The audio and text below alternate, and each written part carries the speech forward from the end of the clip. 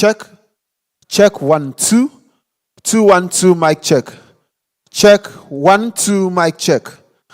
1 2 mic check. Thank you.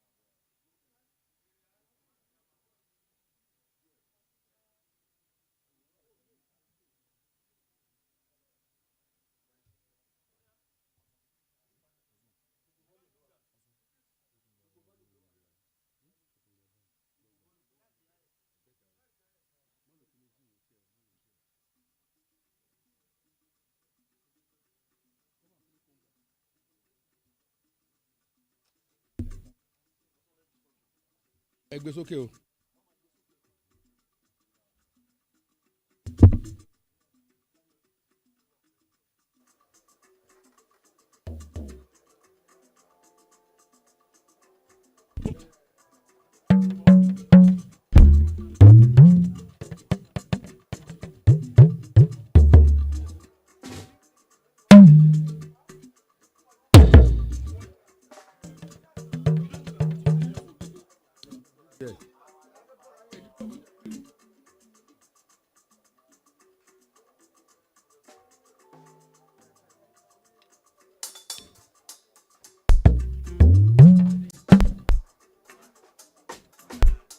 Hello. Please, anyone from Ogudu Division who has not taken their writing materials can go out now. A brief announcement. So anyone here from Ogudu Division who is yet to get their writing materials or their packs, your attention is needed outside. One more time. So anyone from Ogudu Division yet to get their writing materials or their pack, please, you have been asked to come outside now to get them. Thank you.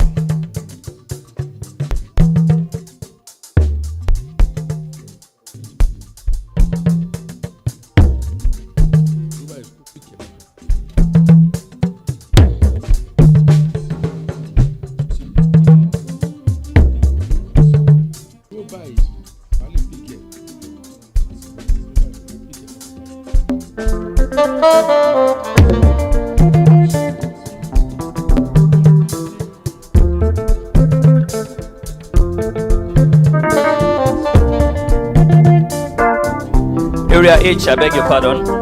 Area H, if you are yet to get your writing materials, please, and your pack, you have been asked to come outside now. Thank you very much. Thank you for the correction, sir.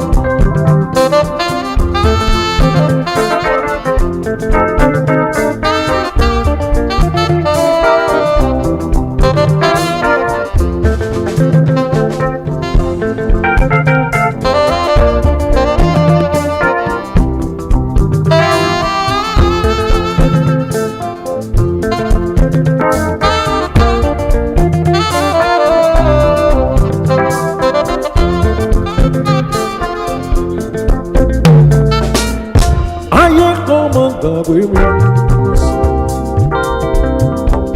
Oníyàwó oníjẹ tètè ẹ má tẹ̀lé lọ.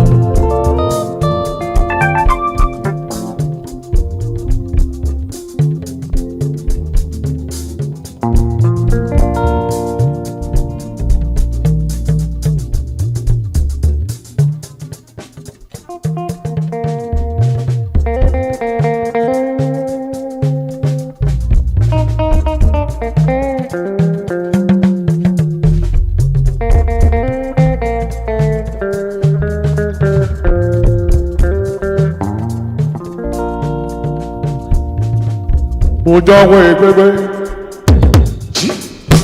ayé tó mọ gbàgbé mi. Mo jáwé oníjẹ tẹ́tẹ́ kọ́ má tẹ̀lé bọ́.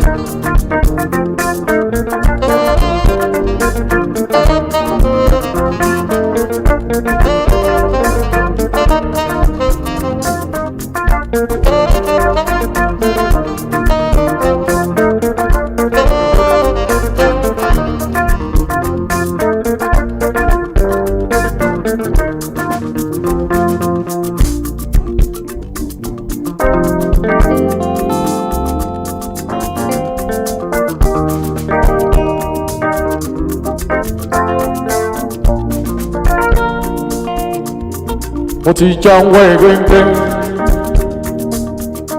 ayé kan mọ̀ gbàgbé bí mo sùn.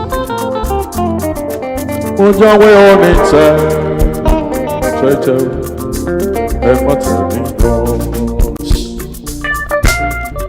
Àwárí o, àtúndé o, ojú oníkan ro. Rokoṣo lágbàgbé ilé. A ní àwárí o, àtúndé o, ojú oníkan ro. Rokoṣo lágbàgbé ilé. A ní ẹ jẹ́ ká rorí àwọn ọmọ Nàìjíríà. Ní Nàìjíríà lè kọ́ ìyàgbá, a nífẹ̀ẹ́ ara. Ẹ jẹ́ ká rorí àwọn ọmọ Nàìjíríà. Ní Nàìjíríà yìí lè kọ́ ìyàgbá, a nífẹ̀ẹ́ ara. Àwa abẹ́lẹ̀ àtúndé o, ojú oníkan ro. Rokoṣo lágbàgbé ilé.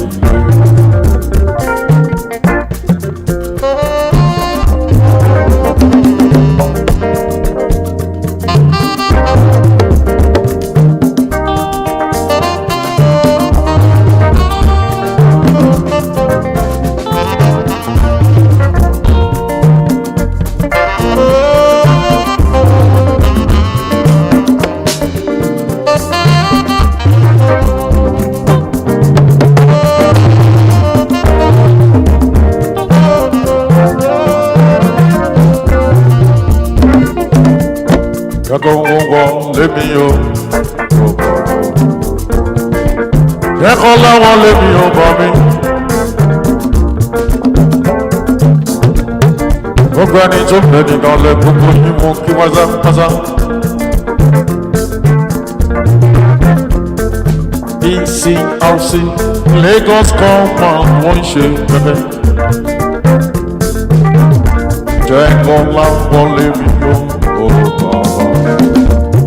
Jẹ́ kó wọlé mi ò bọ̀ mi, owó tuntun wọlé mi mo jèrè, ọmọ tuntun wọlé mi mo jèrè, owó ọmọ pẹ́ lálàáfíà bàbá. Jẹ́ kó wọlé mi ò bàbá ọ̀la ọ̀lẹ́. Jẹ́ kó wọlé mi ò bàbá. Jẹ́ kó láwọlé mi o, bá mi. Jẹ́ kó wọlé mi o, bá. Jẹ́ kó láwọlé mi o, bá mi. Owó tuntun wọlé mi mo jèrè. Ọmọ tuntun wọlé mi mo jèrè. Owó ọkọ pẹ̀lú àlàáfíà, ó bá bá. Jẹ́ kó wọlé mi o. Baba, ọ̀la ọ̀lẹ́.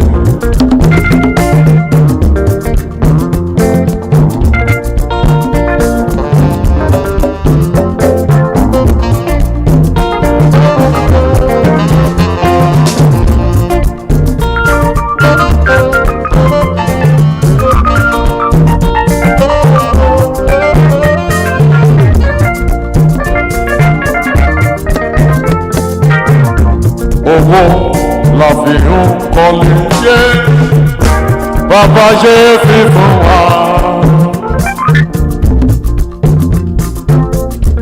Owó la fi ń tọ́mọ bàbá yé fi fún wa. Owó la fi ń ṣayé bàbá máa fi wọ́n wá. Nínú ẹbí o láàrin ọ̀rẹ́ wa bàbá máa fi wọ́n wá. Àfẹ́ràn o bàbá má jẹ́ ká mọ̀ sí má jẹ́ ká mọ̀ ya má jẹ́ ká tọrọ jẹ lọ́wọ́ yé bàbá jẹ́ ká wá jèrè láyé o kówó má ṣe wọ́n wá. Àfẹ́ràn o bàbá má jẹ́ ká mọ̀ sí má jẹ́ ká mọ̀ ya má jẹ́ ká tọrọ jẹ lọ́wọ́ yé bàbá jẹ́ ká wá jèrè láyé o kówó má ṣe wọ́n wá.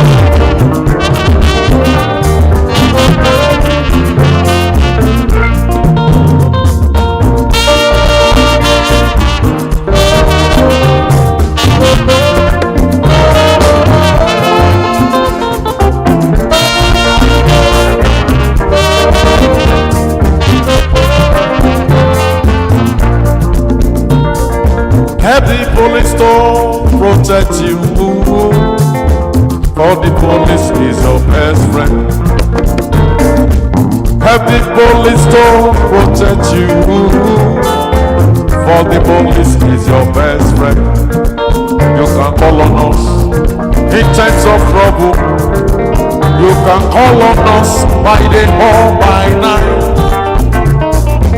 Help the police to protect you, for the police is your best friend. Somebody help the police to protect you, for the police is your best friend. I say help the police to protect you, for the police is your best friend.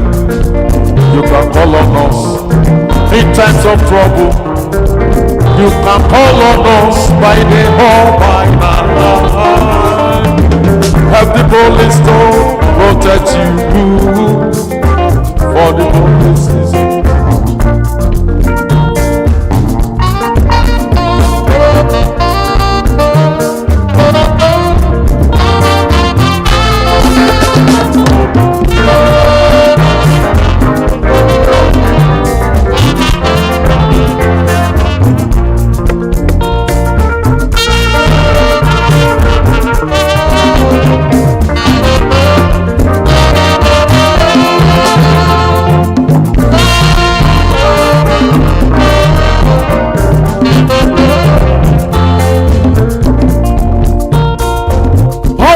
ojú ti rọ́kùn àràbà owó pọ̀ ojú tẹ̀lé.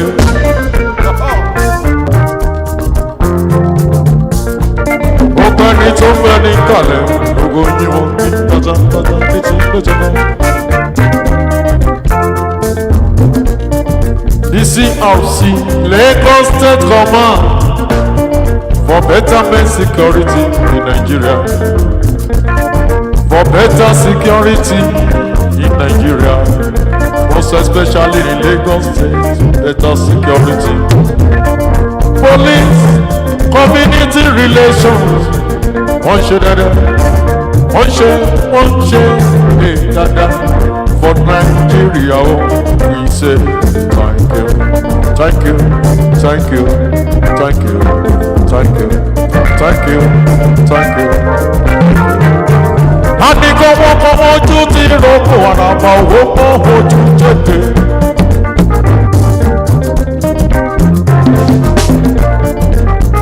Ẹ kú kú kalẹ̀ gbogbo lọ́balọ́ba tó bẹ níbí níjòyè níjòyè gbogbo nípò kí ọ̀tọ̀ ní tilé ìjọba. gbogbo lọ́balọ́ba tó bẹ nígbàlẹ̀ gbogbo yín mò kí ẹjọ́. Apostle ṣòwò ẹ̀mí mọ́ mi olóríire. Apostle ṣòwò ẹ̀mí mọ́ mi onínúure. Police Community Relation Committee wọ́n ń ṣe bẹ̀bẹ̀ o ní Nàìjíríà táwọn ayé. Àwọn aláàánú ènìyàn tó fẹ́ dáadáa. Àwọn aláàánú ènìyàn tó fẹ́ dáadáa. Fún Nàìjíríà ṣáwọn ló ń bẹ níbẹ̀. La ṣe ń bá wọn lò, la ṣe ń bá wọn yọ. Làwa ṣe ń bá wọn lò, tá ṣe ń pọ̀ wọn lé. Gbogbo tọwọ́ ọjọ́ tí rọ́pò, ara wọn wò pọ̀jù tẹ. Ẹ̀gàn pé pọ̀jù ọdún mọ́ ya òbí sọ.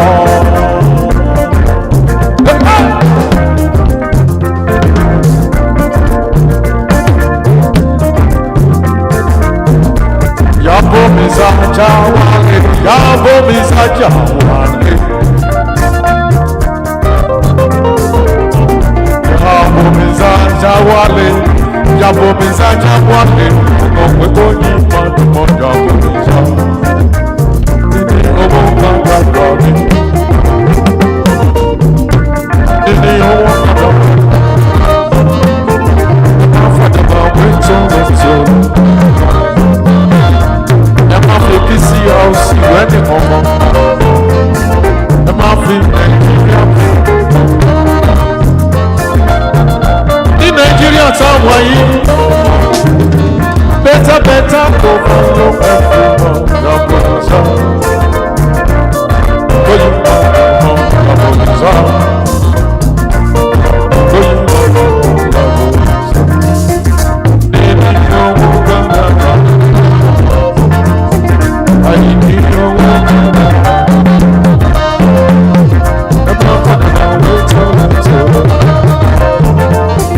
Oyiti ládùn tẹ́lẹ̀ tẹ́lẹ̀.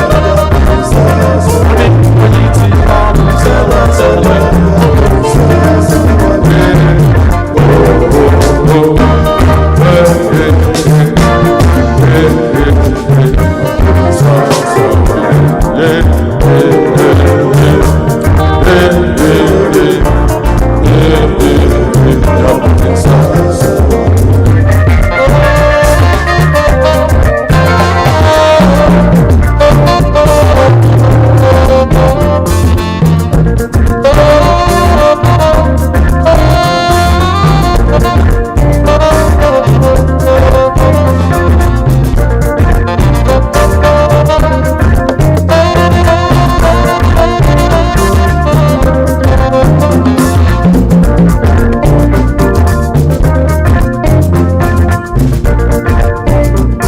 Ilé o, àbọ̀sími oko.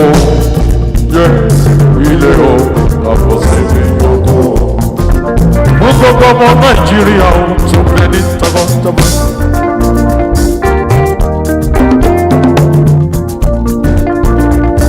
Ilé o, àbọ̀sími oko. Ilé o, àbọ̀sími oko. Ewúrẹ́ bá jẹ lọ, á padà wá sílé o. Angelo Tabara America Ọ̀pọ̀dà wá sílé Tabalẹ̀ Sájò Ilé o lábọ̀ sí a ní ilé o lábọ̀ sí mi oko ẹ̀gbọ́n ilé o ilé o lábọ̀ sí mi oko oríṣẹ́ ilé o ewúrẹ́ bàjẹ́ lọ àpàdà wá sílé bákùtù bàjẹ́ lọ àpàdà wá sílé ọmọdé ṣeré lọ àpàdà wá sílé tábà lọ sí Amẹ́ríkà àpàdà wá sílé tábà lọ sí ìlú London àpàdà wá sílé Canada nílùú Canada.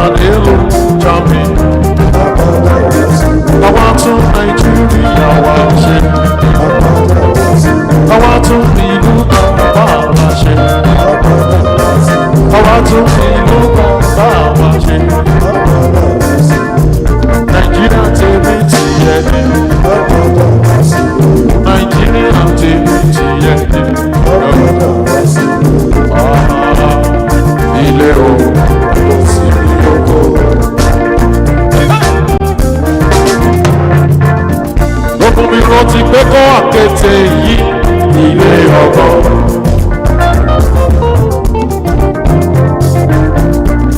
Àwọn PCRC ló lè ní Nigerian Police Boundary gẹ́gẹ́ ṣe gẹ́gẹ́ ṣe gẹ́gẹ́ o. Ẹ bá mi ṣe tọ́jú Apostle. Apostle Kẹ́hìndé mi ṣòwò bímọ.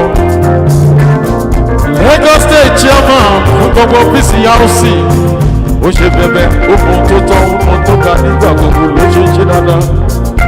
Dáadáa tó ń ṣe ṣọ́bẹ̀ mímọ́. Bó ṣe ń ṣe bẹ́ẹ̀ ni ó máa ṣe ìbàjẹ́ òní kan ẹ̀. Àlékò àkété yìí ilé ọkọ̀. Ara àwọn mẹ́tọ̀ tá ń sọ nìyẹn. Wípé ká tún lù bàbá wa ṣe. Bẹ́ẹ̀ ni gbogbo PCRC mẹ́fà náà ṣe ń ṣe. Ọmọ ṣọwọ́ ẹ̀mí mọ́ mi. Ṣáàmà gbádùn ní tiẹ̀ gbogbo ṣáàmà ní gbogbo ṣáàmà. Gbogbo area command gbogbo yìí mo kí wọ́n jábàtà ẹkú iṣẹ́ takuntakun. Ẹkú iṣẹ́ fọmọ́ ṣe.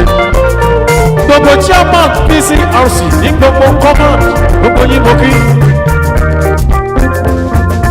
Gbogbo area command tó ń bẹ níbí gbogbo yìí mo kí ẹjọ́. Area C, area BT, area CHP1. Ẹkú iṣẹ́ ọ̀pọ̀ ènìyàn, ẹkú iṣẹ́ takuntakun. Ṣọ́bà mi mọ́mọ́ kí ẹ, ọmọ Kẹ́hìndé gbẹ̀gbọ́n, Ìjẹ̀bú àlá rẹ̀ ni, Apostle tó gbàgbé tó gbàgbé tó gbà láfẹ́.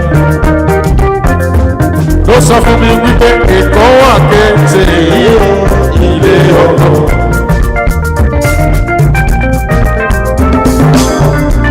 Lómi Èkó wà kété sẹ́ ilé ọkọ̀. Àrọ̀ dẹ́gbẹ́ kó ọmọ jẹ́ o. Èkó àrò mi sá ẹgbẹ̀lẹ̀gbẹ̀. Ó ti pé àrọ̀ dẹ́gbẹ́ kó ọmọ jẹ́ o. Èkó àrò mi sá ẹgbẹ̀lẹ̀gbẹ̀.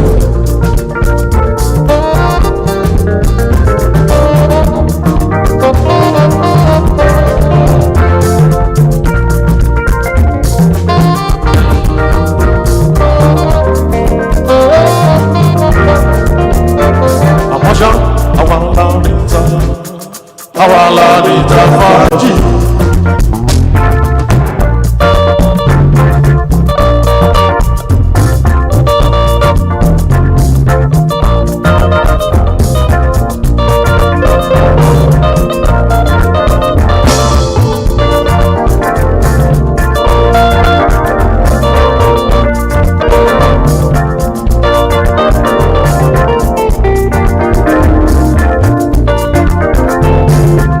Ẹjọ́ nítorí ọlọ́run ẹjọ́.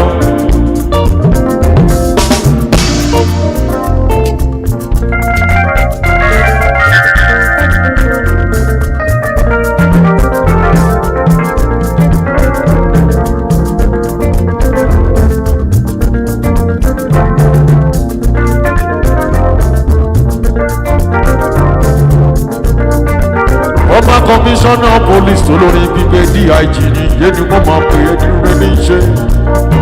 Abíọ́dún mi alábí o, ọ̀rọ̀ kìíní gbàjúmọ̀ èèyàn tọ̀dé lára rẹ̀. Tímọ́tímọ́ Olúkáyọ̀dé mi àwọn ẹyẹ lálàyọ̀ mi yé ni rẹ́ni. Shadow torí ọlọ́run súnmọ́ mi nítòsí. Shadow torí ọlọ́run.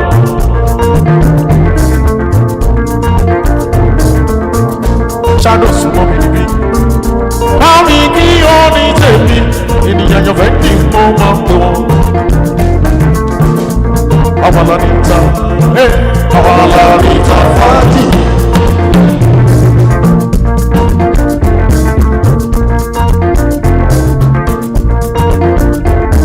Àwàlá níta sọ, àwàlá níta fàájì.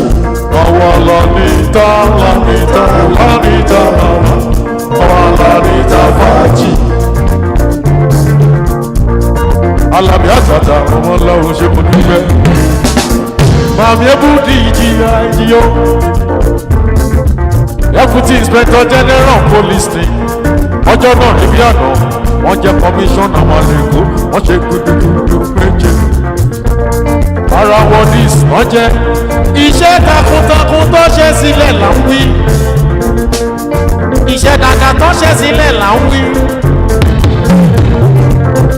ọmọ bá nílò àwọn èkìtì yé ló ní tèmi ẹni rẹ́ni.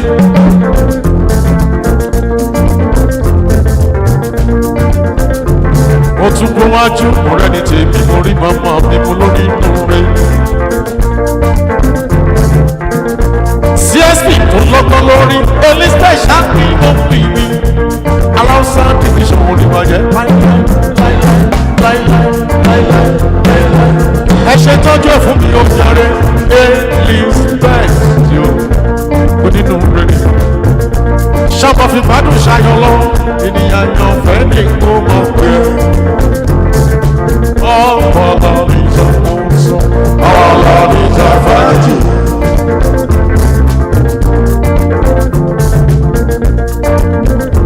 ṣàpọ̀ pẹ́sẹ̀ ní kọ̀ọ̀kan ìwọ ni kò bá yẹ mí orékè lẹ́wà mi elizabeth ṣàpọ̀ pẹ́sẹ̀ ní kọ̀ọ̀kan gbogbo ayé mi orékè lẹ́wà mi.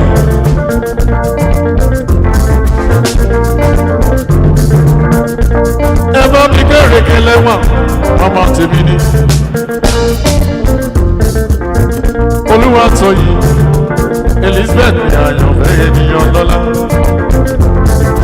csc lẹ́gbẹ̀lẹ́gbẹ̀ gbogbo aláwùsá ọwọ́ ẹ ló wà o gbogbo aláwùsá ọwọ́ ẹ ló wà o ṣàmọ́ fi ìbádùn ṣayọ̀ elizabeth oníbò tí í ṣe sọ́lúwà mi bùkún ẹ bẹ́ẹ̀ ni kò máa ṣe máma yíwà padà.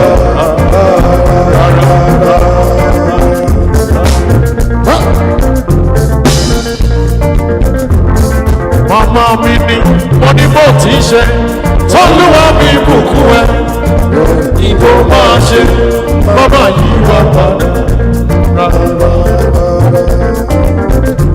national chairman wọn tún ti dé ẹkúṣẹ́ ìjẹta national chairman rẹ gbogbo pc house ní gbogbo naija pátápátá.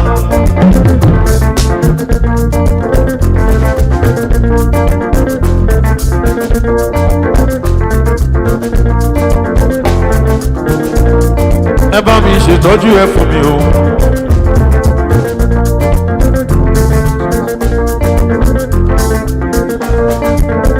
ẹ tún mọ́ mi ṣe tọ́jú ẹ̀ ẹni rẹ̀ ni tó tó ọba o tó tó ọba.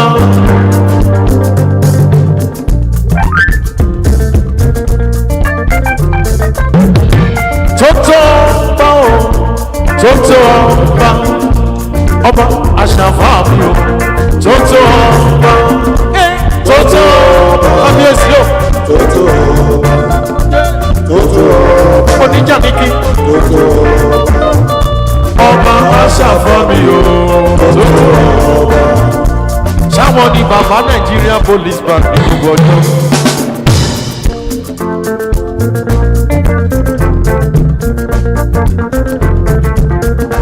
ọ̀dìpẹ́ lórí kí bàtà pẹ́lẹ́sẹ̀ kí lùkẹ̀rẹ̀ kó dábẹ́rẹ́. ẹ̀ṣẹ̀ ọba kó jẹ́ kọ́pẹ́ láàfin àṣàfà àdúrà tí mo gbà nìyẹn o ọ̀pọ̀ níjà ní kí gbogbo ìjà ní kí pátápátá. ẹ kí eré ẹ̀kọ́ máa ń dá mi Sanusi yé ní gbó máa yẹ Sani Sumi ọmọ eré ẹ̀kọ́ máa ń dá gbogbo èrìà èjì. Muhammed Sanusi handsome man intelligent man policeman ni. Intelligent policeman, articulate policeman, very near to this time. Don't let me predict God. I'm very, very, very, very soon. Very, very, very soon. Area Commander, Commissioner of Police of Lagos. Inshallah. Allah. Make you every greet and down. Area H Connection, Mary. Muhammed Yeni Muhammed Sanusi. Muhammed Yeni Muhammed Sanusi. Assistant Commissioner of Police Intelligence. articulate, effective, security conscious police officer ní iṣẹ́. Make every green and well. Ani onítèmi Sanusi. Onítèmi Sanusi. Onítèmi Sanusi. Onítèmi Sanusi.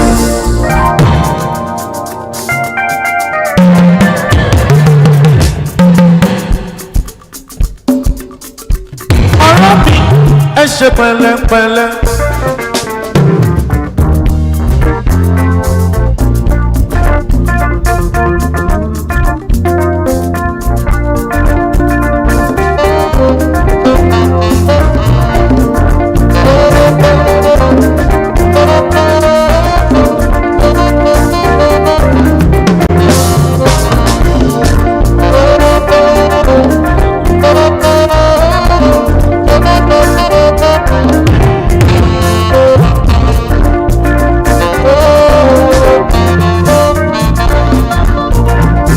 Bámi Àṣàfà ló ní sọ fún gbogbo wa pé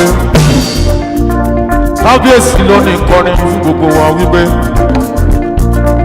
ará mi ẹ ṣe pẹ̀lẹ́pẹ̀lẹ́. Ọba Aláṣàfà tó tún wọn mú tó tó. Adébẹ́ lórí kí bàtà mẹ́lẹ́sẹ̀ kí dùkẹ̀rẹ̀ kó dá bẹ́rẹ́. Kábíyèsí.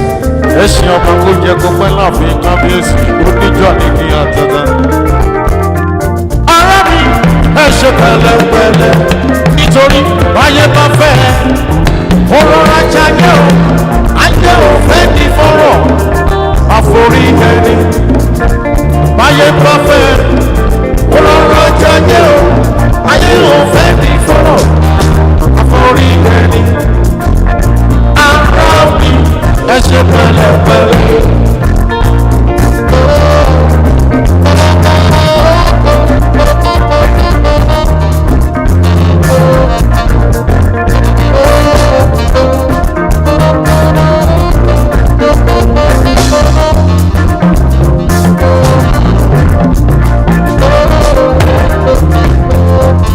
Behind a successful man, there is good woman.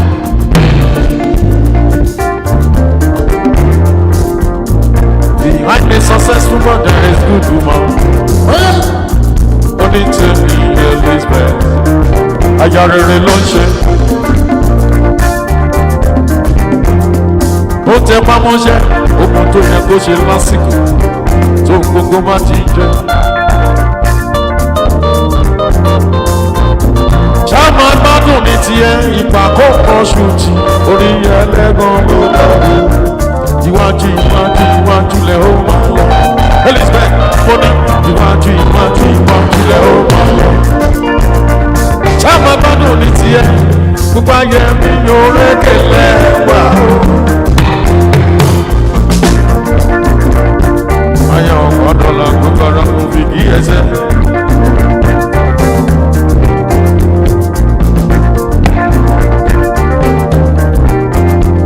Ọba Dọ́kṣọ̀n ọmọ kì mí Afọlábí mi Àṣàfà Ṣáàmà gbádùn ní tiẹ̀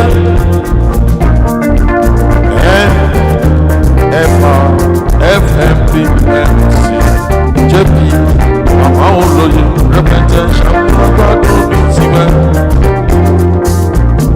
oníjà ní kí gbogbo ìjà ní kílẹ̀. Láìpẹ́ láì jìnnà kábíyèsí 50 years on throne a máa wà níbẹ̀ ojú wa ni ó ṣe. Ó ní júbílì àwa kankan a máa bá yín ṣe lọ́lá mọ́ ọlọ́gbọ́n wa.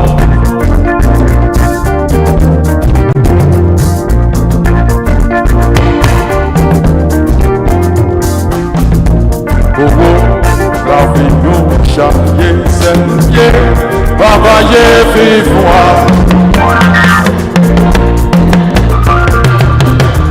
Owó la fi mú sọ́mọ yé bàbá yé fi fún wa. Owó la fi mú ṣayé yé bàbá máa fi wọ́n wá. A ní nínú ẹgbẹ́ o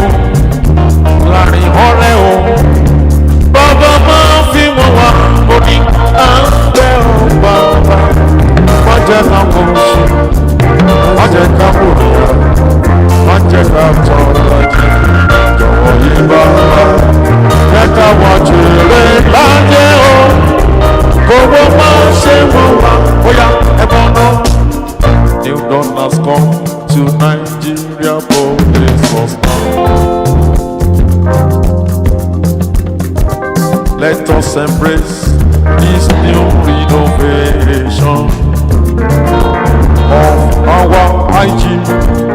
Ayọ̀dẹ̀gbẹ́ Togo, èdè donating for us. New dawn has come to Nigeria Police Force. Let us embrace this new renovation of our hygiene. Ayọ̀dẹ̀gbẹ́ Togo, èdè donating for us. Ẹ bá mi ṣe tọ́jú ọmọọba Awóníyì, ọmọọba ní mọ̀ọ́pá nílé. Báàmì Awóníyì gbogbo ara mo fi kí yín. Nigeria Police Force, ọmọọba ní mọ̀ọ́pá nílé. Gallant police officer ní lówùúrọ̀ lọ́sàn-án. Ó mọ bó tó ń ṣe, ó mọ tó ń ṣe dojú.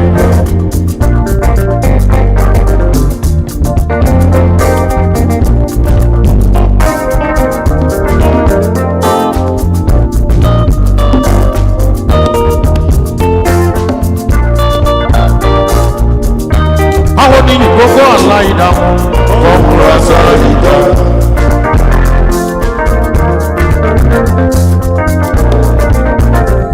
Ọmọ Awóníyì gbogbo àlá ìdá ọkùnrin àṣà ìdá. Wọ́n ní bùbá wọn ayálẹ̀ jìdá.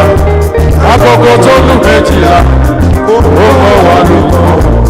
Wọ́n ní bùbá wọn ayálẹ̀ jìdá o. Agogo tó lù méjìlá ó bọ̀ wá lóko. Lọ́nàkọ́nà tó lè jẹ́, ayékáyé tó lè jẹ́.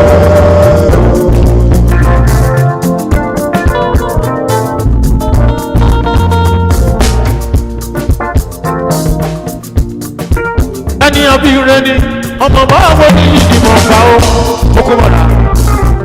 Okumọ̀ra bẹ́ẹ̀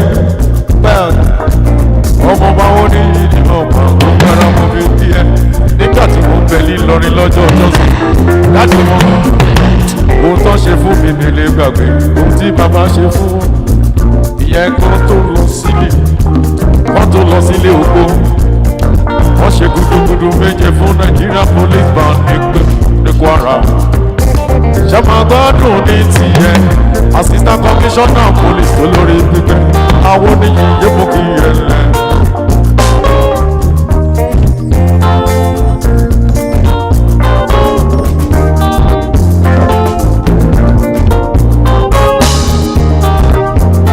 Elizabeth ní inú mi kò fi àmì gbẹ̀ngàn kò fi àmì gbẹ̀ngàn Awóníyì ó ń ṣàyẹ̀wò. Inú mi kò fi àmì gbẹ̀ngàn kò fi àmì gbẹ̀ngàn Awóníyì ó ń ṣàyẹ̀wò lójoojúmọ́.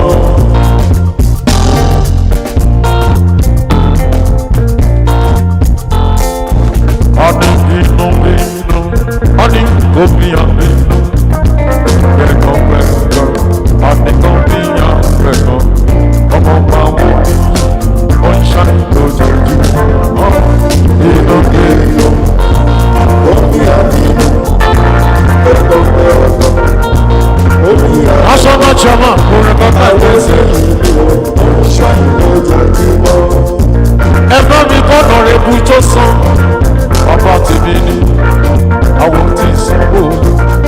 Ṣọ́sàn ló sọ fún mi wípé èkó bá jẹ́ òwe. Èkó bá jẹ́ òwe. Àwọn alálẹ̀ èkó bá jẹ́ òwe. Ṣọ́sàn ló lè kó èkó bá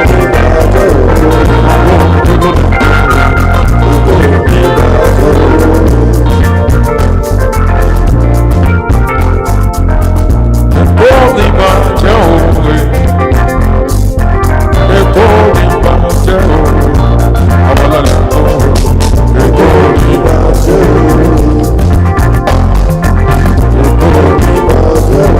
Nítorí bàbá tèmi ní AIG gbogbo sọ̀tún AIG gbogbo sọ̀tún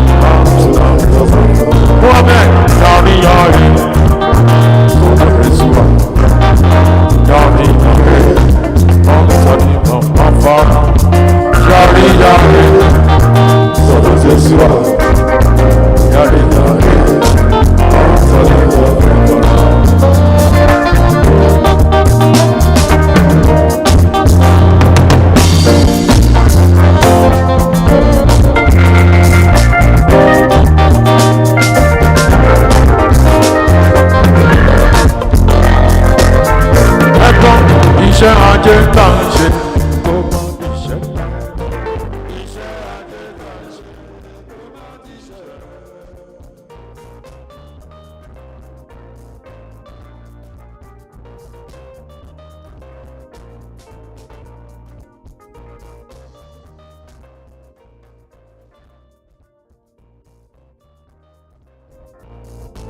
Ẹgbọ́n bẹ́ẹ̀ mi bẹ́ẹ̀ ò bá rí mi, ayélujára mo máa ń ròde. Bẹ́wọ́ mi bẹ́ ò bá rí mi, ìsì ayélujára.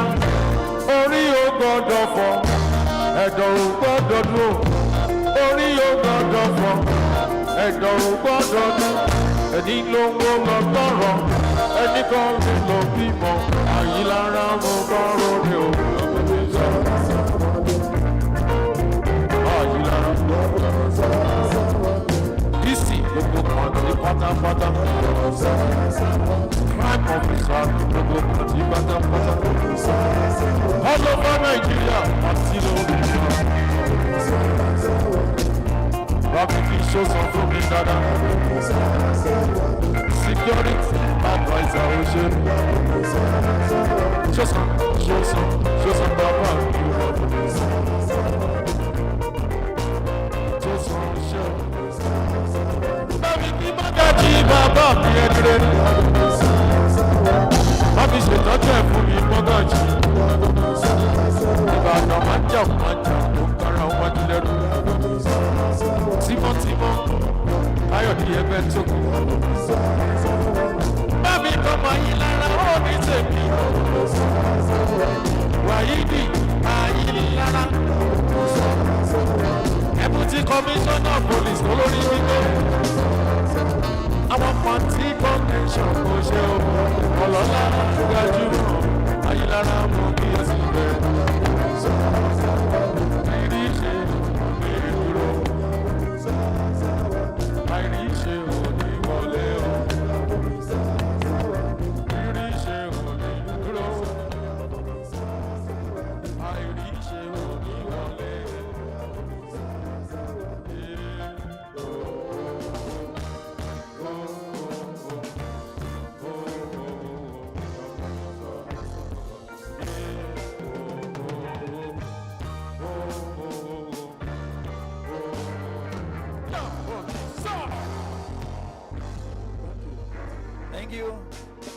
Thank you very much, the ever melodious Nigerian Police Force Band. Thank you very much. We're glad to have you on standby to give us good music. A beautiful morning to everyone seated here, distinguished guests, ladies and gentlemen, our most esteemed dignitaries, of course, our ever-loving personalities of the Nigerian Police Force. We welcome you to this beautiful August event. It is the 7th Biennial Conference of the Pcrc, and the theme is Policing Together, Securing Together. It is indeed a pleasure to be standing before everyone here. I am highly delighted and honored. My name is Babatunde Ojobaro. My friends call me Mr. Rain, and I will be here as the compere for this conference. It is indeed a special one. Ladies and gentlemen, without wasting too much of our time, we're just going to get started immediately. And to get started, I would crave our indulgences, sirs and mars, that will be on our feet as we take the national anthem. Ladies and gentlemen, the national anthem.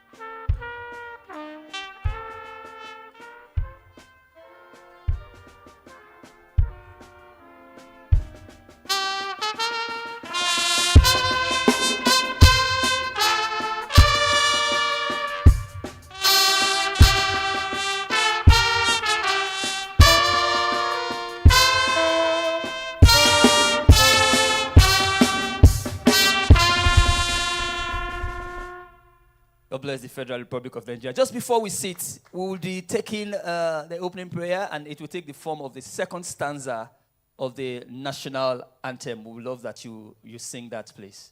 The second stanza of the national anthem. Now.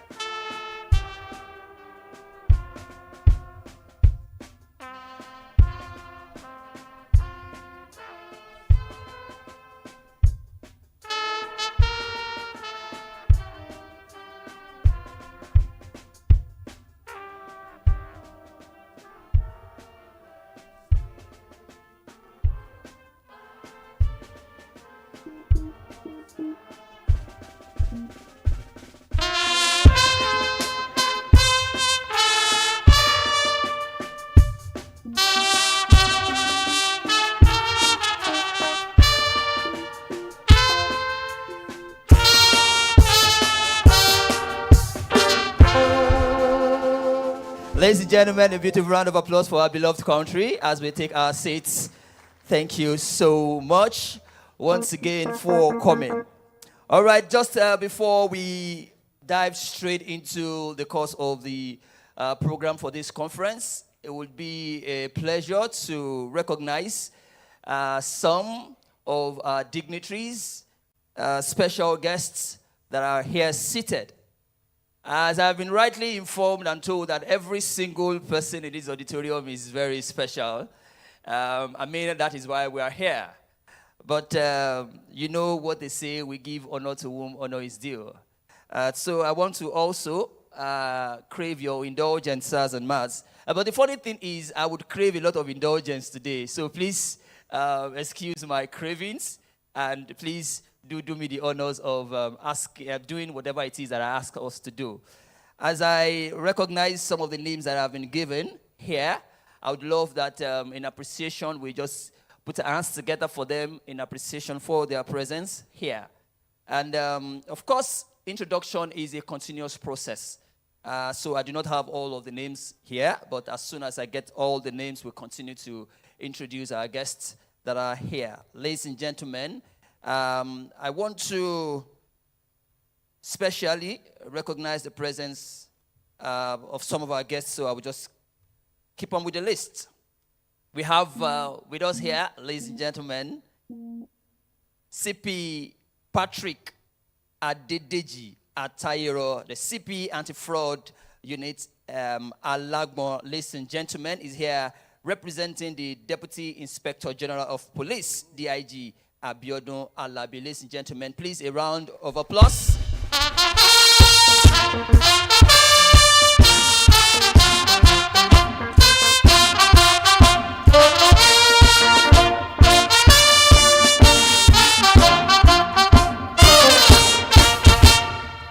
Thank you very much. We also have in his auditorium the Assistant Inspector General of Police, Zone 2, Lagos State Command, in person of AIG Ali Ari Muhammad, FCIA PSC. Please a round of applause.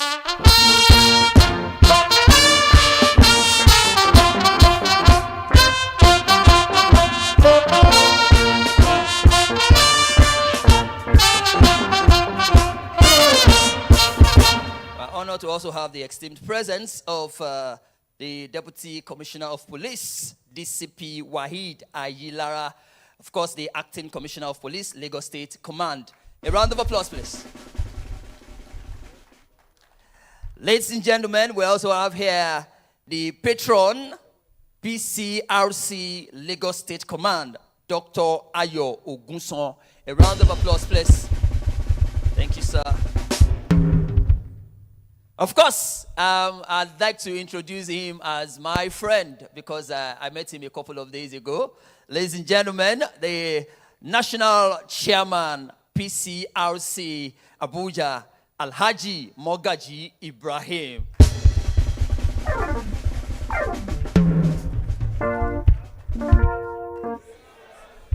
Please wave to me so that they know you're my friend. Thank you very much. All right. We also have here our esteemed royal father. Ladies and gentlemen, I understand that he is the immediate past chairman, Lagos State Command of the Pcrc. We have with us His Royal Majesty Oba Momodu Ashafa, MFR. Kabiyesi. Okay. All right. Thank you. Also, we have with us, ladies and gentlemen, I did say that introduction is a continuous process. We have with us DCP TJ Fatai, of course, of the Lagos State Command. A round of applause. I also met him a couple of days ago. DCP Khan Saliu, DCA, Lagos State Command.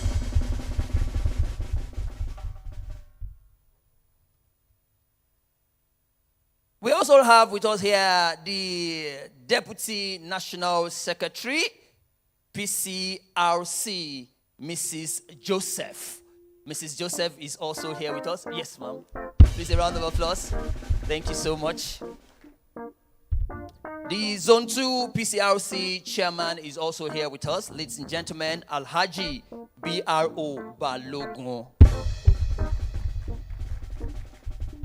And we also want to welcome all the state ESCOs of the Pcrc Lagos State Command, of course, led by the state chairman, no other person but the distinguished Apostle Kehinde Showemimo. The National Women Coordinator, Pcrc, is also here. We recognize your presence. All SSA to the National Chairman. We love you. Thank you so much for coming. And of course, yes, of course, we have the National Vice Chairman, Southwest Geopolitical Zone, Prince Sonny Yemi Adenowo.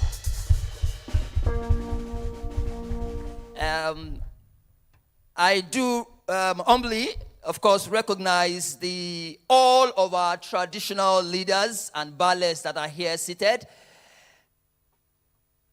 Good morning, sirs. All Pcrc leaders, and of course, members of Pcrc Lagos, Abuja, Ibadan, and all the cities and states in Nigeria here present. Ladies and gentlemen, I do also recognize the presence of all area commanders here present.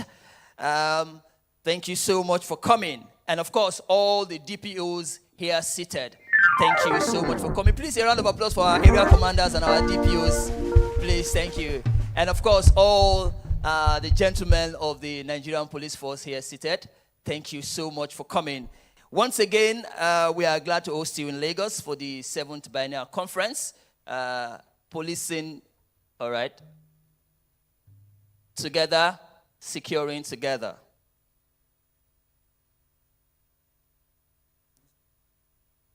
All right, thank you so much, sir. All the police mobile force commanders here seated, please, I do also powerfully recognize your presence here. Thank you very, very much.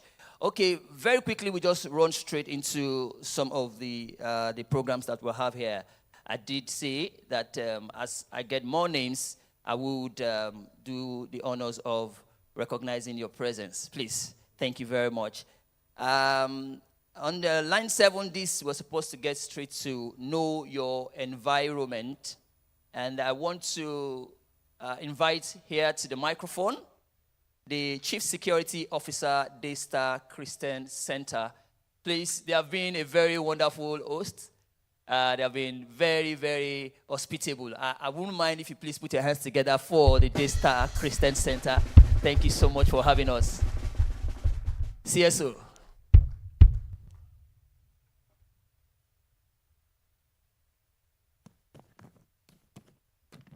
Thank you very much, sir. And that's quite a wonderful one there. Greetings to every one of you, ladies and gentlemen. Thank you for joining us again today during this 7th edition of the Pcrc Biennial Conference. It's a pleasure to have you here, and you're welcome once more. My name is Remy David, and I'm the head of security for Daystar Christian Center.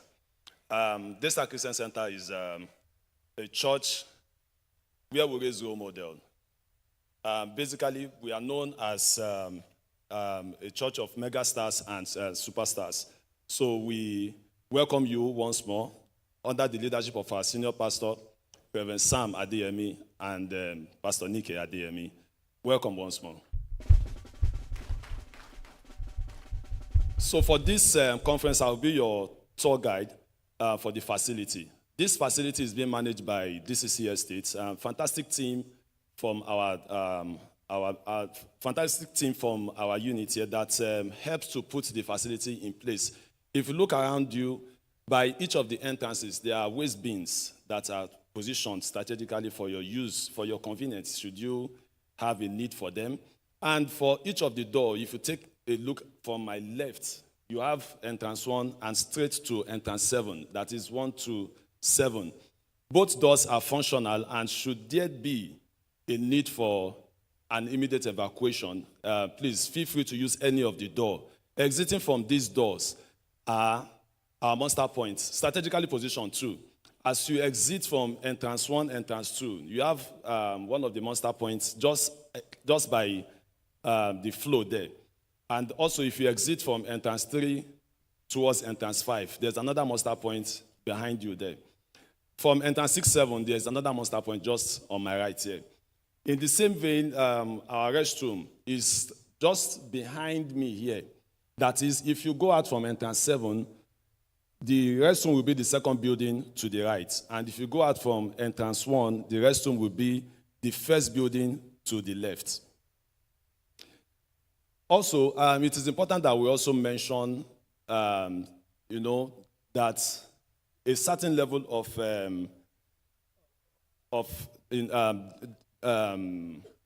understanding is required of you as our guest today.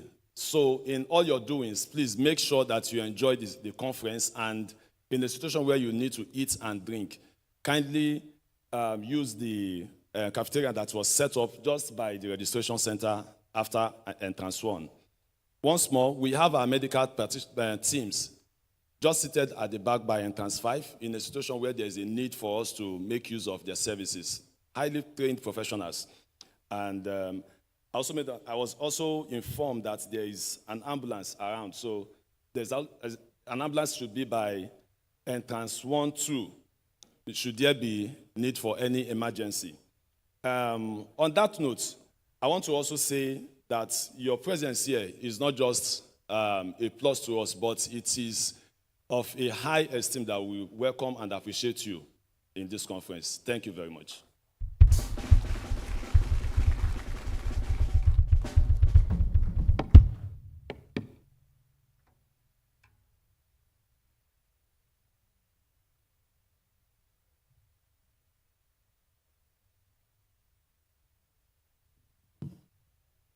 Thank you very much for that insightful tour guide inscriptions from the Chief Security Officer of Daystar Christian Center. Right now, we'll get into the phase where we'll give speeches and welcome addresses. I would like to invite someone who has been described as very dedicated, described as an engine box, a powerhouse to the positive feedbacks and achievements of Pcrc Lagos. Ladies and gentlemen, to take the welcome address, I'd like to welcome the Pcrc Lagos State Chairman, Apostle Kendi A. Showemimo. A huge round of applause for him, please.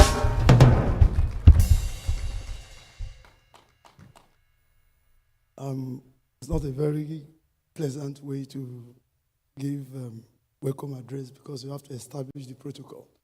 You will now start standing on your own protocol. It's always very difficult to do a welcome address. So I must establish a protocol, and everyone will be coming here to say on the already established protocol. However, You will just permit me, because I'm aware, as we have been introduced, we have the AIG in Lagos, in charge of Lagos and Ogun. We have the CP in Lagos. We have the DCs in Lagos. We have the mobile commanders in Lagos. We have the DPOs in Lagos. We have kept Lagos open. All the security operators in Lagos are inside here. So we need to be brief as possible, such that we can release these people to go and work and protect the Lagos.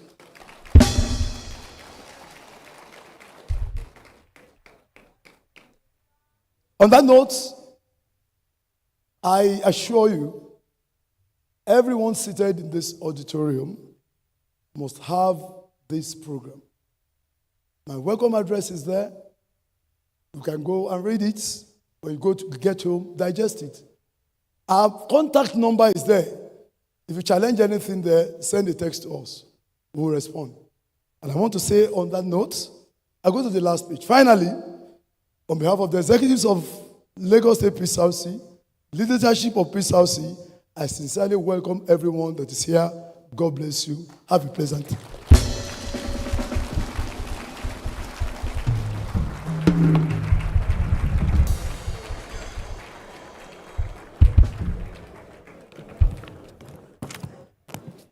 This is about the smartest welcome address I have ever heard.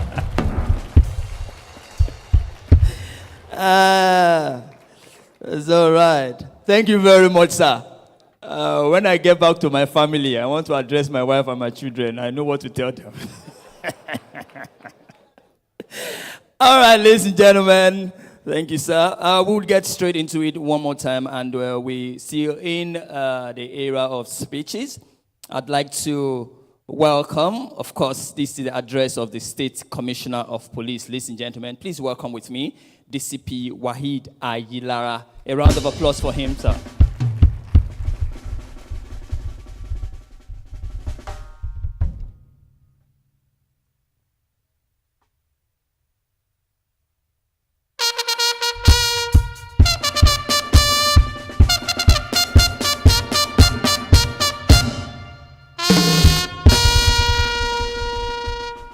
AIG, sir, the National Chairman of Pcrc and other protocol duly observed. I'm going to toe the line of the Lagos State, because if you look around, all the Lagos State police apparatus are here. In case of anything, you may find difficult to explain the reasons. We thank the Pcrc for what they have been doing for the police. We expect more. We are Oliver Twist. You are there as our mirror. You see both in and out. You see us, you know our iniquities. You also see the society, you know their wants. Continue supporting us, and at the same time, when we are wrong, tell us. Togetherness, we will work together and make Nigeria and Lagos safe. Thank you.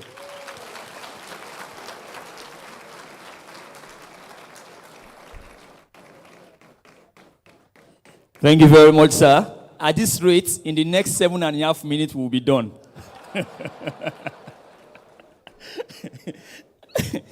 All right, ladies and gentlemen, we'll just take a little lecture on our eyes, being that as members of the Nigerian Police Force, as far as security is concerned, the eyes is very, very important. I'd like to welcome for 10 minutes of talk. 10 minutes of talk. A consultant ophthalmologist last suit. Ladies and gentlemen, Dr. Ibukun Adeogun. A round of applause for him.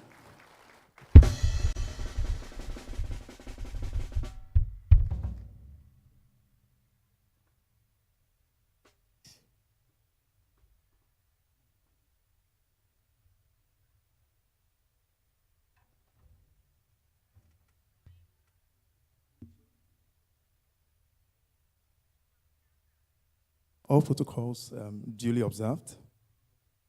Unfortunately, as brief as I would love to be, I can't be as fast as the Buddha have come before me. Because now we want to talk about our health. Kabiyesi.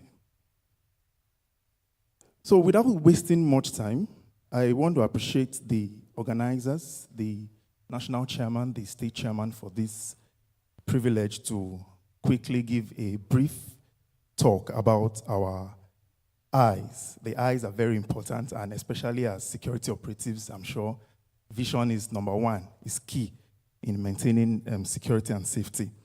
So without wasting much time, I just want to talk about basic, essential eye care.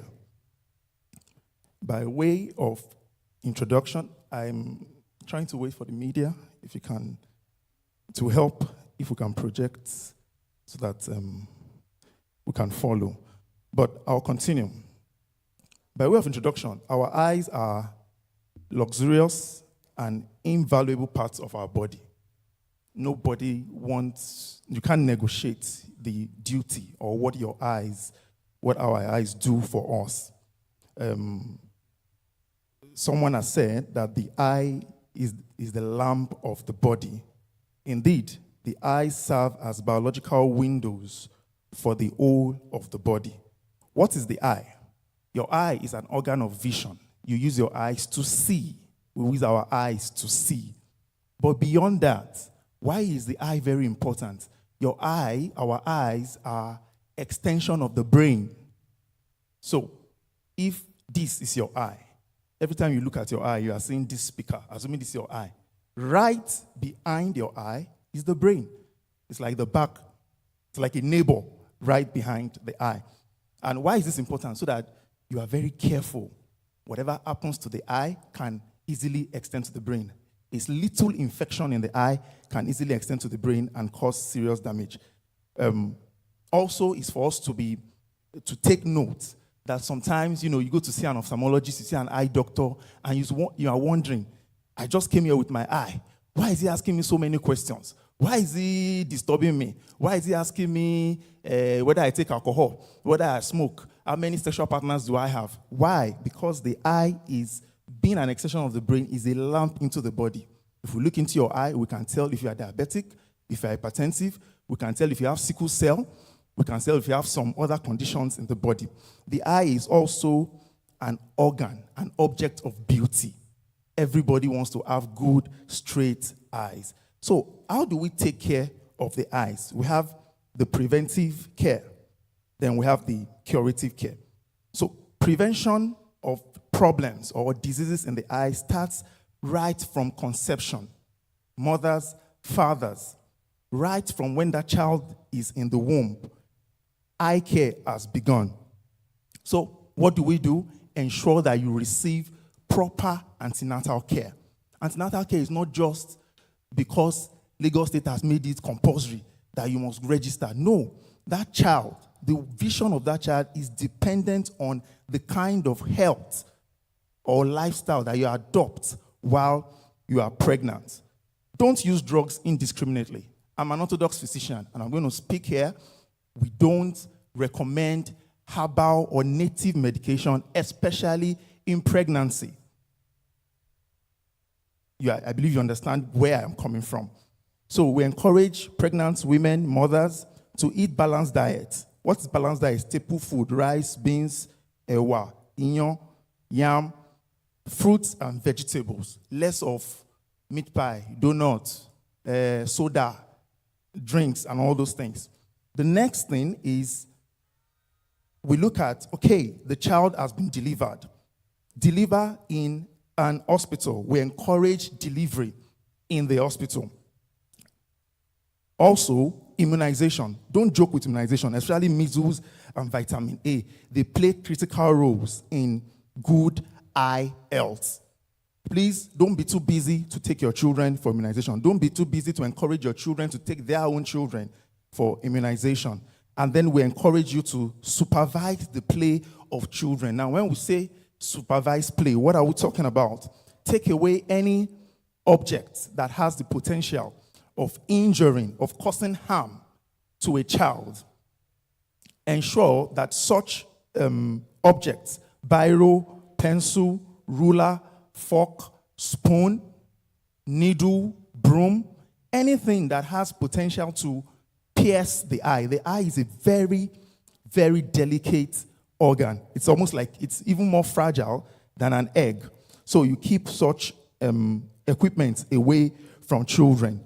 In late childhood and adolescence, we want to encourage you to ensure that your children eat good food. Again, supervise your children's play.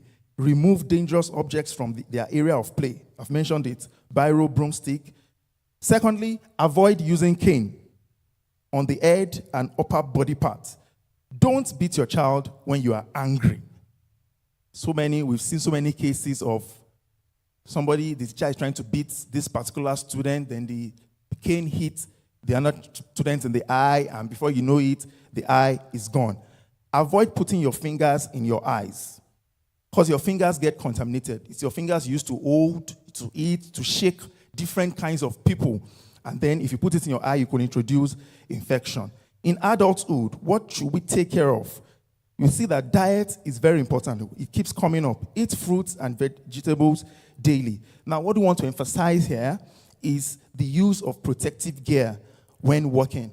I know that even within the police force, there are special artisans.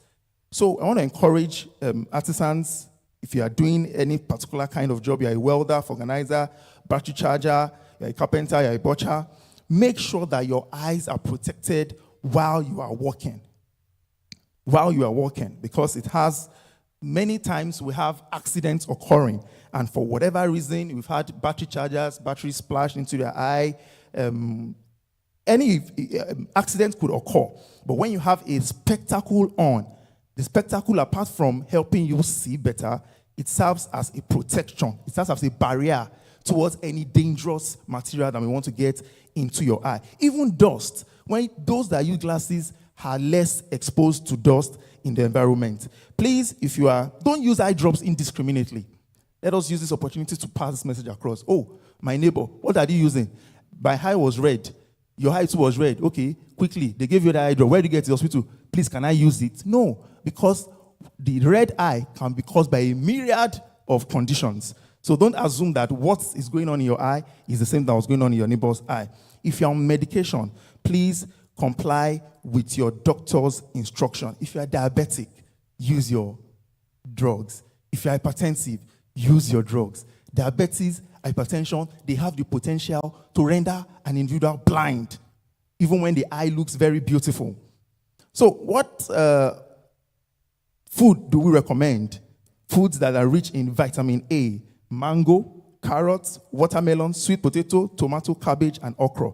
Thank God that these fruits are still relatively affordable in our environment. Let's move quickly forward I just want to quickly talk about 3 very common conditions that we are aware that we may have heard of, and just to quickly give us a little information about them. Number 1 is what we call refractive error.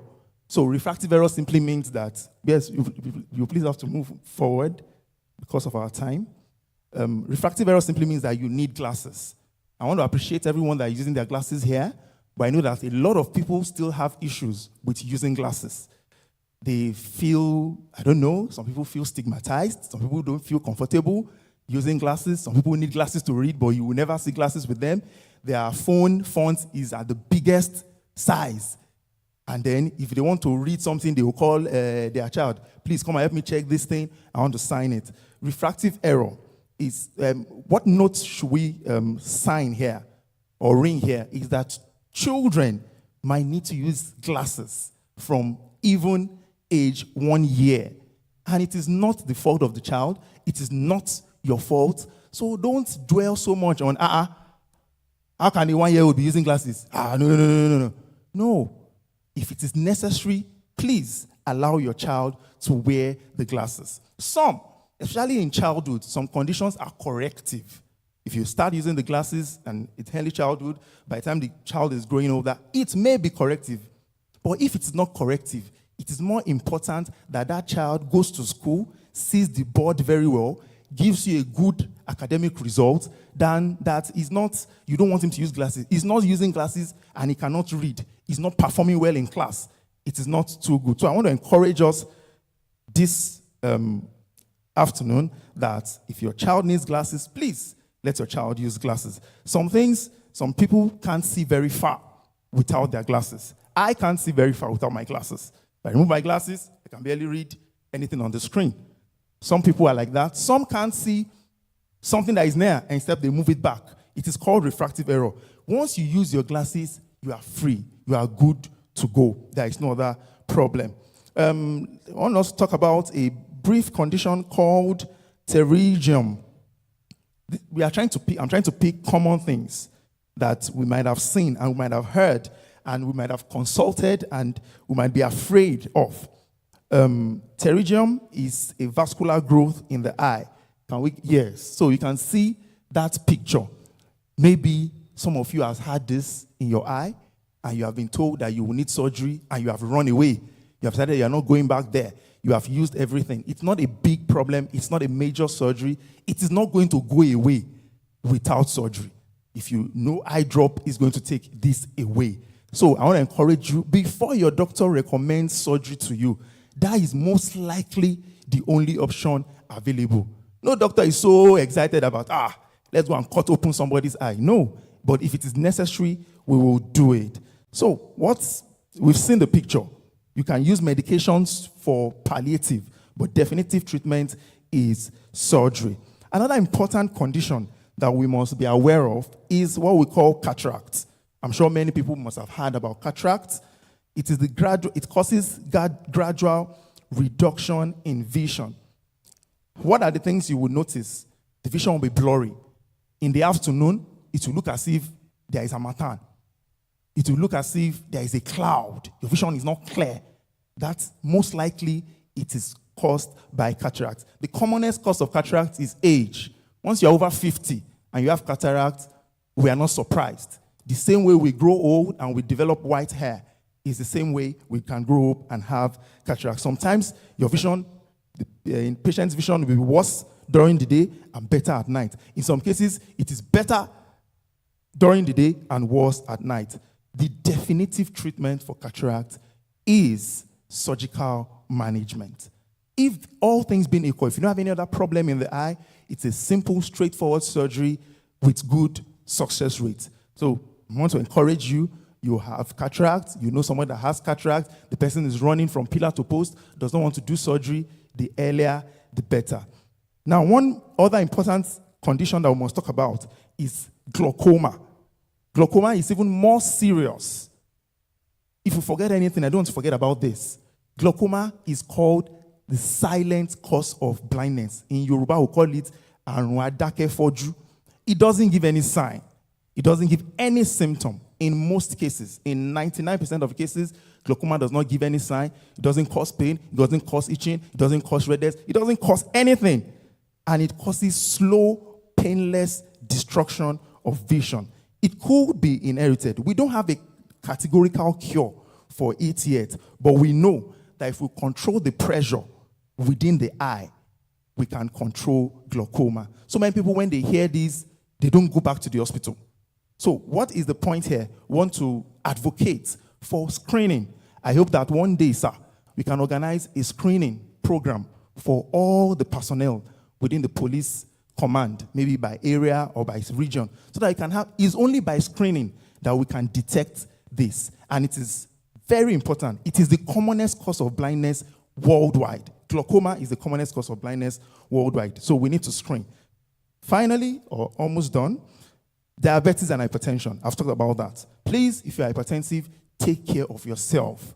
Apart from stroke, hypertension can cause sudden blindness. Diabetes can cause sudden blindness. So don't say, my eyes are good, my eyes are sharp. It's only this diabetes. Oh, I forgot to use my drug.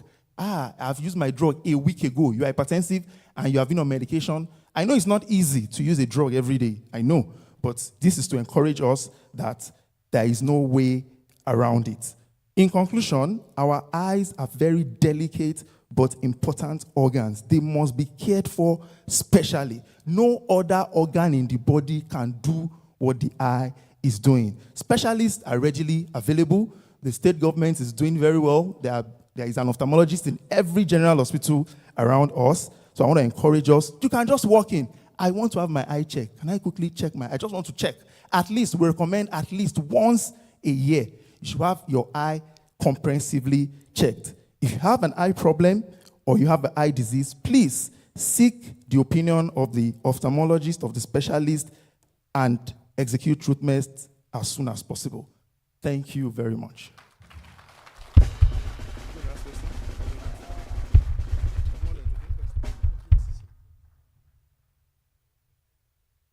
Thank you very much, Doctor. Thank you very much. You would agree with me that security and health are intertwined, interwoven. I mean, if you have to secure, your health has to be sound. And that is why there's this short session where we talked about the eye and every other thing in between. Thank you once again, Doctor. So while that short lecture was going on, one of the brains and personality holding Lagos steady walked in graciously.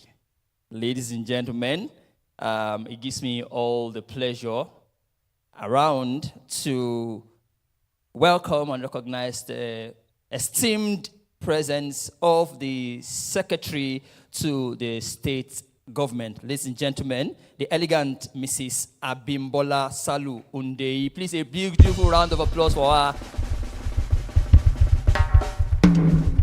Thank you very much, ma. I must also inform you all that she is my friend too. We just became friends now. All right, thank you very much, ma. In a bit, you would be opportune to hear from her as she gives her address. But right about now, we'll take a couple of goodwill messages. And I want to respectfully call on the next dignitary that will do us the honors of giving a goodwill message. Ladies and gentlemen, I've been rightly told, and it gives me joy to say that this, our father, royal father, next month we'll be celebrating 50 years on the throne. Ladies and gentlemen, a beautiful round of applause for our father, His Royal Majesty Oba Momodu Ashafa. I will bring the microphone to you, sirs, so that you can give your goodwill message. Please, 50 years, a round of applause.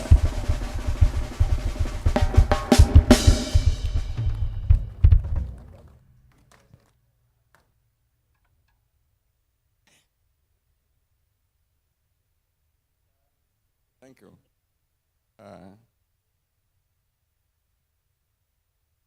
Good afternoon to everybody. Please don't be annoyed if I don't mention names. I know that you are all gentlemen, gentle ladies, and all the rest of them. Well, I'm happy to be here this morning again. I was busy at home preparing for my 58th year anniversary on the throne, come December 15th.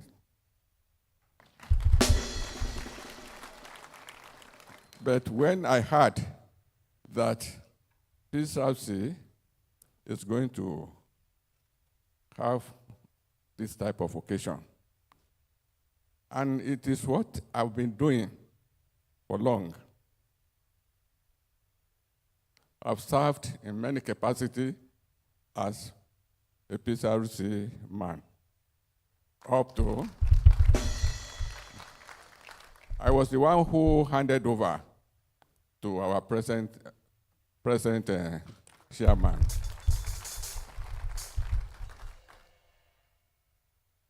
When I wanted to hand over, I looked around to leave the place for the person who will not spoil my work I did. But fortunately, being that I was a teacher for many years, I was able to select my secretary, who is now the president and the chairman of the Pcrc Lagos State. Since then, I've been watching his activities. Let me tell you, I've been performing excellently very well. I'm happy. So I will not go far, more than to thank the police in this country, not in Lagos State alone. We thank them for the good job they have been doing to cater for the security of Nigerians.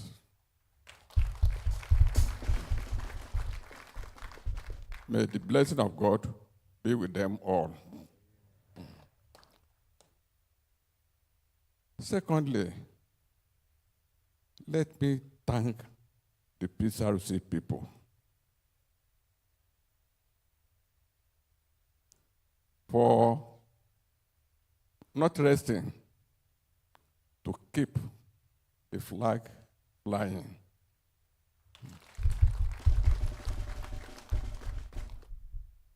God will be directing you aright in all the time. Well, December, anyway, we are now in the time of ba.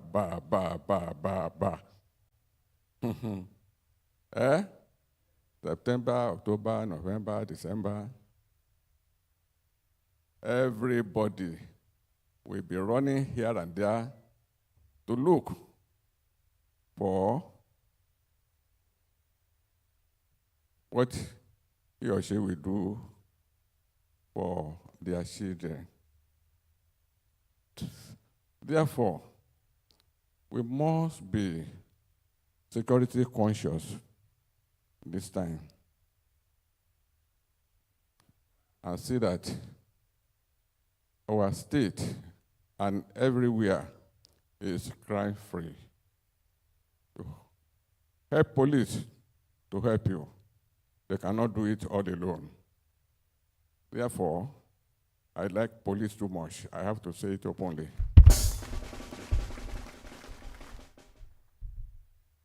I will not waste your time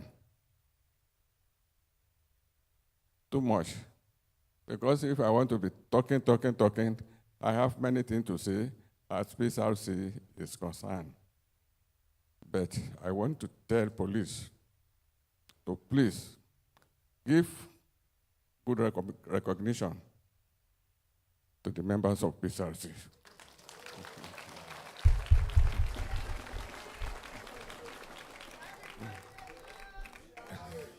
It is not easy. It's what I have tasted that I'm telling you.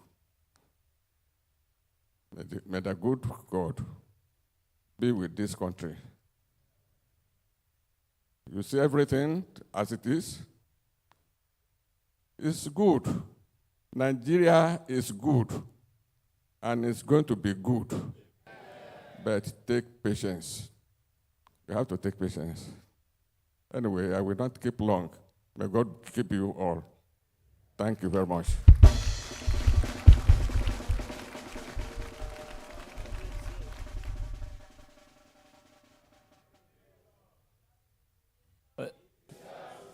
Let me echo it for you. Pcrc, service to the nation.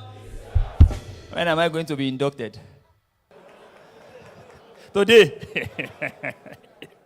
Ladies and gentlemen, we have the honors of also taking a goodwill message from the host pastor, Pastor Sam Adeyemi. It will be played on the screen. A round of applause, please. Media. Good morning, ladies and gentlemen. Our Deputy Inspector General of Police, our Assistant Inspector Generals of Police, our Commissioner for Police in Lagos State, all officers and members of our community. If I skipped you, please pardon me, but all protocols observed, like we say. I am Sam Adeyemi, the Senior Pastor of Daystar Christian Center, and I welcome us all specially to this very special event where we celebrate and, identify the essence of the PCRC, the Police Community Relations Committee. I should say upfront that the PCRC has been a very useful organ in our policing because it was established to first ensure that frictions between the police and the community are reduced to the barest minimum, to ensure intelligence gathering from the community, which means that the community is actually involved in the policing process, and generally support ideas that would be useful to the work of the police. We at the Star Christian Center have always recognized and supported the essence of the Nigeria police in ensuring safety and maintaining law and order. We continue to support the Nigeria police and especially the work of the Pcrc. We have recognized one thing, that the contributions of the Pcrc and the community to the work of the Nigeria police would be frustrated if the Nigeria police itself is hampered and limited in the execution of its noble objectives. What I mean is that if we have a developed economy, it would have direct impact on the work of the police and security generally, because our officers will be better paid and the Nigeria police will be better equipped. So we appreciate the fact that what is limiting us as citizens is what is also limiting the Nigeria police. It's the environment.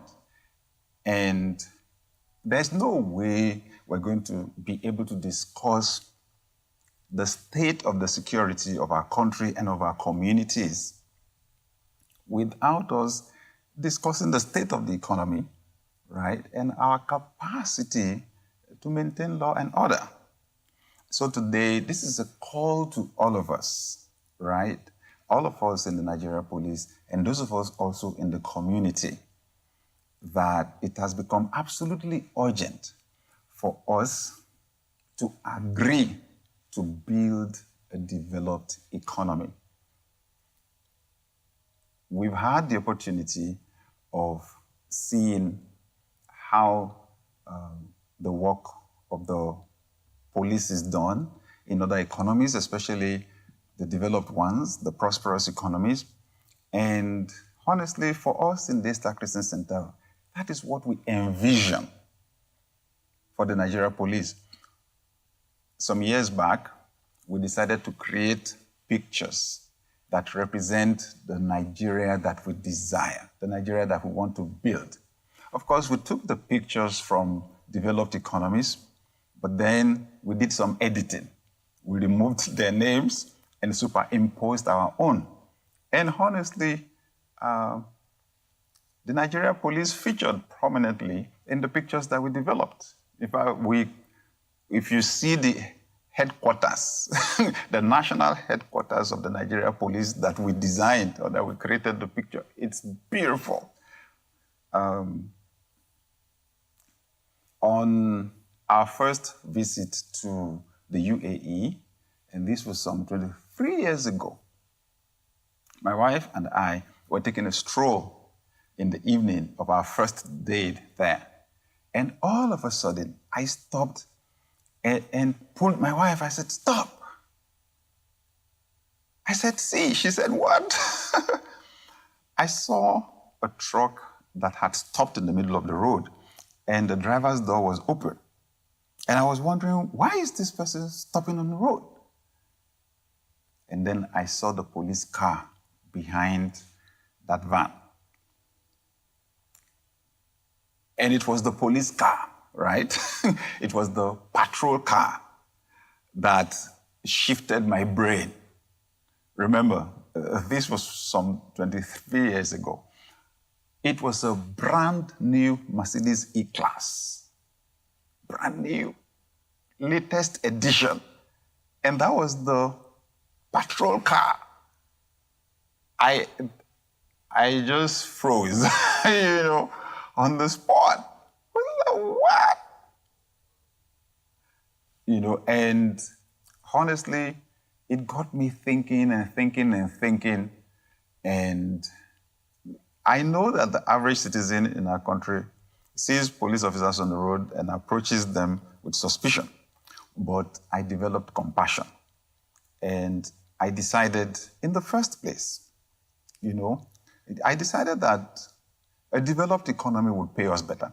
It would pay our security situation better.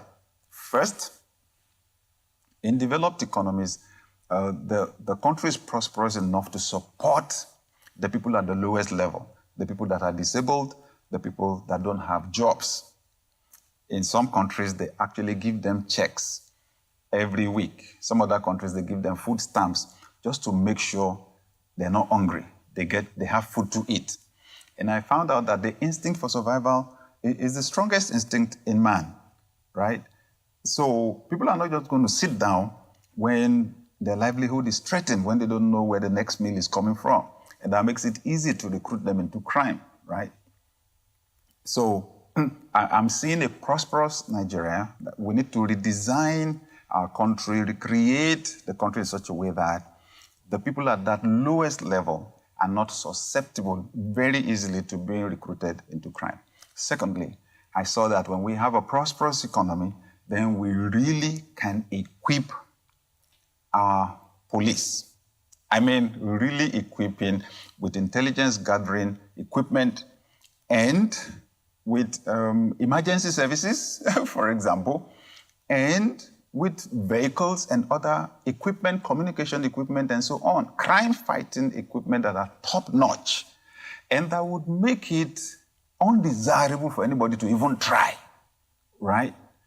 People would have to think twice because of the high risk of being caught and being jailed. So today, I present this as a suggestion to us all. We all are citizens of our great country, and I'm asking that at an individual level, we start by having a vision of a developed Nigeria. There's tremendous power in vision. It gives one hope. It helps one to be persistent. It also gives one direction because it influences our decision making. So as we go forward in our discussions and deliberations at this event, it is my sincere prayer that God will give us that vision and that He will give us the power to make it happen. Secondly, I do know that as police officers, our lives are at risk practically every day while you keep watch over us. So, on the behalf of Daystar Christian Center, we pray for you. I pray for you. I pray for you and your families that God will protect you, that God's angels will keep watch over you, according to what He says in the Bible, that they will bear you up in their hands, that you will not stumble. I pray, that evil will not overcome our good. I pray that God will preserve your family. I pray for God to provide for your needs. I pray for God to give everyone that can influence your quality of life love in their hearts, to make the decisions and policies and take the actions that will improve the quality of life for all of us. I pray that in your lifetime and mine, Nigeria will become a very prosperous economy, and that your job will be highly rewarded. Thank you for your service, and thank you for allowing us to serve you at this event. God bless you. Beautiful session from the always gracious Pastor Sam Adeyemi. All right, we're still here. I was hoping that maybe during the course of the program, I'd like to share a short story of how the Nigerian police force has done me great service. I promise I will by the end, because we deserve the flowers when it is needed. I'm sure I will do that before the end. That night, I was scared, but thank you to the Nigerian police force. I will share that story before we leave. Thank you so much. All right, we'll just get straight into the keynote address. And of course, this will be taken by CP Patrick Adedeji Atayero, the CP Anti-Fraud, Alagbo, of course, representing the DIG Abiodun Alabi Sylvester. Please, a round of applause as he steps forward for this keynote address.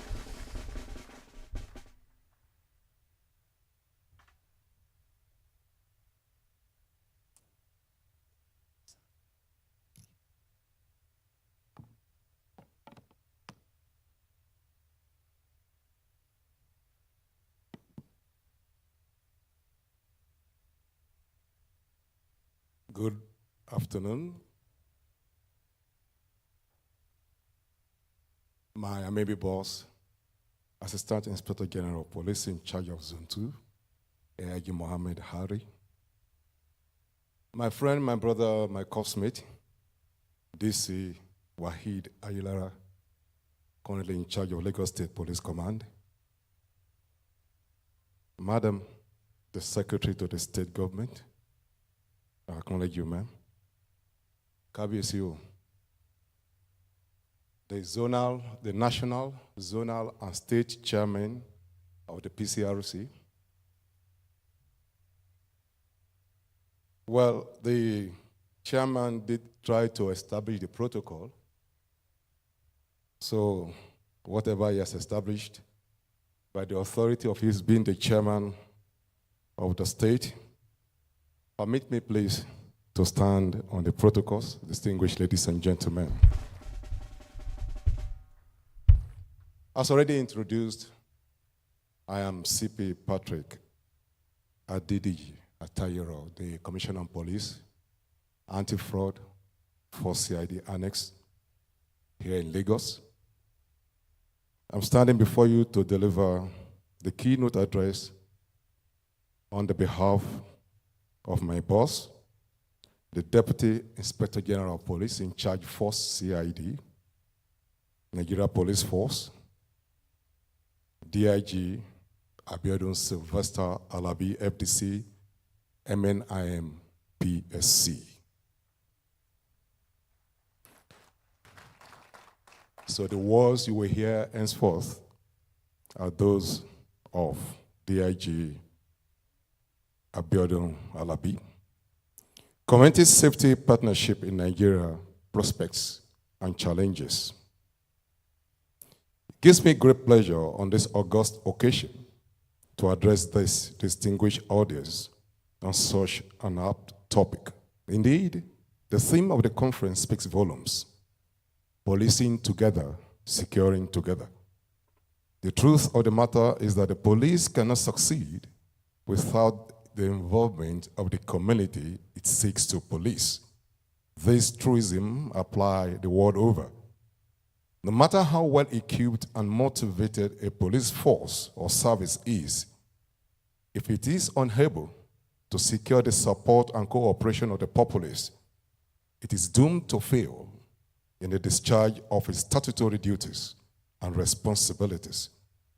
This singular fact lies behind the success of police organization in advanced climes across the globe, where the relationship between the police and the populace is based on mutual trust, and the police enjoys tremendous goodwill and the respect of the people they serve. Crime and criminality is getting more and more complex. Criminals are always adopting new methods and adapting advanced techniques and sophistication to perpetrate their ignoble deeds. The challenge before the police, therefore, is to strive to stay ahead of the curve in order to ensure the protection of the general populace from the nefarious activities of these undesirable elements. A major step forward is the active cultivation of the support, cooperation, and collaboration of every law-abiding citizen. This is critical if the police must succeed in the prevention and detection of crime. The people must be involved in their own policing as major stakeholders so as to ensure peace and tranquility in our various communities. The Inspector General of Police, IGP Kayode Egbetokun, MPM, PhD, acutely aware of this fact, has made it central to his strategy for the effective policing of our great country. IGP, in his maiden address to the strategic police managers, comprising officers of the rank of commissioners of police and above, charged the officers to join him to embark on a mission to uphold justice and fairness, protect human dignity, and restore standards and values of the Nigeria Police Force. In order to achieve this laudable objective, IGP stated, among others, the need to embrace innovation and technology in the fight against crime, prioritize the enhancement of the training curriculum with special focus on attitudinal and behavioral changes for new recruits, as well as ensure reorientation program for serving officers, while making a case for improved welfare, as well as implementing a new recognition and reward system that aims to better motivate and encourage dedicated personnel of the force. However, while the foregoing measures are important in ensuring the best output of the personnel in terms of police service delivery, IGP was very clear in stating his vision of having a Nigeria police force that is professionally competent, service-driven, rule of law compliant, and people-friendly. IGP, through the strategic police managers, charged the entire force not to forget that at the heart of policing are the people that are policed. And hence the police must endeavor to be compassionate face of law enforcement, being mindful of the effect that police actions have on individuals and communities. He also enjoined officers to build bridges of trust with the people they serve, with a clear understanding that their success hinge primarily on the degree of support and cooperation they receive from the community. IGP has also directed a refocusing on the core principles of community policing through a more vibrant engagement of the Police Community Relations Committee, Pcrc, as well as the establishment of the Citizens Engagement Focus Groups. These are key cornerstones of our policing strategy going forward. The police must necessarily forge partnerships with citizens, civil society organizations, and various community leaders at different levels as partners in progress to collectively tackle the security and law enforcement challenges we face as a nation. IGP asserted that we cannot police a society without being part of it, and hence the need to engage with members of the various communities, bringing an end to mutual distrust and fostering trust, understanding, and respect, mutual respect with law-abiding members in our various communities. We, as the police, must remain accessible at all times and be empathetic and responsive to the concerns, the genuine concerns of the people per time. The foregoing stems from the strong belief of the Inspector General of Police and his management team that the community safety partnership and the support of the public is imperative to the success of this force in its onerous task of policing our great nation. as a privileged member of that team, I can assure you, distinguished ladies and gentlemen, that we're doing all we can to provide leadership and ensure that the IGP's vision and set goals are distilled downwards to members of the rank and file all across the country, and provides the umbrella framework for all our operational and tactical activities in the discharge of our duty.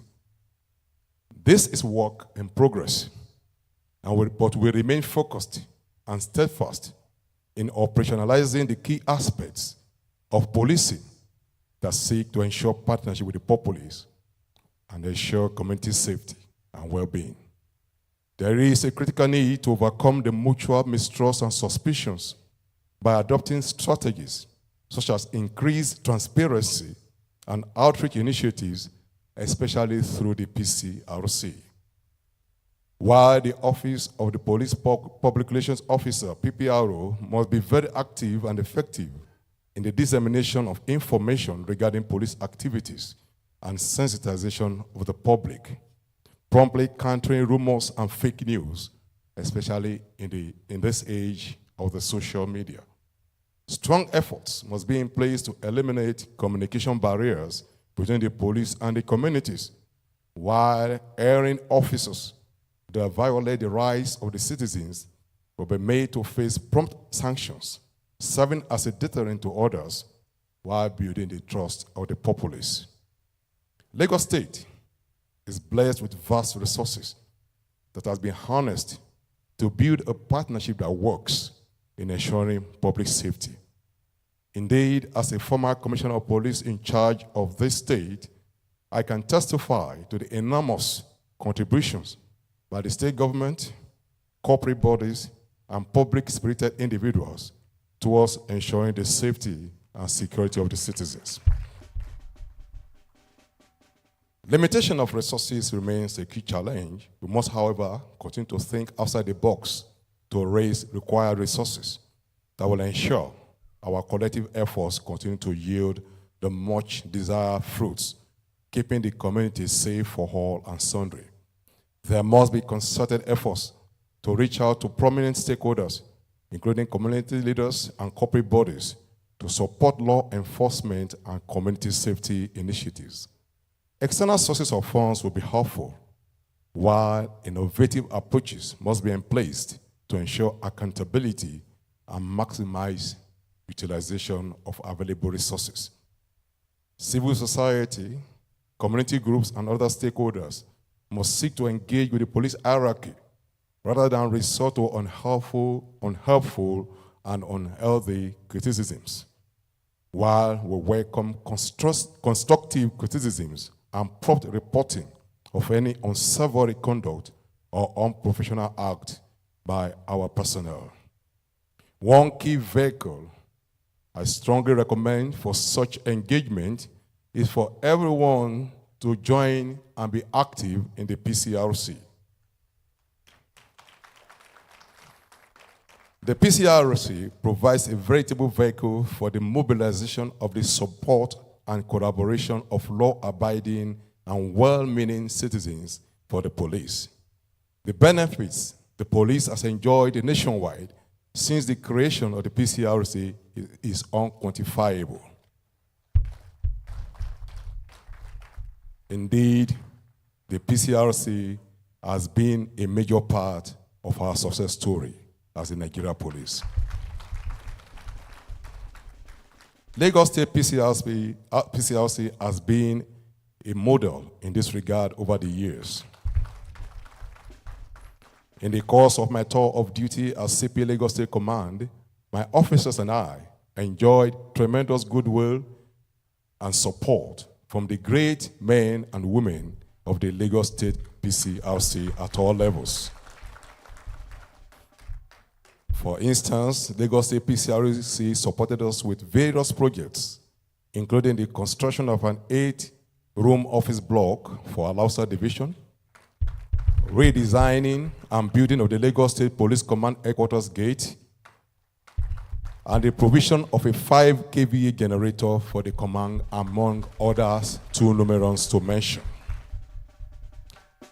Intelligence gathering is a critical aspect of the partnership. However, the police bears the burden of building the confidence of informants with the assurance that confidentiality will be guaranteed and there will be no negative repercussions. While from the side of the public, there must be sincerity of purpose.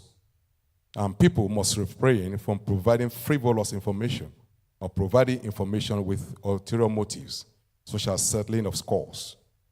One of the strategies in place is to circulate the telephone numbers of area commanders and DPOs to allow members of the public channel their information to the right quarters for necessary action, and not just to any police officer they come across on the streets.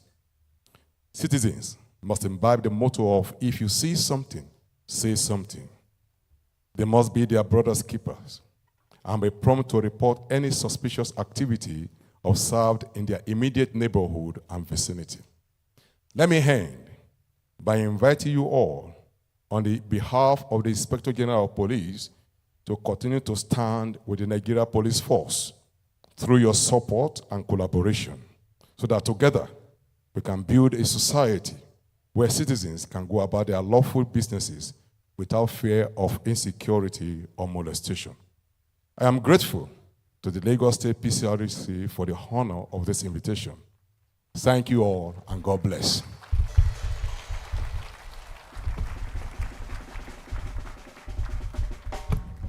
Thank you very much, sir. It was indeed a speech.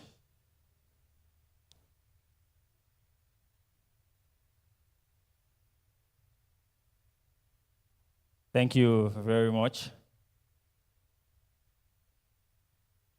Excuse me, sir. How are you, sir? Oh, yeah, you see, he's not my schoolmate. But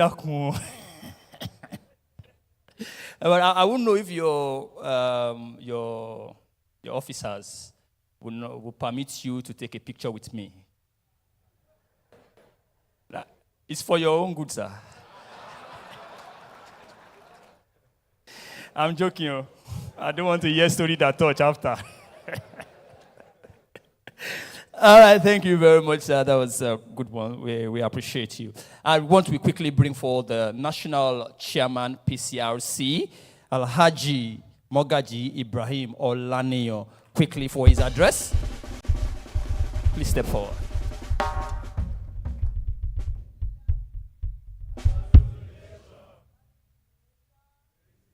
Thank you, sir.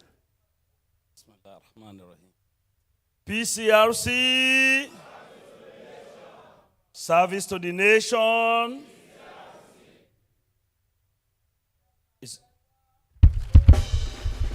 Thank you, thank you. Thank you very much. Thank you. Thank you very much. Your Excellency, the best governor in Nigeria, Governor Babatunde Sanwo-Olu, ably represented by our mother, the Secretary to the State Government, the pillar of Pcrc, pillars, let me use pillars, because DIG, our IGP, our DIG Abiodun, those are the pillars. And the representative of the DIG, sir, and father of Pcrc, not only in Nigeria, our AIG, not only in Lagos and zone, our AIG zone 2. Somebody that people of Delta allege me as if I'm the one in charge of posting that a national chairman, immediately you became national chairman, you snatch our father from Delta. Even we need him as zone 5, because wherever our AIG served, when it was DC in Lagos, is a father. DC Ailara, my dear brother,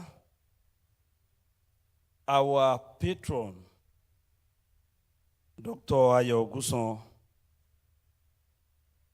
our grandfather of Pcrc, Kabiesi, the management team of Lagos State Police Command, the National Vice Chairman in charge of Southwest, Zonal Chairman, Zone 2, the divisional members and ESCO of PCRC Lagos, area command members and ESCO Lagos, all our police officers, both junior and senior, and the strong pillar of the success of my administration that is going to be 1 year, November 29, my dear brother, a God-fearing leader, Chairman PCRC Lagos State,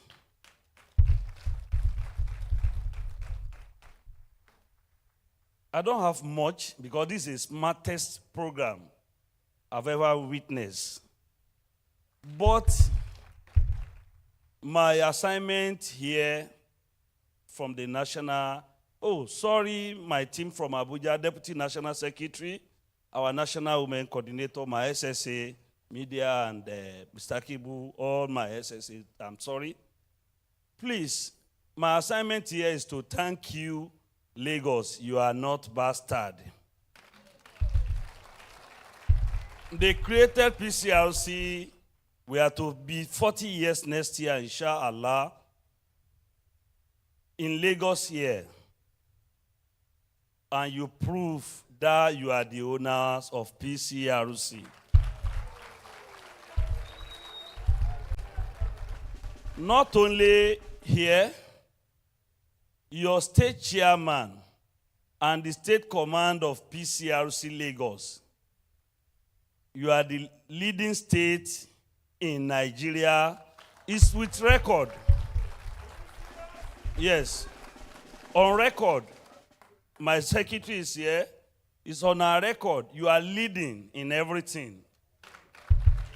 Your chairman is somebody that we use for national assignment without bringing any bill.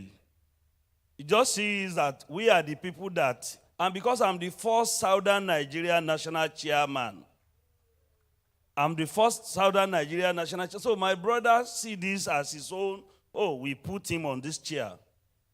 Your zone 2 is the best zone in Nigeria. So Lagos, and the zone 2 chairman is from Lagos as well. My predecessor, the national vice chairman in charge of Southwest, is also the leading national vice chairman in Nigeria. They cannot achieve this without the support of good governance laid down by our father, the father of modern Nigerian police, His Excellency Senator Bola Ahmed Tinubu, GCFR. Since I became the national chairman, I've met with about 11 state governors. The Jigawa state governor, a God-fearing leader, said, no, reason we choose a northerner base in Lagos to know how you people are doing it. The deputy governor of Jigawa is a Lagosian. Every weekend is back here. The Speaker of Jigawa State House of Assembly is my national vice chairman in charge of Northwest. They are all proud of Lagos. The governor addressed me, national chairman, we are going to support you because we gain a lot from Ashiwaju and we gain a lot from Lagos. The support we enjoy from this state is only Almighty Allah that will reward His Excellency the President, the former governors, because they replicate the system. And we thank God. And to the Nigerian police, you are making us proud. You are making us proud. The achievement recorded under my administration, under this just 1 year, is bigger than what we have been doing since 39 years. With your support, all the CPs across Nigeria operate open door policy with us. All the area commanders, all the DPOs, gone are the day they say they didn't recognize PCRC. In fact, is one of the cardinal points of our amiable IGP. It's only in Kwara, Ogun, when AIG Ilyasu was CP. Those are the states, because when Egbetokun was, our father Egbetokun was CP Kwara, he will move the entire command like this. Kudos to our amiable acting CP, Ailara, for showing us this great love and the management team of Lagos State Command. This just to tell us to do more, and we are not going to disappoint you. To our members in Lagos, we are proud of you. We are proud of you. We are proud of you. You are not bastard. You are the real owners of Pcrc. I'm proud to say this. Thank you very much. Thank you very much. Thank you very much. As Oliver Twist, we want you to do more for other states across Nigeria to replicate what you are doing. Thank you very much. Congratulations. Thank you very much, National Chairman. Quickly, I want to point this out while it goes back to the seat. If you are with the brochure, you would have noticed, ladies and gentlemen, that we have a little error on page 18 and page 19. If you have observed, you would find out that the pages are replicated. It's the same. It's a little error. I apologize for that. But I will just quickly run through the programs that are supposed to be on page 19 so that we just note that. And we are also very, very conscious of time. So page 18 stops at item number 15. All right, and 16, of course, we have, which is supposed to be the continuation of the program. We have the only paper presentation for today. We have the only paper presentation for today, which would be, the topic is Dynamics of Security and Safety Operations in a Challenging Economy and Community Strategic Partnership Required. Guest speaker will be taking that paper presentation is no other than Dr. Adedeji Oyenuga, PhD, MCIAD, FCSS, Associate Professor and Criminology, Lagos State University, Lagos. We'll also have time for question and answers. We'll have interlude. We have open forum and panel discussion. So we'll have a panel discussion much later. The topic is community participation in safety and security in Nigeria, prospect and challenges. Moderator is the distinguished Mr. Fola Martins. Close Flow is a presenter at the Nigerian Television Authority, NTA2 Lagos.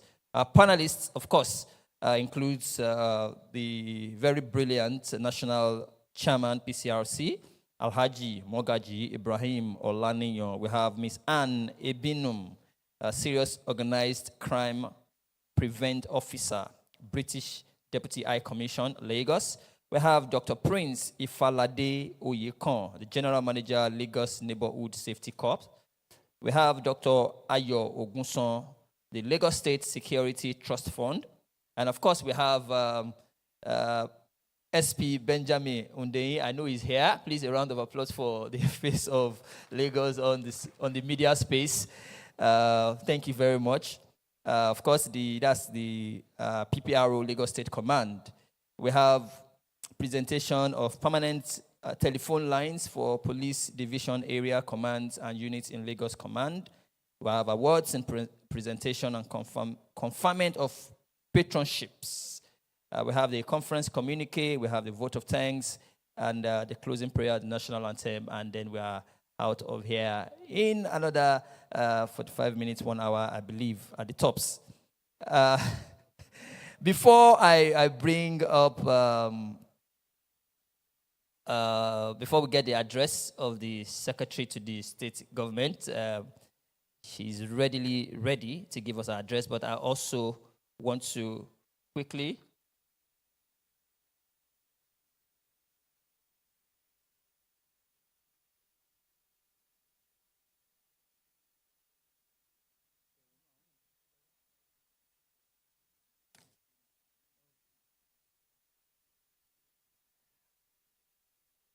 All right, yes. So I said before I bring up the secretary to the state government, we will have yet another address by the AIG Zone 2 Command Onikon Lagos. Ladies and gentlemen, with all honors, I want to bring forward AIG Ali Ari Muhammad. Please, a round of applause as he steps forward, sir.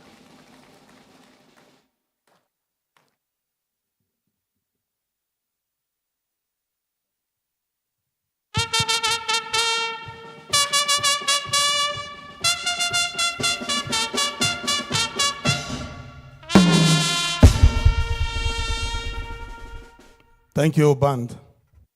The representative of our workaholic governor, talking about no other person than the SSG seated right here with us, the national chairman, Pcrc, the representative of my boss, the DIG for CID, CPI Etero, my personal friend, my brother, one of the patrons of the Pcrc, talking about Dr. Ayo Gusa, our very amiable royal father that has been here all the while, Kabe Sisa. Let me stand on the already established protocol by asking all of us to rise up for a second. Let's give a happy cheers, or rather standing ovation, to Pcrc. Pcrc. Pcrc. Please, you can sit down.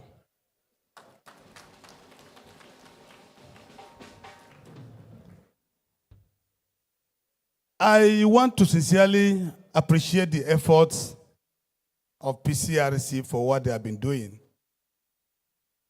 Historically, Pcrc, when you look at the trajectory of their coming up since 1984, when they were established, you will agree with me that they have indeed been very, very wonderful, very, very supportive. And of course, we cannot do it alone. That is a word. Globally, it has been acknowledged that no one, no society, anywhere can do it alone. You need to partner with people like this, people of same like manner, to work together. It has also been stated that crime fighting is everybody's business. You cannot fight it crime alone. We as police officers can only but take 60%, or let me say even 40% of crime fighting, and we give the remaining 60% to members of our various communities. This is because the criminals live with them. They know the criminals. They know who is who. Ours is when we get information, we react. And in most cases, we try to be proactive, but then take note. For us to respond, we need to hear from the various members of the public that we work together with. And that is where Pcrc has a great role to play, and of which I want to attest to the fact that they have indeed been very, very supportive when it comes to that. We can only but continue to crave your indulgence to do more and continue to do more for all of us. I don't have much to say. I appreciate all of you. Thank you very much.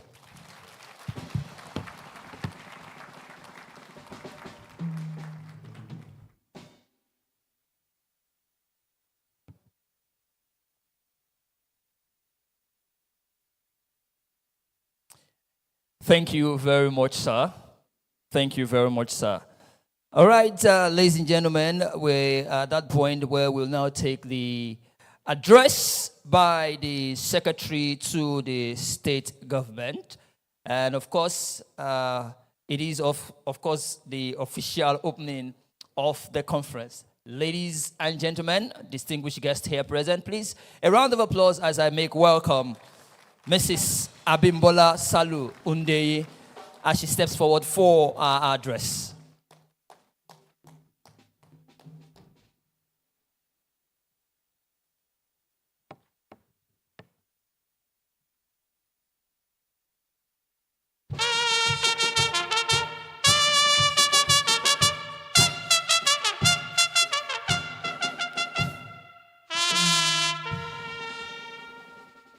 Thank you very much. Please sit down. Thank you very much. Thank you very much, sirs. Thank you.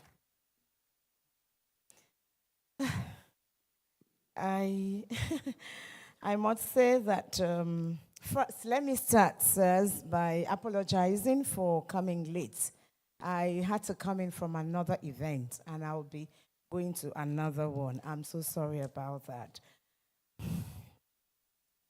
And I must also say that I'm very happy and proud to be in our midst because, one, I didn't even know it was holding right in my church. I sit somewhere there every Sunday. Thank you.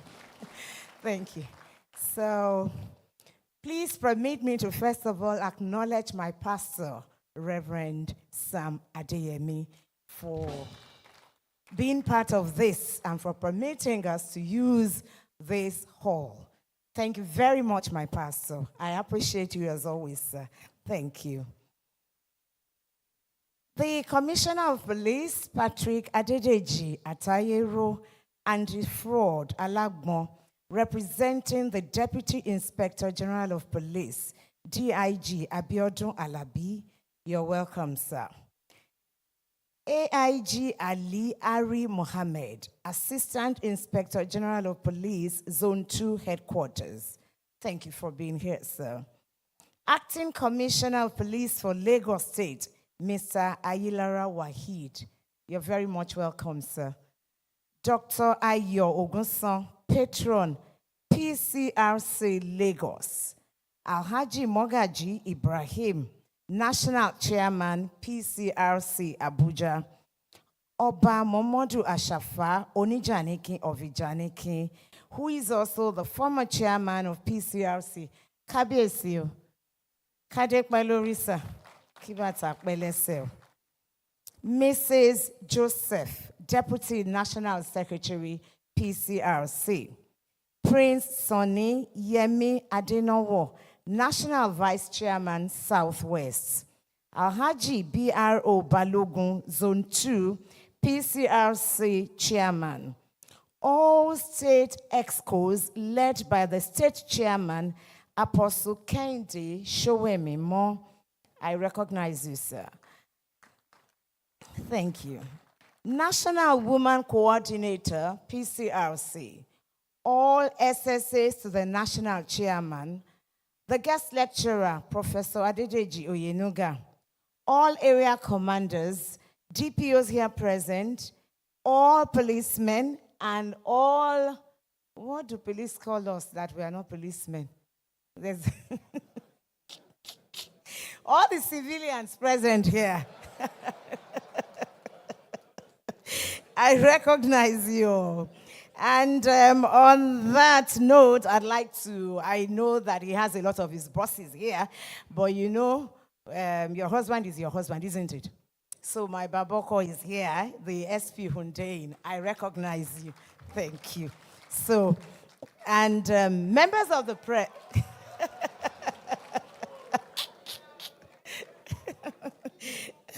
Thank you very much, sirs. Members of the press, ladies and gentlemen, thank you all. And of course, members of staff from the Office of the Secretary to the State Government of Lagos State. I have a few of us here. Thank you for always being there for me. Thank you. I must say that having listened to various speakers, I do not think it is necessary to read everything in my speech. I'm particularly elated, as Yoruba people will say, Ori mi wu, the way you've been praising. Thank you. Thank you. The way you have all been praising my governor and what we are doing in Lagos State. Thank you very much. I am very, very grateful. We appreciate the PCRC. We appreciate the police. Thank you, sirs. And I can tell you, if there is the number one important agenda of Mr. Governor, It is a secured Lagos. Thank you. Because we all know that Lagos State is the heartbeat of Nigeria.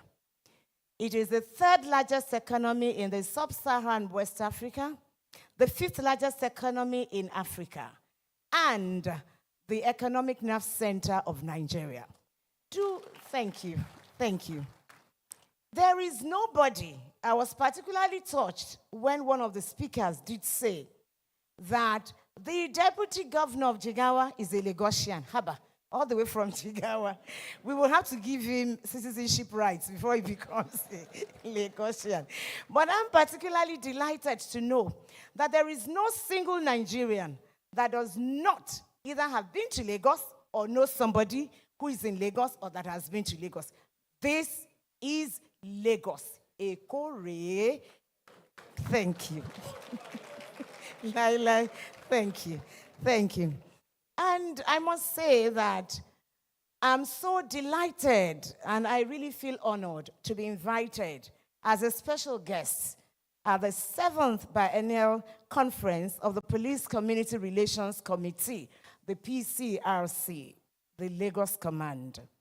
First, let me start by specially appreciating the chairman of the Pcrc, Apostle Kendi Showemimo, and thank you, and all the state officers for inviting me to give this goodwill message. I thank you very much. I am grateful and highly humbled by your invitation. Thank you. Thank you very much. I proudly commend every member of the Pcrc for their steadfastness in providing support and assistance to the police and other security agencies in order to prevent, prosecute, and fight against crime in our society. Your collaborative efforts, particularly safeguarding Lagos, the center of excellence, where you have almost 30 million Nigerians, we're getting closer to 30 million, getting away from 20 million. And all that you're doing to make sure the state that the international communities look at and they say there is hope for Nigeria. It is when you look at what is happening in Lagos State, we say this without apologies. This is the truth. You look at our economy, you look at the infrastructure, you look at the workings in Lagos State, then the United Nations look at us and say, obviously, Nigeria will get there someday. Thank you. So we are very grateful, particularly in Lagos State, that it's not just the government that is ensuring that people's lives are safe, that is ensuring that we remain excellent. Even the Pcrc is an excellent one. You heard it here. So we're very proud. I do not know how I'll relate this to Mr. Governor, but I'm sure. I said my Orimi woo. I'm sure his legs and body will also woo when he hears this. Thank you very much. Distinguished ladies and gentlemen, the administration of Governor Babajide Olushola Sanwo-Olu, and may I also let us know that this is the only governor in the history of Nigeria who has refused to be called and address His Excellency because, according to him, only God is excellent. But the truth is, thank you very much. The truth is, he has performed his duties excellently. And that's why even the Pcrc can testify, and everybody here today has said it. I thank you, Mr. Governor, and I thank you all for appreciating my governor.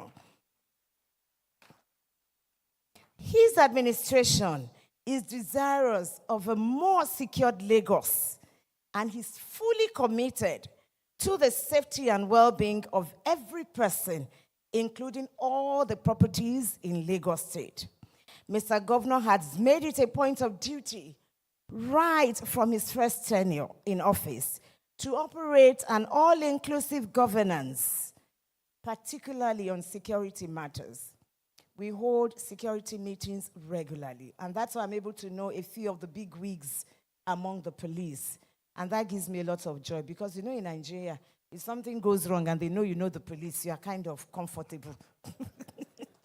Because then you will know they are really your friends. But when you do something wrong, then you know they are not your friends. That's what I have discovered.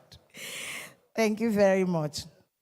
As part of the effort of the government to re-strategize and rethink the security architecture of the state, we have engaged with heads of armed forces in the Lagos State, the police, and other security stakeholders regularly to exchange ideas, monitor, and review security challenges, and we proffer solutions. May I also tell us here for free that at the last security meeting, Mr. Governor had particularly mandated me as the Secretary to the State Government that our security meetings must be cascaded to the lowest security agency, and every paramilitary para-security agency must be involved. He says it's not just at the top anymore.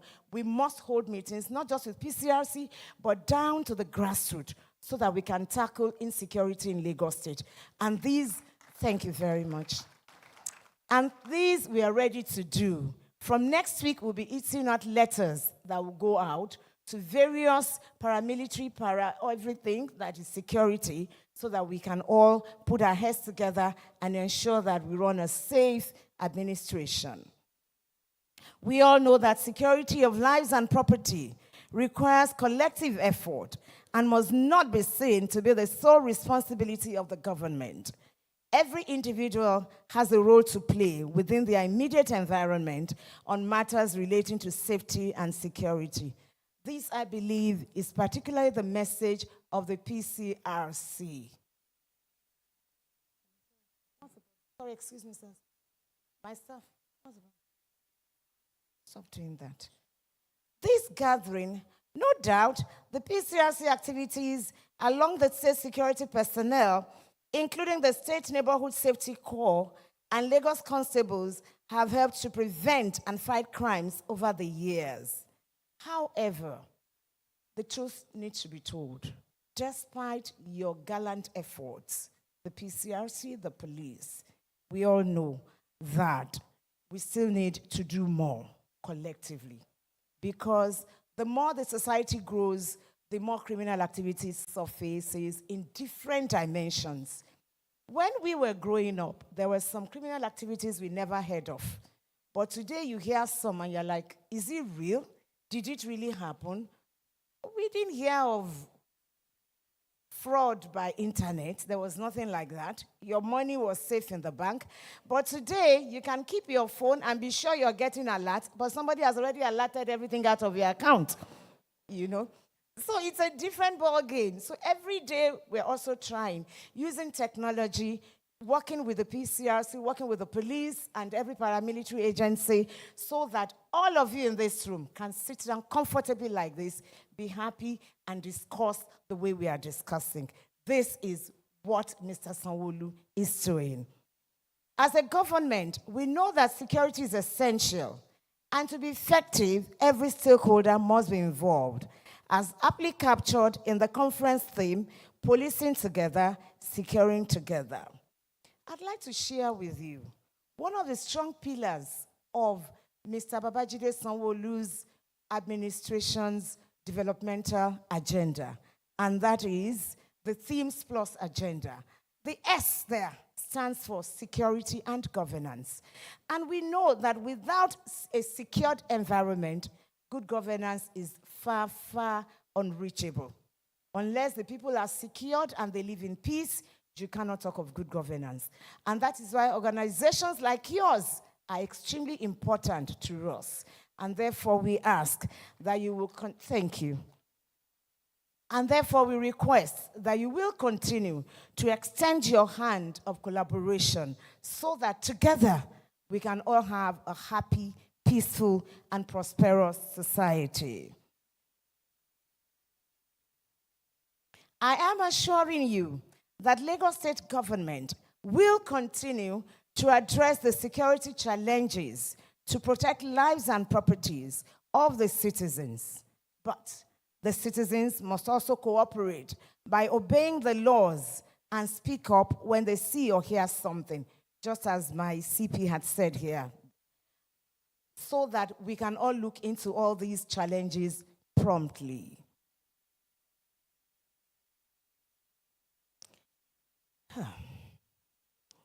May I also let you know that the Office of the Secretary to the State Government also collaborates with the Police Community Relations Committee and the secretaries to the local governments and local council development areas to maintain a safer and more secured Lagos State.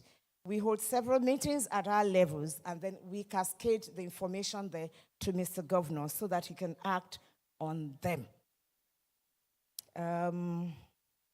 Like I said, everybody has said what I'd like to say, but I also want to confirm to us that Lagos State has fully supported the police. We have jointly, right now we're building 25 police barracks across the state so that our police can live this. Thank you. Please clap for yourselves. We want you to live better lives. Thank you. Thank you. We are currently building 25 police barracks across the state so that we can have policemen who are proud to go back home after their hard day's work. We are building police stations. Next week, I will be commissioning, on behalf of Mr. Governor, another of your projects jointly built by the state and the police. We have also supplied various infrastructure from vehicles to IT equipment to the state. But I must also say, like I said, it is never enough. Before you tell me you're an Oliver Twist, I do know you're an Oliver Twist. And I will let Mr. Governor know that even though you appreciate him, we need to do more, just like we expect you to do more. Thank you very much. Thank you. But I will not declare it open till I say a word about my own Kabiesi. You know I'm an Awori woman. Yes, so. And my Kabiesi is right here. That tells you who we are. You know we own Lagos State. Awori Loleko. So, and that's why Kabiesi is interested in the security of Lagos State.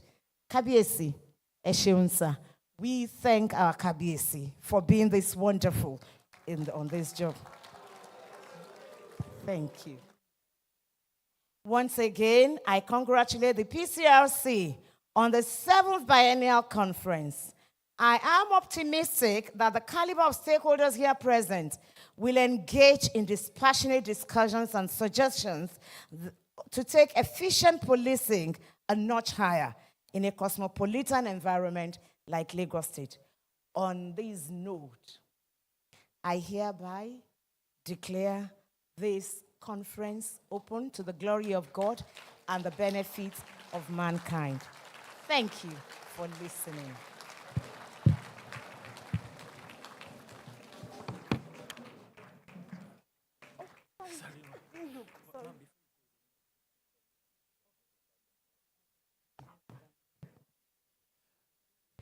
We're discussing national issues. Security matters. All right, now the conference is officially declared open. Whilst the Nigerians, ever melodious Nigerian Police Force Band would give us music, I want to invite National Executive of Pcrc and everybody on the front seats. Please step forward, sirs, to take pictures while the music is going with the Secretary to the State Government. Of course, the State Chairman will also be here to take the pictures. Thank you very much. Music, the Nigerian Police Force Band. Please, we can step back, yes, to the... We can step back a little bit, ma'am. Very melodious music. You people have been very fantastic. Nigerian Police Force Band. And I do well.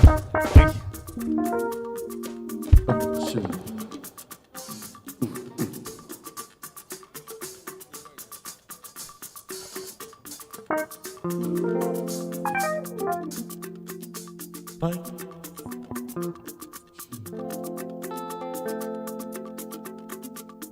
Nigeria yìí tí gbogbo wa ní sàn ó máa gbọ́ lọ́ba jẹ́.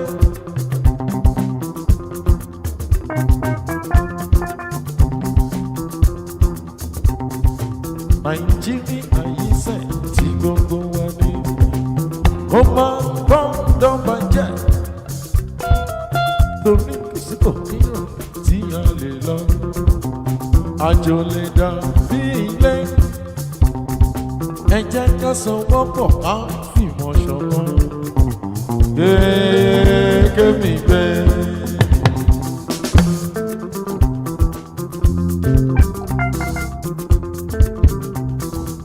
Nàìjíríà iṣẹ́ tí gbogbo wa ní. Pcrc tí gbogbo wa ní. Lagos State yìí tí gbogbo wa ní. Kó má gbọ́dọ̀ bàjẹ́. Torí kò sí ibòmíràn tí a lè lọ. Àjò lè dàbí ilé. Ẹ jẹ́ ká sowọ́pọ̀ ká fìmọ̀ ṣọ̀kan. Kémi gbé. Ó yẹ kájọ gbé.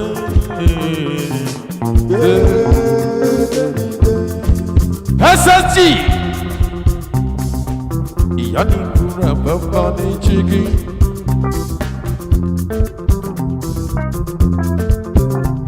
Secretary to State Governor. Ní gbogbo Èkó pátápátá ní tilẹ̀ tókó. Abímbọ́lá ǹdẹ̀ yìí lọ ní tèmi ẹ̀tẹ̀tẹ̀ yìí. Ọmọ bíbí ilé tí ò ṣe fowó ra. Bímbọ́lá ọmọ kámpìnì kò tó ká tún rẹ̀ níbí. Ǹdẹ̀ yìí ìròyìn àná ṣàlà sọ̀rọ̀ ẹ ọmọ dára ó dẹjọ́.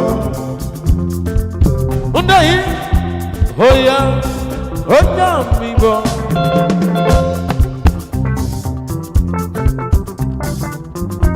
Ó yá mi bọ̀. Ìbá ṣe pé mo rẹ́ni kejì mi. Ìbá ṣe pé mo rí lèyí lẹ́yìn mi. SSG ó yá mi bọ̀. Ó yá mi bọ̀. Ìbá ṣe pé mo rẹ́ni kejì mi. Ìbá ṣe pé mo rí lèyí lẹ́yìn mi. Má fi lù kí ẹ. Oijó wà lẹ́sẹ̀ mi, má forí mi ẹ́, orí wà lẹ́nu mi.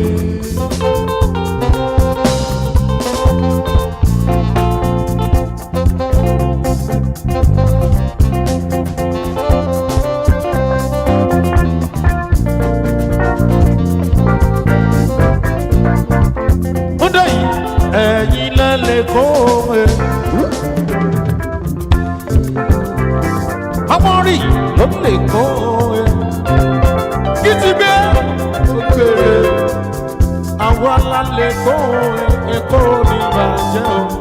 Àwa la lè kó ẹ kí n dé ibi. Àwa la lè kó ọmọ bíbí rẹ tí ó ṣe fọwọ́ ra ni. Àwa la lè kó kábìnì kò tó ká tún rẹ níbí. Àwa la lè kó Èkó ní bàjẹ́ o. Àwa la lè kó. SSG bá mi kí pípí àrùn gbogbo Èkó. Ó dé yíyé ní mo mọ̀ pé.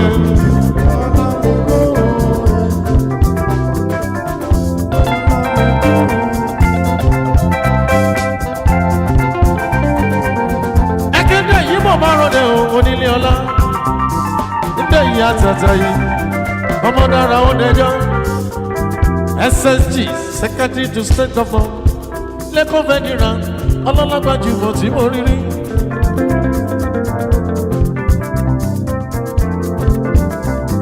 Oríyẹ bá mi o, oríyẹ bá mi o, oríyẹ bàbá mi má má jẹjẹ láyé ẹlẹgbẹ́ mi o. Oríyẹ mi má má jẹ kí n bá wọn bẹ wá. Ayáwúndé yìí olóríire ni. SSG tó lórí gbígbé ẹni apẹtẹ gbèrò kájọ mú ẹbọlẹ gbígbélé ló tún pélé sí. SSG Èkó ní bàjẹ́ láíláíláíláíláí.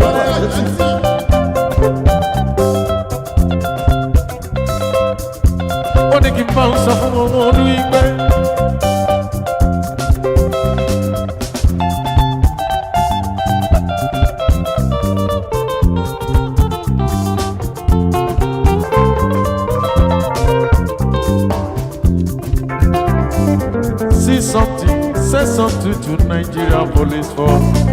Community policing is good. Oh, community policing is good.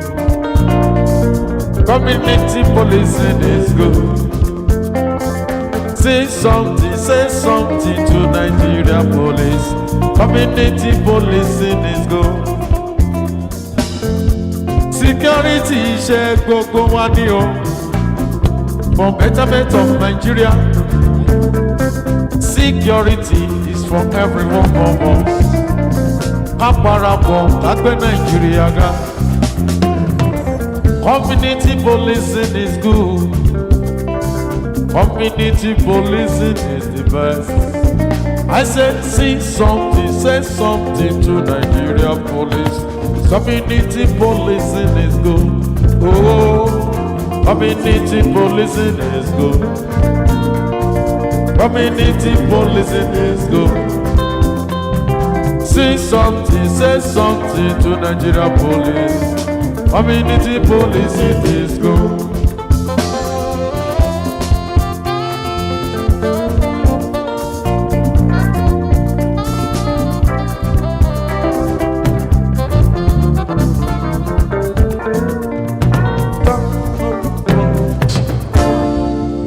Thank you very much for that time out of music. Beautiful one from the Nigerian Police Force Band. Still have more music in their coffers, and they will serenade us as we go on. We just want to quickly continue with the program because we are also very pressed for time, and we need to begin to bring this home very, very quickly. So we'll go for the only paper presentation that we have for today. The only paper presentation that we have for today. The topic, like I mentioned earlier, is dynamics of security and safety operations in a challenging economy and community strategic partnership required.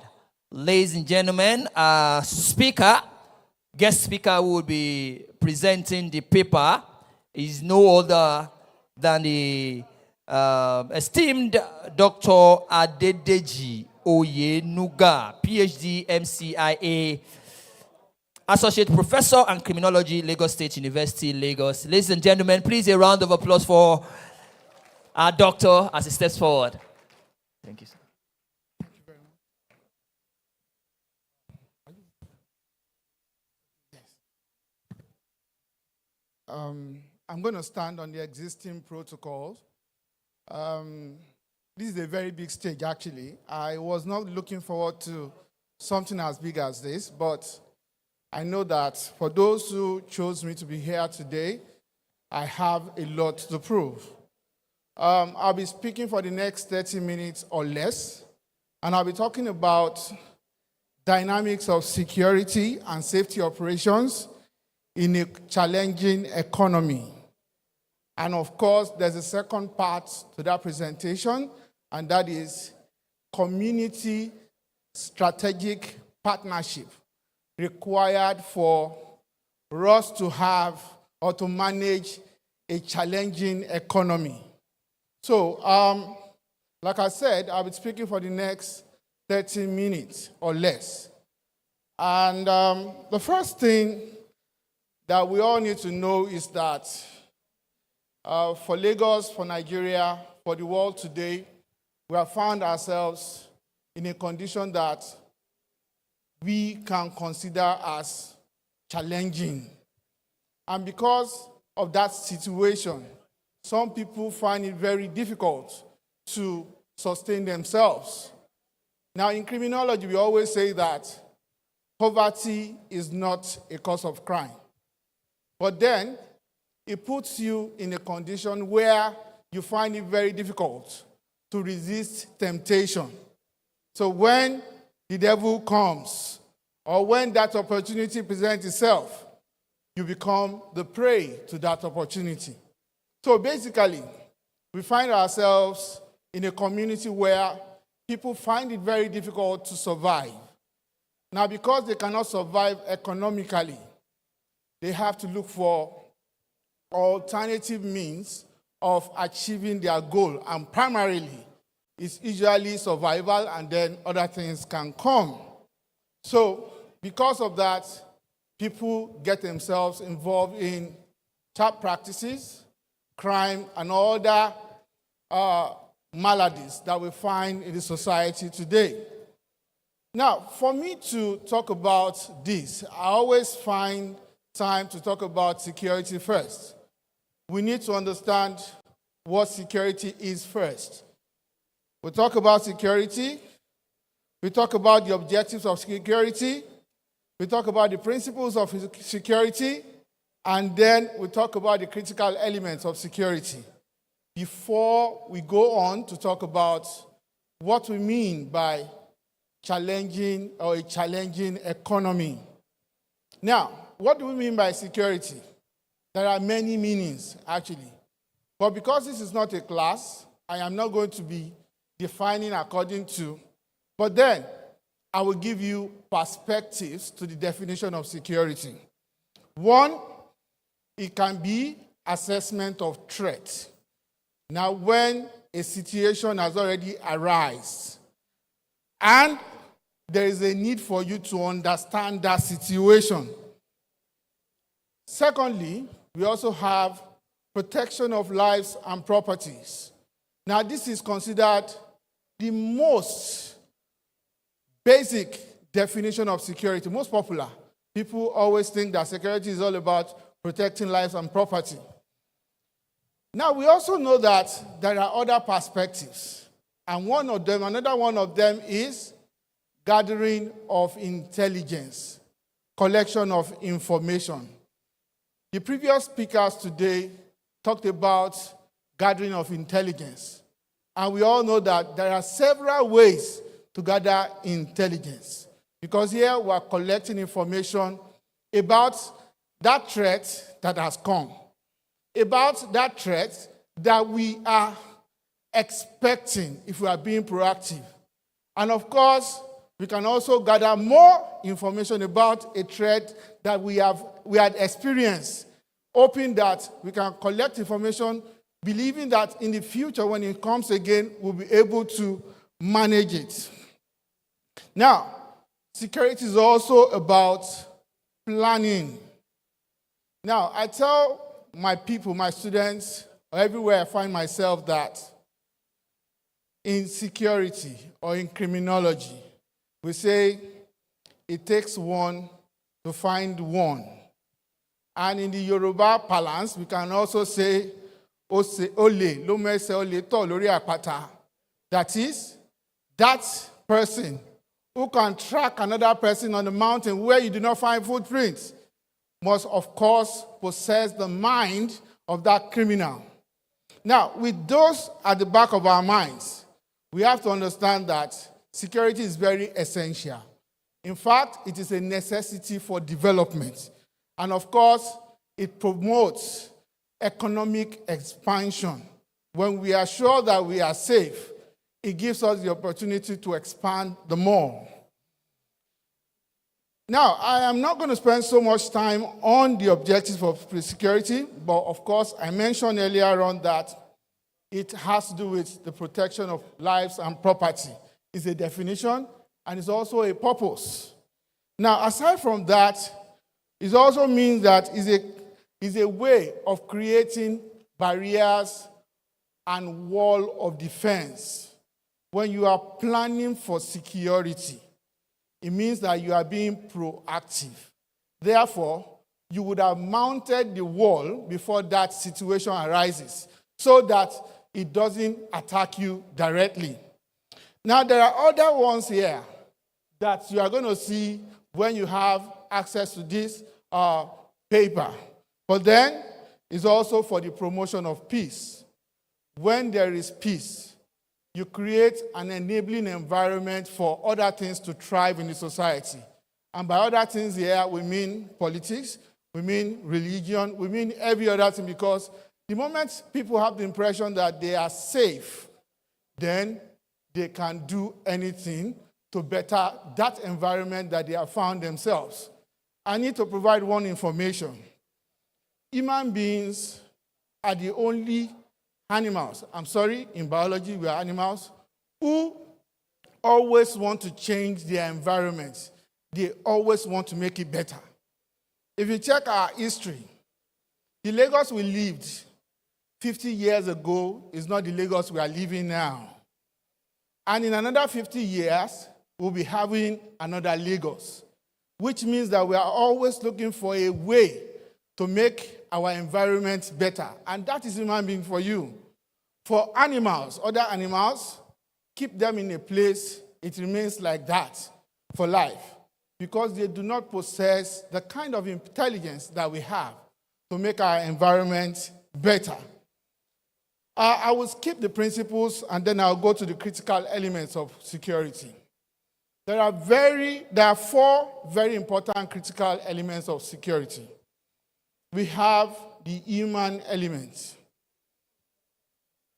See something, say something. We have us as important element of security. And by humans here, we are referring to the personnel. We are also referring to the quality and the strength of the personnel, how capable these personnel are. We are also referring to every other thing listed there. I am not sure you can, okay, it's a little bigger now. And of course, we are also talking about the protection of agents. We want to be sure that those who provide the information necessary for there to be adequate security are also adequately protected. Now, that is the human component. There is the material component. Here, we are talking about possessing all that we need. This is the point. I am a law enforcement agent. I do not have the tools necessary to support myself when I need to defend myself. The only time anybody has beaten more than 5 people is always in a movie. We have seen Jackie Chan fight, we have seen Bruce Lee fight, but then this kind of fight cannot be replicated in the real life. This is why we need material support, and that is the material support. Aside from that, we also, of course, depend on the use of technology to strengthen our security personnel so that they can have better information. There is a third component, and that third component is the technical element. I have the personnel. We have the tools. Do we have the skill? I work in the police, surveillance department, or intelligence department. Can I fly a drone to collect data? Can I use a video binoculars? Can I use all of these devices that are for surveillance? I am not sure. But then, if that component is not present, then of course it means that the human and the material are not compatible. Now, where they are compatible, where we have almost all that we need for there to be adequate security, then we'll have the fourth element. And that, of course, is the spiritual element. Now, many speakers came here today, and few of them, maybe 2 of them, mentioned by God's grace. Now, by God's grace mean here, by that, we mean there are times that our technology can fail us. There are times that our skills can fail us. There are times that human beings can even betray us. But then, we hold on to God because we have the impression that God will never leave us. And that is why even at war, people still pray. Because they believe that the fourth element is also very important for there to be adequate security. Now, having said that, we also need to understand what we mean by a challenging economy. When does the economy become challenging? Now, I have watched a lot of clips on the social media where someone will say, I am currently facing a challenging situation. Now, because of that situation, I cannot achieve certain goals. Now, challenging economy here has many phases. Now, first phase is economic uncertainty. You see, in economics, there are basic needs. Biologically, there are basic needs. We have food, water, sex, biology. But by the time you move from the realm of biology to economics, when we are talking to human beings that have all that is required for us to say that they are sane, then we have some other basic needs: food, shelter, and clothing. Now, where human being is now finding it very difficult to achieve those three, then that person is facing what we call economic uncertainty. Now, it doesn't end there. You see, when we talk about poverty, people come up with a lot of definitions. And in the definition, you realize that there is a kind of poverty that is referred to as absolute poverty. By absolute poverty here, we mean a situation where people lack material wants such that it disgraces human dignity when it becomes shameful. Now, basically here, when the economy is challenging, people have economic uncertainty. That person is not sure that he or she has the capacity to achieve certain goals economically. And by that, we mean the first three. Remember, there is secondary. By the time you are doing some other things, you are beginning to move beyond the primary to the secondary.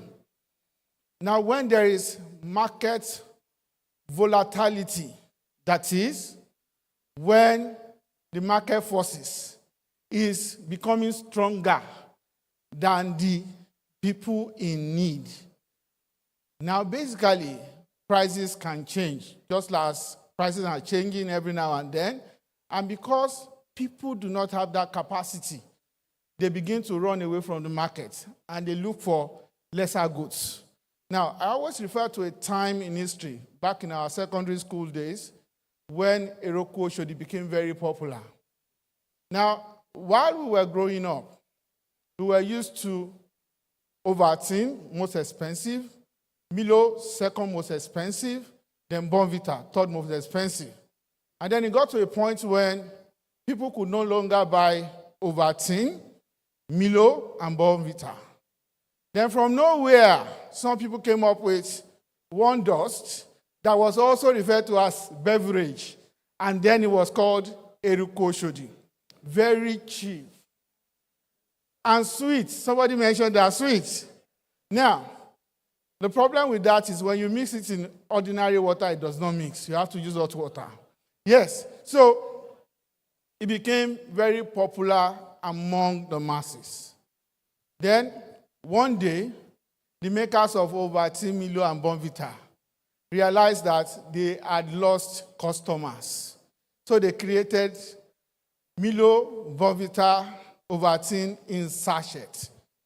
Those who ran to Eroko Oshodi, who already accepted Eroko Oshodi as beverages, ran back because they had found something they could now buy.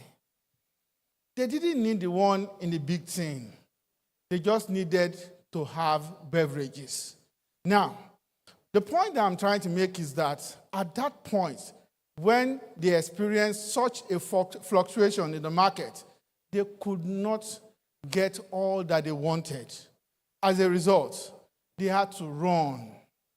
And in that situation, you will have a lot of problems because when people can no longer make ends meet, they will look for alternative ways of achieving this goal. And then the third component of economic hardship is globalization. In poverty class, we always say that a rich man in Nigeria may be poor in America, and that's the truth. Many cars that we bought as used in America many years ago at $5,000 may still remain $5,000 today. By the time that we bought it many years ago, dollars was probably 180 naira. Today, how much is a dollar? The price has not changed, but our purchasing power has become weakened, and it's because the world has become globalized.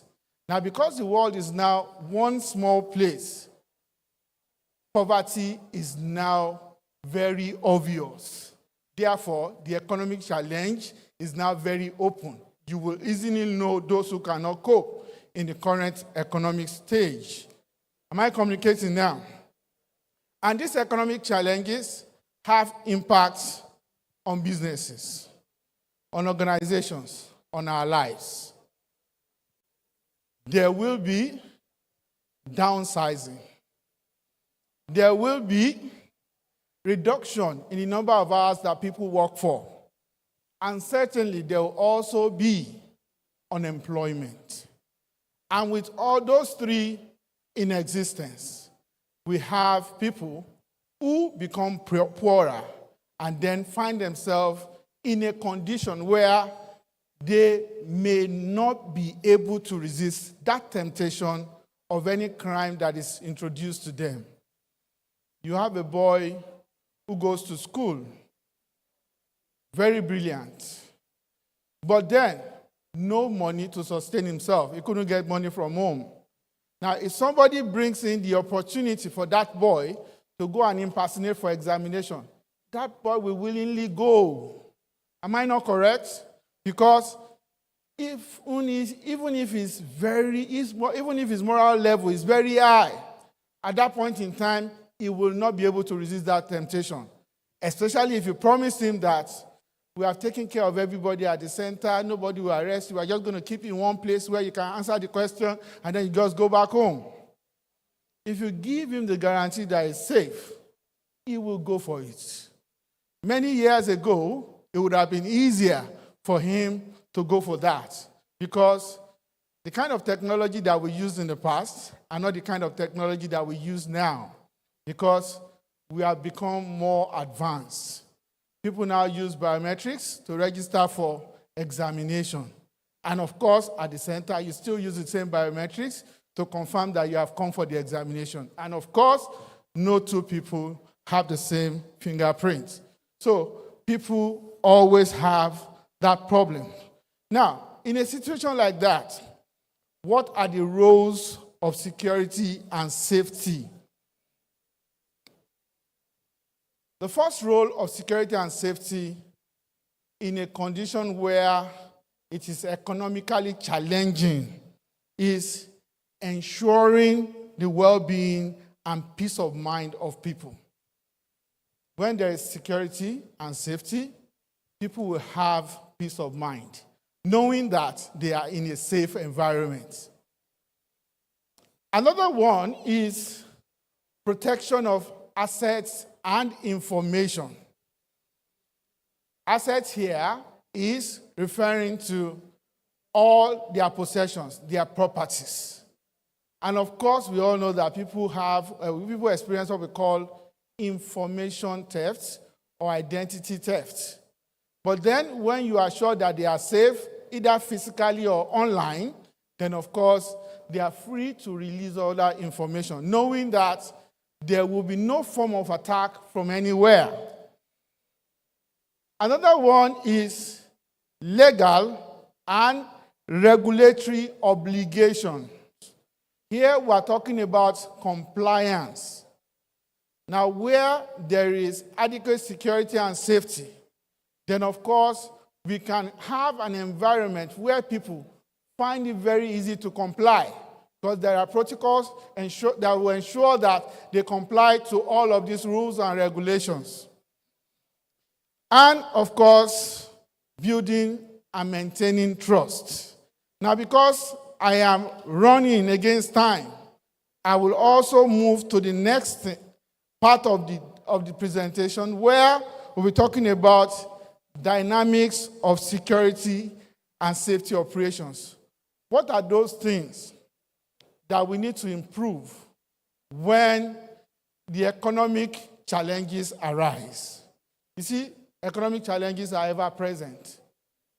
There is no part of this world where everybody is rich. There will be poor people, there will be rich people. But in a conspicuous, economically challenging society, we have a big gap between the rich and the poor, and that is why the pressure is always more on the system. So what are those things that we need to improve for the system to move? Because as the society is improving, crime is also improving. Remember, crime is a functional part of the society. There is no society that is devoid of crime. And according to Durkheim, a society becomes abnormal only when crime is too high or too low. But the existence of crime is essential for the society to progress. There will always be crime. No society of saints is not possible. All right? Even in the Vatican, there were sinners. Now, the first one that we need to move with is risk assessment and management. We must have the ability to assess all of the risks that people can, of course, experience. Because we have to, of course, protect the resources, protect the finances, and of course, we must also ensure that we are able to calculate the occurrence of certain natural disasters. You know, there are some parts of the world where they are prone to natural disasters, but they are always proactive. There are scientists working who will know that at a particular point, on a particular day, there will be earthquake, there will be volcano, there will be this, there will be that. But then we cannot say the same for some parts of the world. But we must always do what we call risk assessment and management. Another one that we must take advantage of is security technologies and innovations. We must take advantage. If Lagos is becoming a metropolitan city, of course it's already a metropolitan city, we are just putting the dot and the cross. But you see, when I was in Dubai last year, I realized that I did not see police officers on the street. And I also realized that on their Google News, social media, you don't see any information on crime. Because the moment you push any information on crime on the social media, the world is counting it for you. Nigeria is not safe because all our news are on the social media. Where they are not placed there by the police, they are placed there by the public. And then the global index is calculating the number of crimes that is happening in Nigeria. You see, over there, they take advantage of technology. They covered everywhere. And when there is crime, they may not move immediately. But then they probably wait till when these individuals get to their destination, and then they just arrest. And there's a need, kill. But then you will still not find anything in the news. Because it's not a part of the news that they want the world to know. They want the world to continue to perceive UAE as a safe environment for them to transact business. So if we take advantage of all the technologies that can be found, then we will realize that our world will become, or our country, or our state, or community will become better. Another one is staff training and development. Staff training and development. We always go for training. I had the opportunity to come here today because I met some people at a training where I talked about security. Of course, I'm not talking about the same thing I discussed with them, but then they probably found in me the capacity to talk about security. And because it's something I've been doing for so long, it became easier for me to do. Now, if we keep training our personnel, then we continue to expose them to more intelligence about every kind of crime. You see, nobody saw that cybercrime would come until after the year 2000. Nigeria was popular with the 419. Nobody foresaw cybercrime. And as soon as the internet came, we had more opportunity to perpetrate more crime. I am globally popular for one thing. My PhD was in cybercrime. And because I wanted to do a study in cybercrime, I became a Yahoo boy for 6 years. For 6 years, I was involved in cybercrime, collecting information about cybercrime almost all. And in the end, I was able to come up with a thesis that has taken me everywhere. Everywhere. By everywhere, I mean everywhere. New York Times came all the way to my house to come and cover me. Bloomberg has a video documentary on cybercrime where I am involved, and we already have more than 3.5 million views. And all I talk about is security and cybercrime. So training is very essential because when we do training, we expose our personnel to all the information that they need in order for them to get better.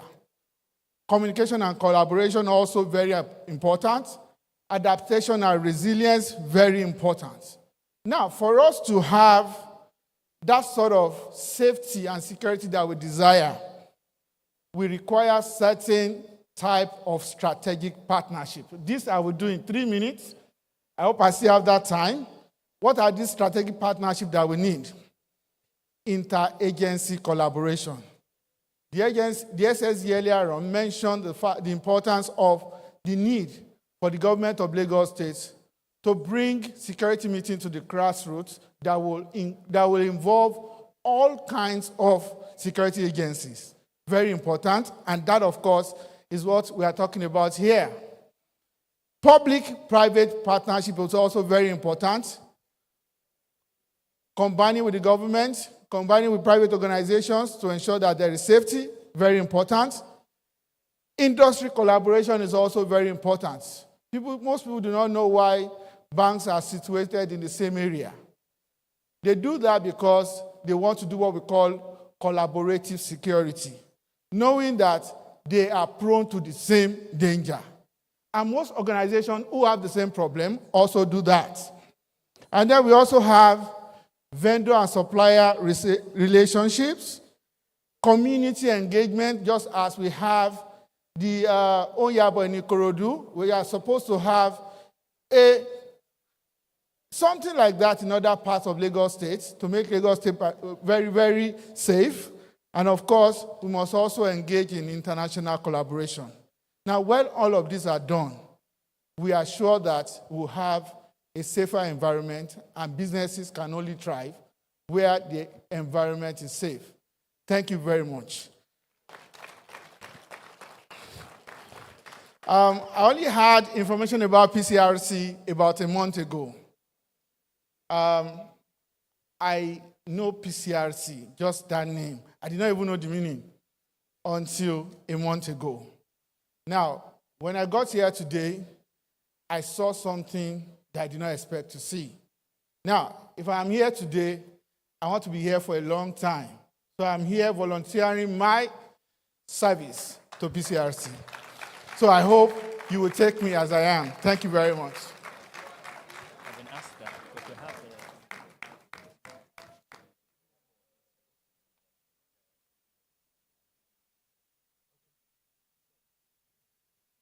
Thank you very much, Doctor.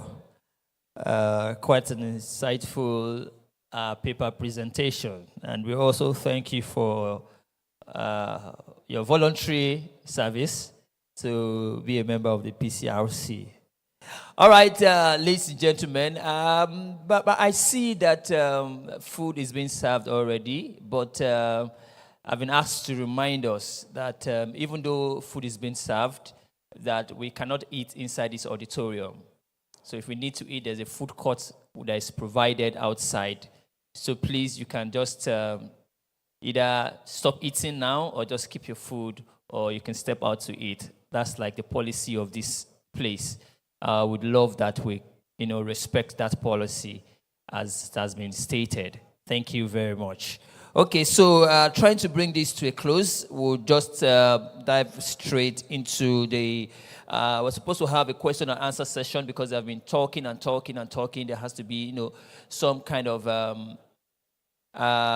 interaction, as it were. So that takes us to the open discussion and panel discussion, where we are now able to ask questions, and our panelists, discussants would answer as much as they can.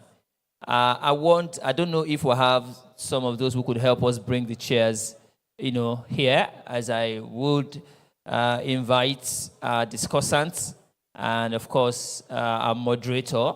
I'm sure it will be a short one where we can ask those questions and they can be responded to briefly. This is like about the last thing that we're doing at the conference. Okay, so yes. All right. Okay, so whilst they are bringing it up, I want to bring forward our discussants and panelists, and of course the moderator. Thank you. All right, first on my list is a distinguished Nigerian, as it were. Ladies and gentlemen, Miss Anne Ebinum. I hope I got that correctly. I got that correctly. All right, thank you very much. She came here a lot early. I saw her earlier. She's serious organized crime prevent officer, British Deputy High Commission, Lagos. It's good to have you. Please have your seat. Thank you. Yeah? She's my friend.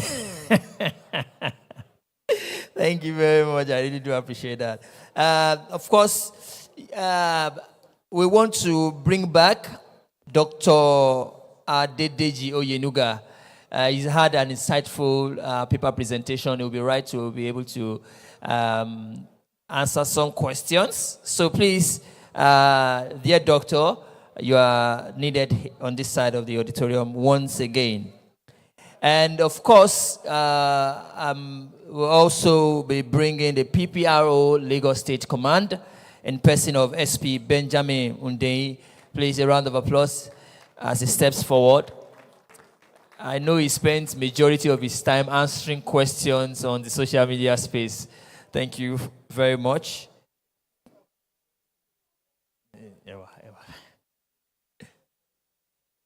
No.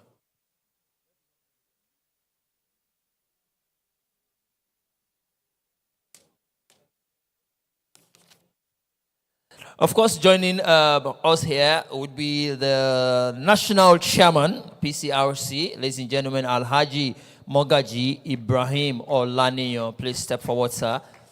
Step forward, sir. And it gives me great pleasure to now bring forward the moderator for this session, ladies and gentlemen.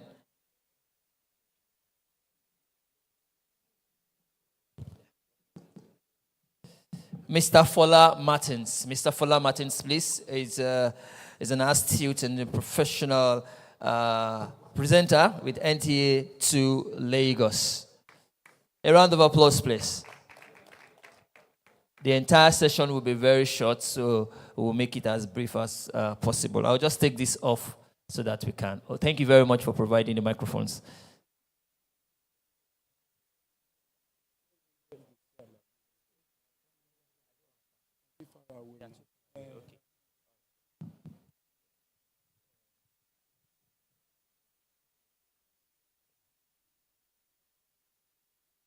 All right, thank you very much, everybody. And it's nice to say that this is right way to conclude this great interaction. My name is Fola Martins. I'm so happy to be with the panelists, distinguished Nigerians as they are. So we'll let them start, then you can then ask them the questions that you need to ask them based on what we have had so far. If I may start from my immediate left, okay, so I have with you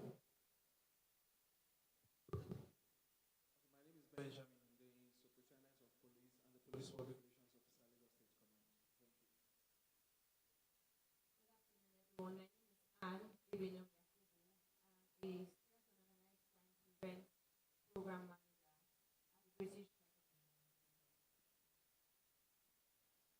an associate professor in the Department of Sociology, Lagos State University, and Department of Criminology and Security Studies, University of Ilorin, on sabbatical. I'm your servant, Alhaji Mogaji Olaniyan Ibrahim, the National Chairman, Police Community Relation Committee, Pcrc. Thank you. Okay, so critically, we are looking at how we can collaborate, how can we use our diversities, our experiences, to actually create a sustainable cooperation between, like you're doing, Pcrc and the police force. Now, so let's start maybe from you. So from your own experience so far, yes, you have commended Lagos State Pcrc, you have commended Lagos State government, you have commended the Lagos State Police formation, but across Nigeria, what do you see? Well, thank you very much. Let me give it to the entire Southwest when we are talking of Pcrc and collaboration with the Nigerian police. I stand to be corrected. I'm a former state chairman of Pcrc Ogun State. Later, I became national vice chairman in charge of Southwest. When I became the national vice chairman in charge of Southwest, we have only 2 states that can stand the test of time, that are giving 100% support to the Nigerian police in the entire Southwest. That is Lagos and Ogun State. So as the national chairman, as the national vice chairman in charge of Southwest, I try, with the support of all our leaders in these zones and the states across the Southwest, we replicate what we have in Lagos and Ogun across the 6 states of Southwest. And it works. Even that works for me to become the national. If you are serving humanity with clear and clean mind, you are going to be the first person to benefit from what you are doing. And if it's other way, you are going to be the first person that your bad will consume. So, and under this 1 year, before I become national chairman, we have so many dormant states. I don't want to mention, but we thank God today because I've traveled to all, we have 36 states in Nigeria, but I've traveled to almost 29. Even the remaining one, I'm yet to. But with what we are doing with what we used to have on social media help us. And secondly, I want to give this to the Nigerian police and the incumbent first PRO. Immediately, ACP Muyiwa Adejobi became the first PRO. The first thing it organized for us is the National ESCO of Pcrc. We are now on a platform with all our PPRO across Nigeria. That helps us a lot. So all the PPRO can see what is going, this plateau PPRO can see what we are doing in Lagos now.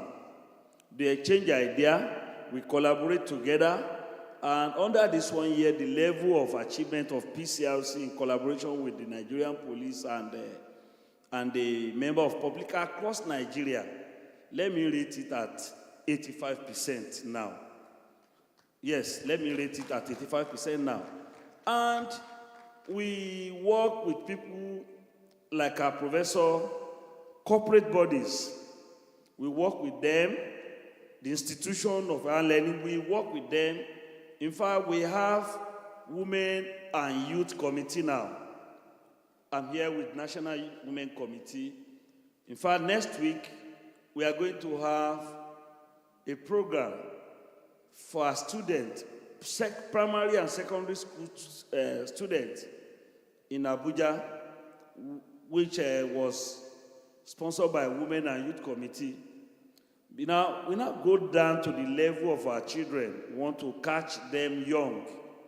We are working with NDLA, EFCC, the lecturers like him, the teachers, the other federal government ministry and agencies, institutions like foreign embassies, so many other organized institutions. And we are progressing seriously.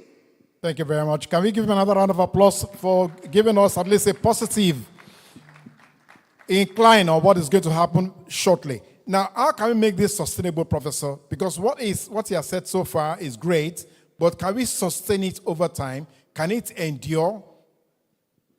Is it possible? Do you think it's possible? I think it's possible.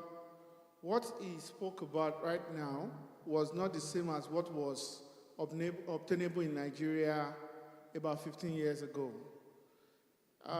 Law enforcement agencies have always worked separately, independently. There was no opportunity for them to come together in a round table and take one policy and operate with one policy.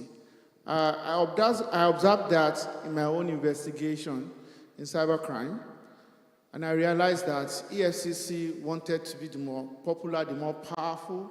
Police had more information, but they were not given the opportunity to be a part of those who would take that decision. And then there was an extract of the police, SFU, that is acting like I am in charge of fraud. I want to be alone. And then, of course, we had other organizations. But today, we are bringing everybody together. And we know that it is the future of security. If we do not work together as a group, then the future is very bleak. Very bleak. All right, thank you, Professor. Okay, let's bring on the lovable lady that is here on the panel. Now, from your own experience and the perspective that you have gathered over the years within this, now, what do you have to say to what PCRC is doing and how the Nigerian police has responded, adequately or inadequately to what PCRC stands for? Thank you very much. Speaking of PCRC, I would say the program I work on, which is the Serious and Organized Crime Prevent Program, is kind of central to what the PCRC does, and I'll explain. So the Serious and Organized Crime Prevent Program is one that looks to divert vulnerable young people in vulnerable communities from getting into serious and organized crime. Like Prof said when he was giving his paper, and that caught my attention. So at the beginning of our program, I know I asked, there was a study that was done into the drivers of crime, and there was something my boss said. He said he doesn't like to always join the bandwagon to say poverty causes crime, because it's an easy thing to do and it's a lazy thing to do. But there are a lot of poor people that are not criminals. So if poverty is the major or only source of crime, why do we have millions and millions of poor, very genuinely poor people on the street, but your purse will fall on the ground, they will pick it and give it to you and walk away.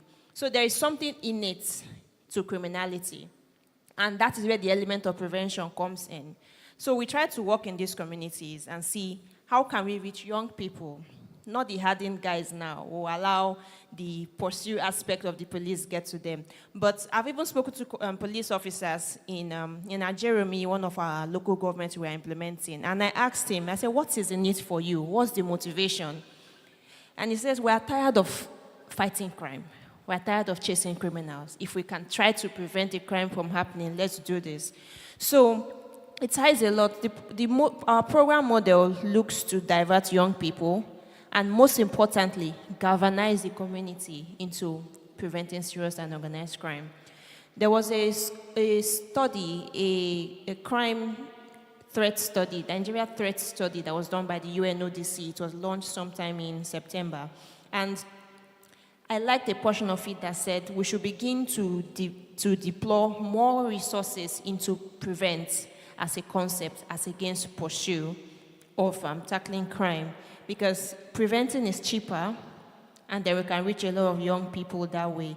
So in terms of sustainability and then tying it into the work of the PCRC, Our program model looks to galvanize community members, and interestingly, PCRC is one of our stakeholders. We are getting marvelous support from the PCRC, especially in Ifako Ijayi local government. They are giving us a lot of support. We work with them in Ikorodu as well, and I must say, you guys are doing a great work, and we really appreciate that. So we look to galvanize the community as well, because the community, like you mentioned, or like one of our senior officers mentioned while he was here, they live with the criminals. They know the criminals know them. They know the troublesome people know them as well. So we cannot efficiently work on prevent without mobilizing the community. So what our program did was, at the federal level, we have a strategic structure called the Prevent Advisory Board. We have the NPF at the federal level. We have ONSA, National Security Advisor. We have the NDLA and the Abuja Ministry people. But we know that for it to work beyond the strategic level, we need to work to the grassroots. So at the grassroots level, we have what we call the crime prevention partners. I like to call them the lifeline of our program. And when we talk about sustainability, like you mentioned, we should look to empower this kind of community organization. So they involve the PCRC, they involve market women, trade union leaders, estates residents association, vigilante association. So they have this group, and this group is like, let's say like a safety net or a safe place where people who are vulnerable, they're not criminals, but you have somebody who, some area boys are already sending him, go and buy me this. I was in Ikorodu the other day, and I was seeing some children where they said some of these cultists are send them errands with their gun, because they know they are easy targets. And then they send these little children, put my gun in your bag. When you get to school, go and give it to that egbon in that other street. So you know these children, when they grow up in this kind of, if this is their reality, as they grow older, if they are not offered a different way to think or a different mindset or an alternative kind of pathway, they default into becoming criminals themselves. So in terms of sustainability, we work with the communities to identify people who are vulnerable. So this community group in the various communities is like a safe space. The vulnerable people in the community know them, and they know, oh, if I need support, or if I want to, learn something, learn a skill, or if I want to go back to school. So we work with the community to make sure we try to divert young, vulnerable people so that they do not see life to crime as their only reality, and they can do other things as well. Thank you.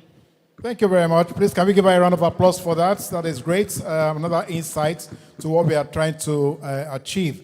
Now, my police officer, 40 years. PCRC, 40 years. Is that a plus or a minus? And where's the trajectory? Where are we going? Okay, thank you very much. It has been a very big plus. It has been a very big plus. When one of our dignitaries was reading his speech, I don't remember who now, but he said, I think it was the representative of the DIG, yes. He was quoting the former CP, who is the DIG now, that PCRC has played a very massive role in the success story of the Lagos State Police Command. So it has been a very big plus. Because it's a known fact, many of us know it for a fact, that apart from being under-policed in Nigeria, the police itself is under-equipped and under-trained too. So like the prof said, to better understand cybercrime, he had to go into cybercrime itself. So, so for the police to better fight some kinds of crime, you need to train. You need to understand that crime, and there is under-training, under-equipment, and all of that. So PCRC has been able to bridge a better part of that gap. We are not there yet, we still need more. Everybody has been saying Oliver Twist, we need more, and that's a fact. But they have been able to bridge that gap. They've been able to provide some of the most needed resources that has made it possible for us to remain afloat. Maybe without PCRC, maybe we would have gone underground, I don't know. But it has been a big plus. And talking about the trajectory, yeah, I see it's very auspicious, very auspicious. I see us attaining greater heights, and I just hope that more Nigerians would join the PCRC. I'm happy Prof is our newest converts. And I hope you preach the gospel when you get back to your community. So if more people join, the trajectory too looks very good, and together we would achieve more. Okay, thank you, Uday. Now, I think we should let the audience also join us so that at least we can be sure that this conversation is getting onto the street. So it's just not about the elites alone. So may I take the mic straight to the street if it's possible? If I may use that expression. Yes? I can see hands. Okay, can you please come forward and ask a question, please, quickly? Thank you very much. Can we give me a round of applause, please? Thank you very much. I like the panel to resolve one or two issues. By the way, I'm Dr. Sholesi. I'm also a criminologist. I'd like you to address issues that has to do with collaborations. And in my own assessment, I've found out that some of this crime that we're actually talking about has to do with certain demographic, certain age group. Some people in their 60s or 70s do not engage in cybercrime and some of this. They cannot even handle some of this. Now, how do we now solve this problem coming from the angle of Pcrc that has been able to identify some of the challenges that have been seen? I'll give you a clear example. Can we make it short? I want to make it short so that they can actually address the issue, because it's two of them that will actually address the issue. Now, we discovered that there is a lot of multi-agency dealing with different things. I have to deal with sometimes NDLA to crack certain issues. Now, and you have talked eloquently about collaboration. So, how do we move forward from here, ensuring that this collaboration, we are able to use it to resolve some of the identified problems? Thank you. Thank you very much. Quickly, Prof, let's take it from you. Our national chairman will now take the other end of it. Go ahead, please. Thank you very much. He talked about demography. You see, when it comes to cybercrime, well, we have more of young people. It doesn't mean that older people are not involved. But generally in crime, people age out of crime. As you grow older, you become more law-abiding. For some people, for most people actually. Now, to his question, you see, we are all talking about collaboration now, and we heard it from the SSG, who also said they wanted more collaboration, which means that in the heart of every collaboration, there must be a government involvement. The policies will always come for the government. So if the government should create an opportunity or a stage, a platform for there to be a collaboration, then of course, policies will come out of such collaboration, and it will tell on every organization that is involved. So government is very important because everything is revolving around the government. Okay, all right, thank you, Prof. Yes, Chairman. Well, let me take it from the angle of collaboration. From the fact that I have with me, collaboration with other security agencies. Police are willing, are ready, and ready. It's only we need to appeal to other security agencies. In our own way, we are trying, reason, you will see us whenever we organize anything, it's Pcrc, we invite NDLA, EFCC, Nigeria military, and others. And there's no resistance from police that don't call them. But, like Prof rightly said, and all these security agencies, we need to know the fact that they are the baby of the police anywhere in the world. But they are not ready. It's for us, we will not need government alone. We need to appeal to all these security agencies to just see the goal of achieving the aim of the community of crime and criminality. They need to work together, EFCC, NDLA, Nigeria Police, they need to take a cue. Of recent, EFCC arrests some military men. They went there without knowing what is going on, attacked them. There is an issue in Adamawa where some military men committed crime. They were arrested. The next thing, military went there to bombard and kill a police officer.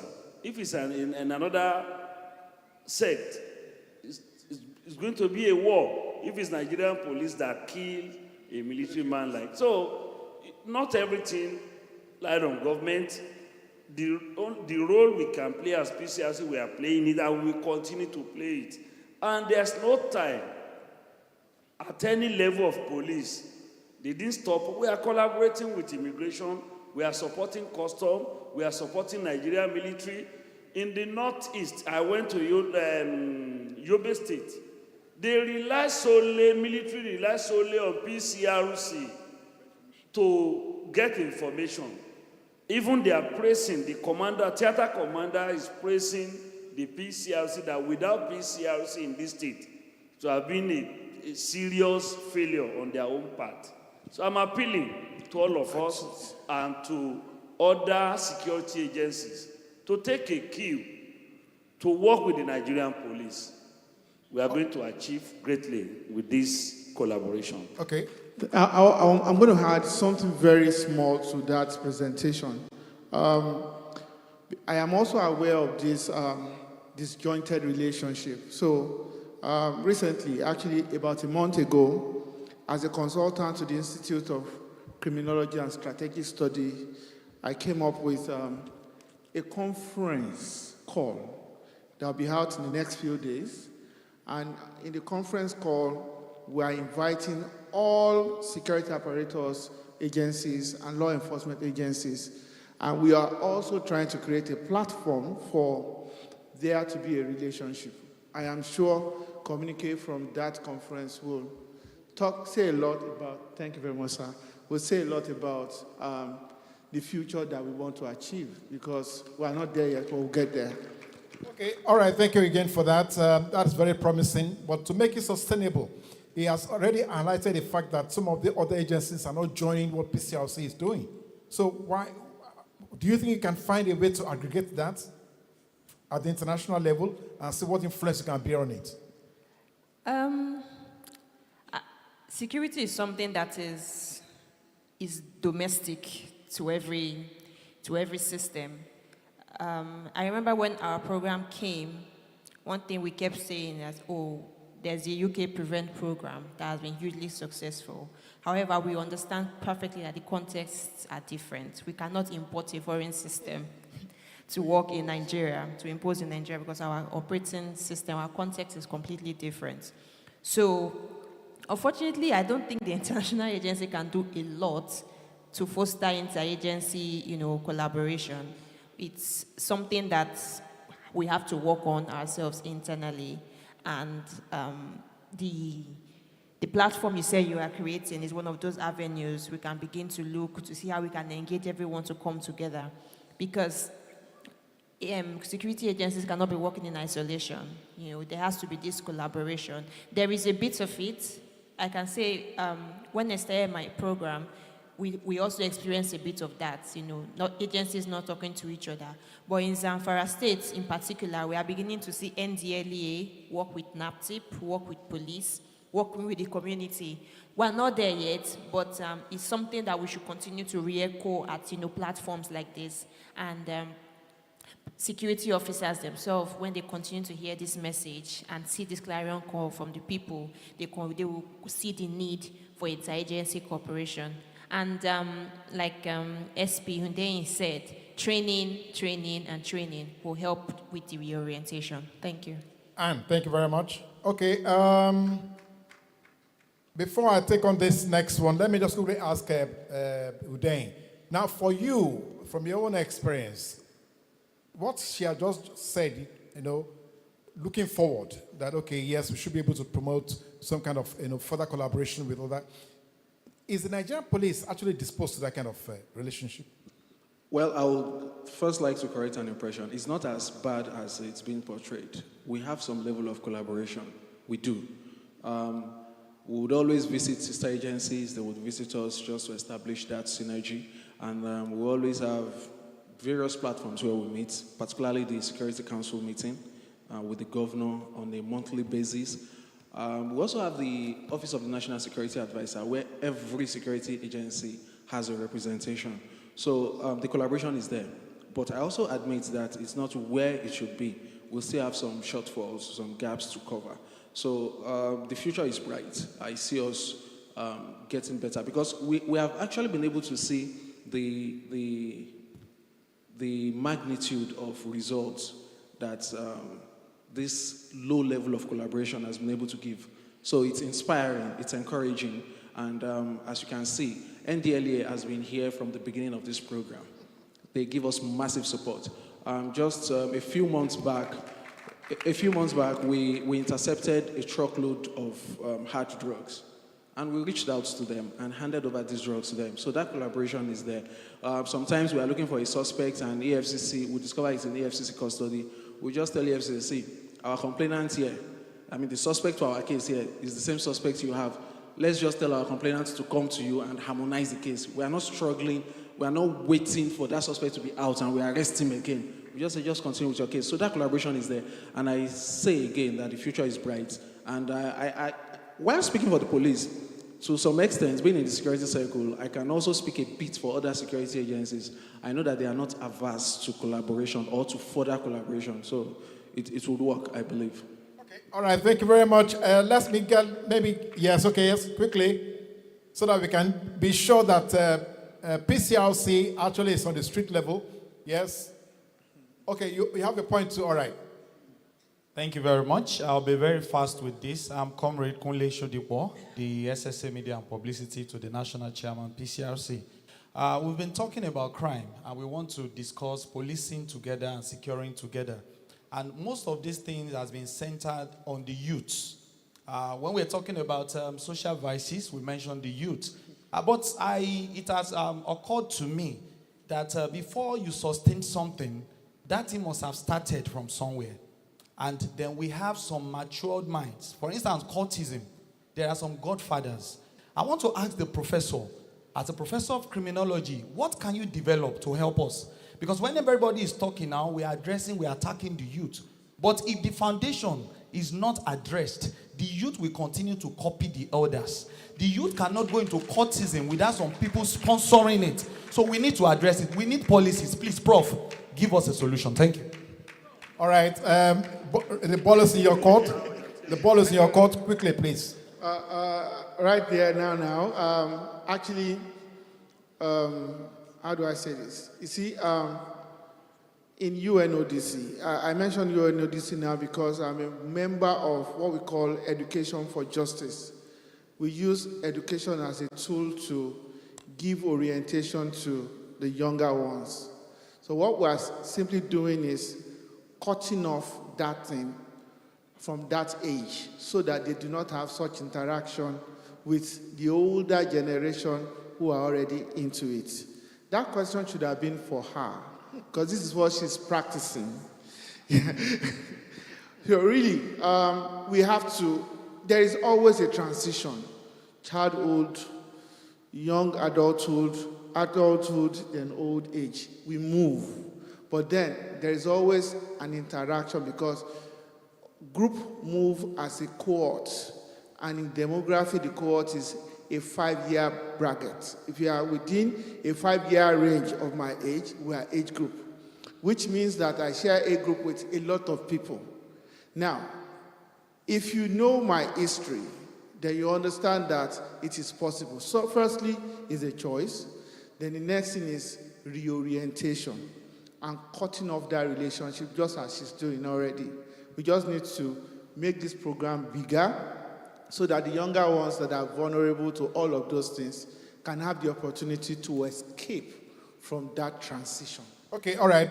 Anne, you will make a comment, but because we have one more question from the... Can we take one more? Okay, just one. Quickly. Thank you, sir. My name is Comrade Sam Mekanen. I'm coming from the... Yes. I want to refer my question to the Prof. Because when we were talking the other time, that's why I say I'm coming from the human rights setting. So this question will have a long way to go with you. Now, when we were giving your speech or you said that your involvement in crime, in the quest to try to kind of put, so you went into it. I want to get more explanation so that will not, hope you are not trying to encourage people to do that. Or is it a plus?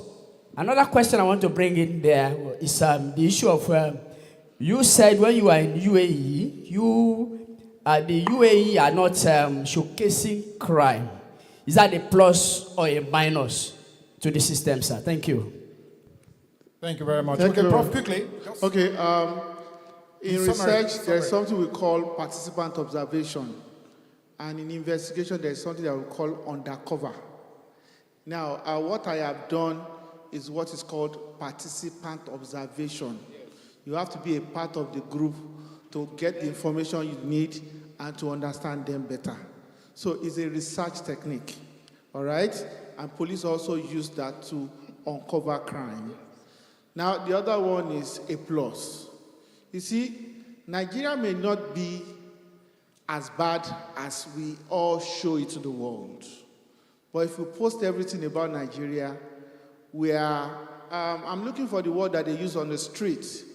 I don't know again.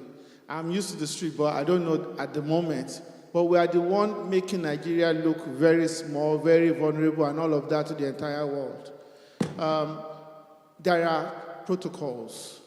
Have information about the crime, report to the right channel, and then they take it up.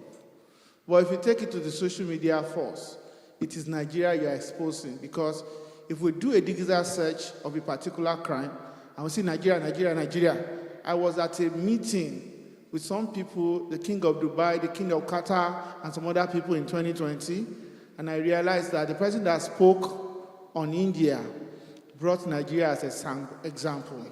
The person that spoke from Egypt brought Nigerians as a sample.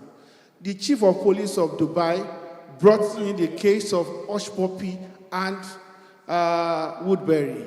And then, when it was my turn to talk, I had no defense for Nigeria. We all have cybercrime everywhere in the world, but we are the one pushing it out everywhere. Somebody, a footballer, just lost $30 million, but in the reports, they said Yahoo, Yahoo. And when it's Yahoo, Yahoo, it is Nigeria. But it's not only a crime committed from Nigeria. I have one information. A Japanese came from Japan in February to Nigeria to investigate cybercrime because he felt that the Japanese that committed suicide did so because a Nigerian swindled him. He came. We started searching because I had to go back to the hood and then research. In the end, one of our informants made us to know that that particular kind of cybercrime is perpetrated from Ghana.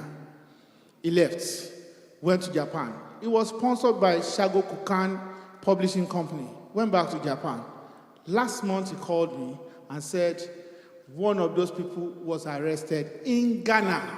But to the world, Nigerians are the Yahoo boys. All right, so we have heard that. I'm not sure we can take any more. Okay, I just want Anne to respond to the prompter he gave us just now, quickly, so that we can see where that will help us. Okay, so very quickly, before our program started, we were able to identify 3 levels of beneficiaries. We have the primary beneficiaries, which are the very young people, primary school, early secondary school, who are not engaged in criminality, but they live in SOC endemic communities, and then they are vulnerable. For these people, we organize interventions for them to begin a mindset change from that young age. So they know, even though there's cultism prevalent in my community, even though this bros is doing this Egbon is involved in cybercrime, this is wrong. We had a campaign in one of the model colleges at Meron, Ifako Ejaye, and the theme of that campaign was Yahoo, Yahoo, not they pay.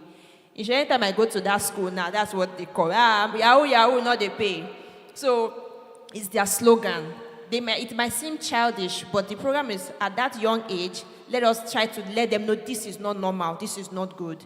We were at Iju Obawale Grammar School, and what we are doing there, we are engaging the kids in dance, art, and drama interventions. So after school, they are not in a hurry to go back to the streets, to the hood, to begin to mingle with, these criminal elements. They are interested, when are we having dance practice? When are we having drama practice? In Ikorodu, we are doing football and cricket.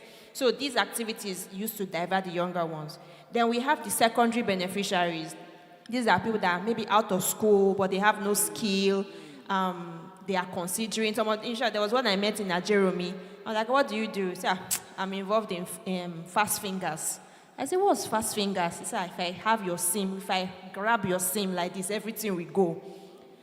So these people they haven't been caught by the police, but they have started engaging in low-level criminality. And from the people we intervene with, we see that, okay, they are not yet deep in it. If we give them something else to do, they would leave. So we give these people vocational skills training.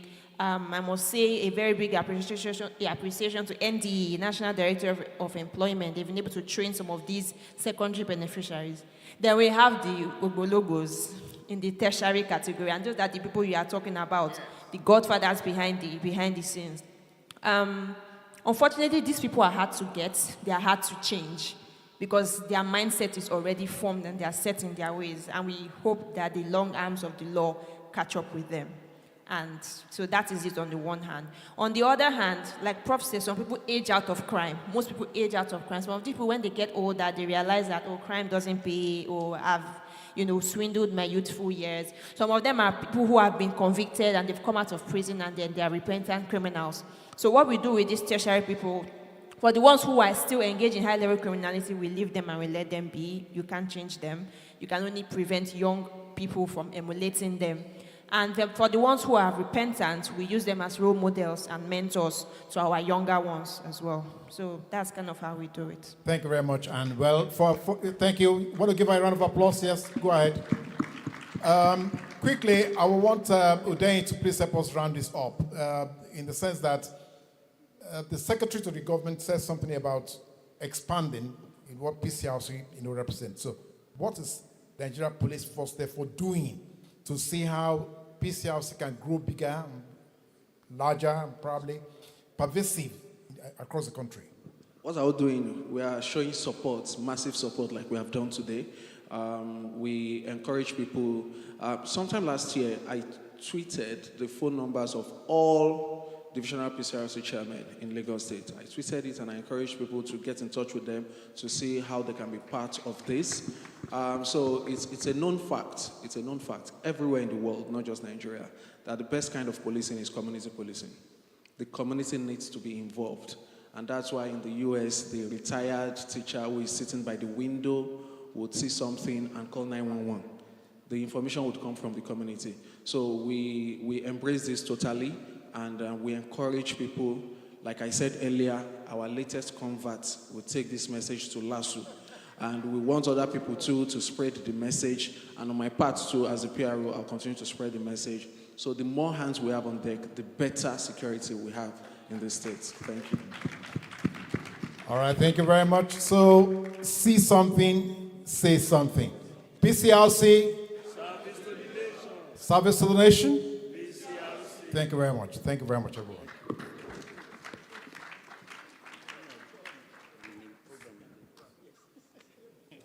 Thank you very much. All right. Okay. A quick photography session with our discussants and panelists. It's been insightful.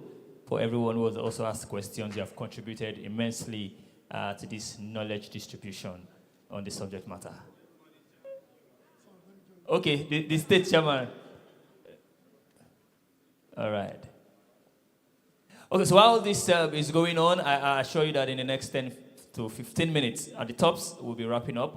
Next on the program lineup would be conferment of patronship. And of course, awards That is what is going on now. We'll take the conference communique afterwards. We'll do the vote of thanks, and then we'll be out of here. Thank you so much. All right, so to do us the honors of taking that conferment of patronship, the state chairman is here already, so you should just remain with us. Sir, please, since you are here, the conferment of patronship, the awards, and we'll take that now. All right. Okay, so we'd like to welcome Pastor Sam Adeyemi. Of course, we know he's not here, but he's here ably represented. Okay, so one of the pastors, I believe, would be here to get that award. Of course, presented by the state chairman, Pcrc, Apostle Kende Showe Memo. Will be doing us the honors. We'll have other awards that will be here. And of course, some of our recipients are also here seated. Immediately after that, we'll have Adebowale with the Adegbenro. We would appreciate everyone seated here. It's an award and conferment of appreciation award and conferment of patronship. We select to have a patron in Pcrc Lagos. We don't just have patron, and we don't have patron for money. You can be sure of that. The whole of Lagos, Pcrc, Lagos State has, as of today, just one patron. And that is Dr. Ayo Oguson. And it's not just for money. We don't even ask a cover from him. Your size, what is this person doing for the society in terms of security? It deserves to be a patron. And we're having the second one today, and that is Pastor Sam Adeyemi. And on behalf of the leadership of Pcrc Nigeria, I conferred on him and give him this special award for being part of community policing in Nigeria. Thank you. God bless.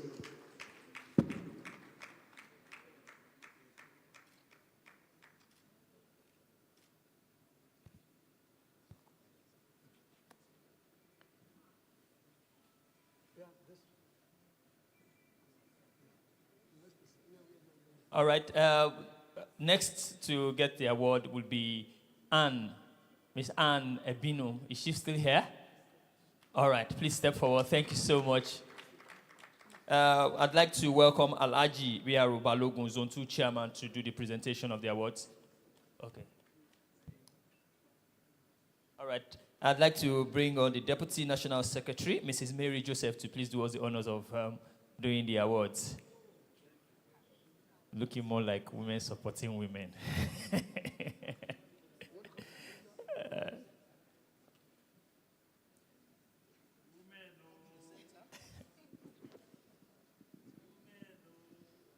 The Nigeria Police Community Relations Committee, Pcrc Lagos Appreciation Award, presented to Anne Ibinum.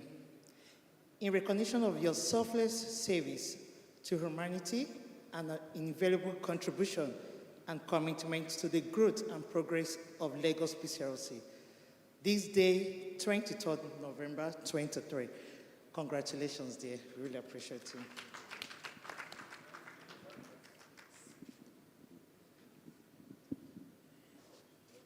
All right, while the picture is going on, the next person who will be getting an award is no other person but someone who has been very, very, very instrumental to the growth of Pcrc nationwide. Ladies and gentlemen, the National Chairman, Pcrc, Alhaji Mogaji Ibrahim Olaniyo. All right, and of course the State Chairman, Pcrc, Lagos Command, Apostle Kende Showeme, will do the honors of presenting that particular award.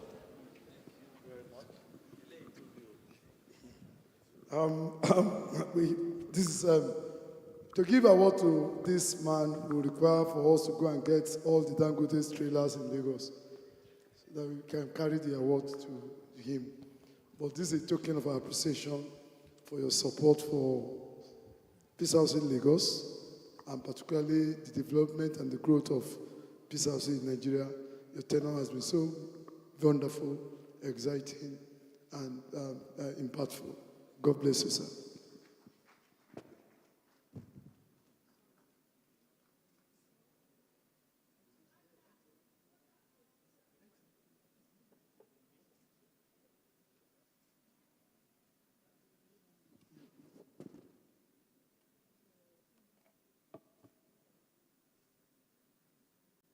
Thank you very much, sir. Of course, the next award recipient is no other but the very hardworking PPRO, yes, Lagos Command, in person of SP Benjamin Ndei. Please step forward for the award. National Chairman, sir, after that picture, please.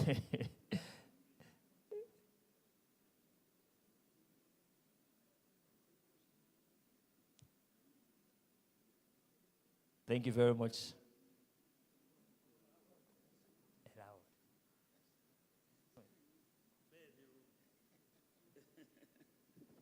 Well, thank you, Lagos State Pcrc, for this.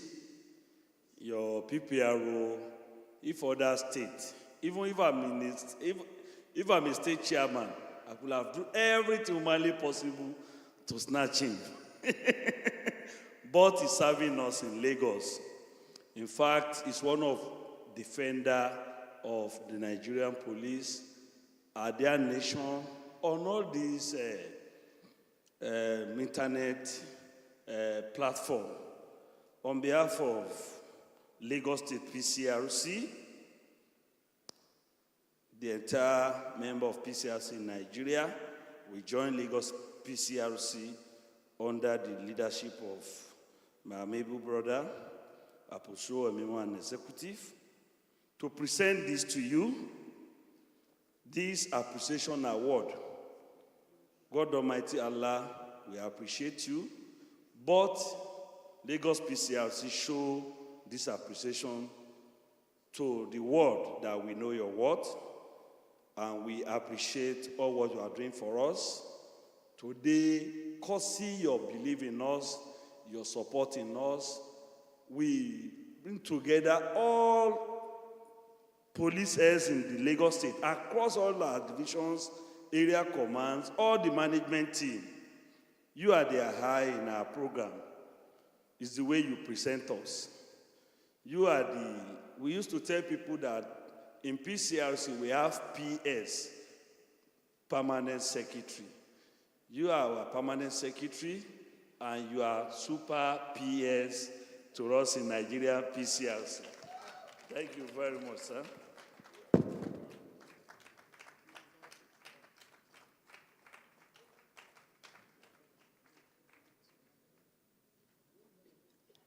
All right.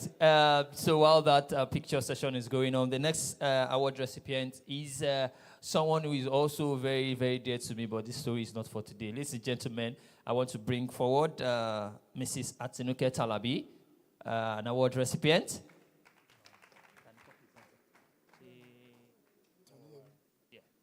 All right, to do the presentation, I'd like to welcome the Southwest Vice National Chairman, Prince Sonny Yemi Adenowo. So please do us the honors of presenting the award to Mrs. Atinuke Talabi.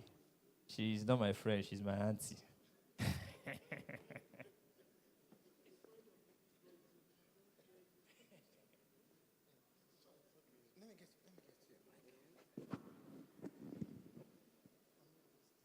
MC, today is not your sister. Madam, we've seen what you have done for us from the lecture and other things that you have given to our women the other day. We appreciate you, sir. On behalf of the Nigerian Police Force, Police Community Relations Committee, Pcrc, Lagos State Command, appreciate and is giving you this award for what you have contributed to the progress of Pcrc in Lagos. Mrs. Atinuke Talabi in recognition of your selfless service to humanity and invaluable contributions and commitment to the growth and progress of PCRC Lagos. Today, being the 23rd November 2023, we hereby present this token for your contribution to the growth of PCRC in Lagos. Thank you and God bless you. We have just 3 more awards to go. We hope that our recipients are here. The state chairman will do us the honors of presenting that particular one. Elder George Okoye, if Elder George Okoye is here. Yeah, an award recipient. Please let me bring the other two. Elder George Okoye, if he's not here, okay, let's try to get a... While Adebo Wale Adegbenro gets ready for the conference communique. All right?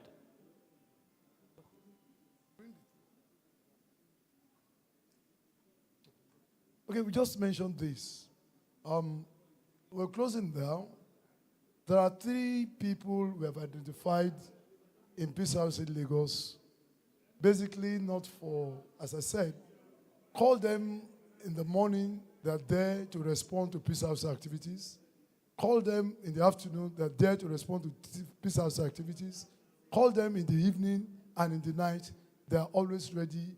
They are selfless in service to humanity and to the community, and we have identified them. Alarakwe, Okoye, and just those, about 3 of them, and we are giving them an award. Unfortunately, they are not aware. I'm not sure if they are here now. And of course, just want to mention this so that we can know. On that note, we close the award session. And is there another here? Okay. Okay. All right, so we go to the communique. We take the communique and we prepare to close. Adebo Wale Adegbenro.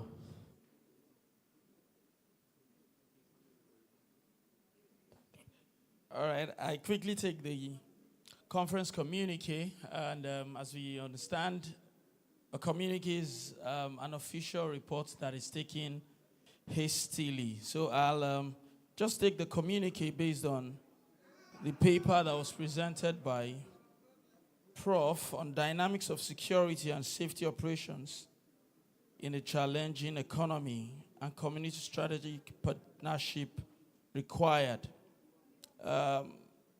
From that paper, it was emphasized that poverty is not the sole cause or the only cause of crime.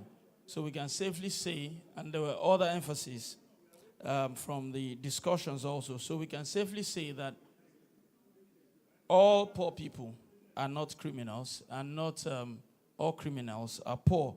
So we can safely land that there. And one objective also of security that I want to pinpoint is the promotion of peace. Peace in every sphere of the environment. Also, the critical elements of security, we have the human side, we have the material side, we have the technical, that means the skills required to use the materials that you have. But most importantly, that I want to stick with, which is the most reliable, and the one that is infallible, is the spiritual element of security. Now, what does the economy become? When does the economy become challenging? When we say that the economy is challenging, it is when there is so much uncertainty in the economy, when people are unable to meet their food, feeding, clothing, and shelter needs. And this brings about some level of degeneration in the economy. So, and also it was established that crime is a functional part of society and is essential for every society to indeed progress. So what level of collaborations do we need? The collaborations that we require, we need interagency collaborations, the public-private partnership, the industry collaboration, we require that. And on a final note, businesses and lives can only thrive when the environment is indeed safe. Thank you. Thank you very much. I like it that it's very brief. At this point, we'll take the vote of thanks. Ladies and gentlemen, I'd like to specially welcome the PCRC Deputy Chairman, Lagos State Command, Prince Augustine Onokwai, to do us the honors of taking the vote of thanks.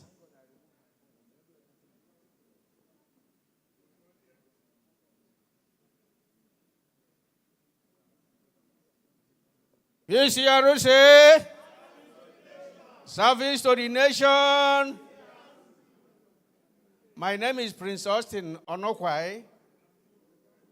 On behalf of the Pcrc Lagos State Command, I wish to thank you for coming, your patience.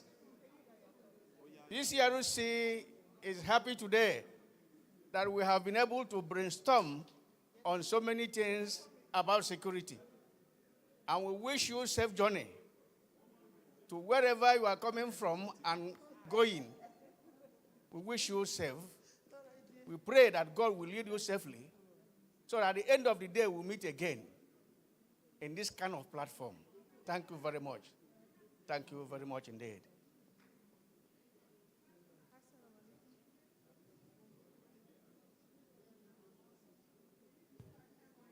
Thank you very much, sir. I want to indeed say thank you to every member of the PCRC Lagos. Special thanks to the Lagos State Chairman, Apostle Kende Showemimo. Thank you very much.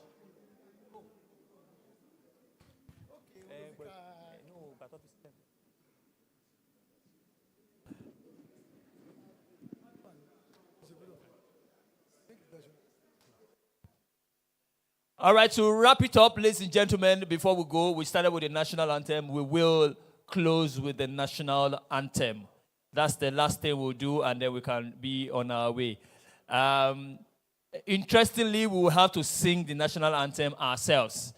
So I'll just take a couple of seconds for all the picture taken to just wrap up. Please, can we pause and take the national anthem as we close? Please. We need to pause and take the national anthem as we close. I take it now. Arise, O compatriots, Nigeria.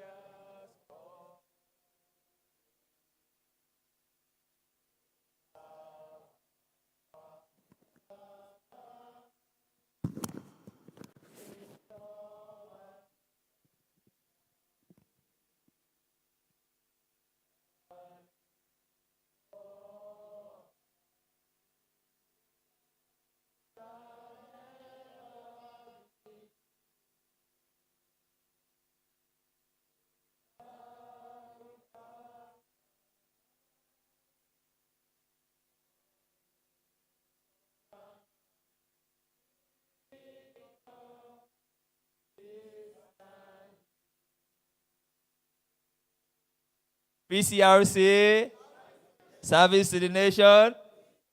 Thank you very much. Thank you very much. Okay, State Chairman, sir.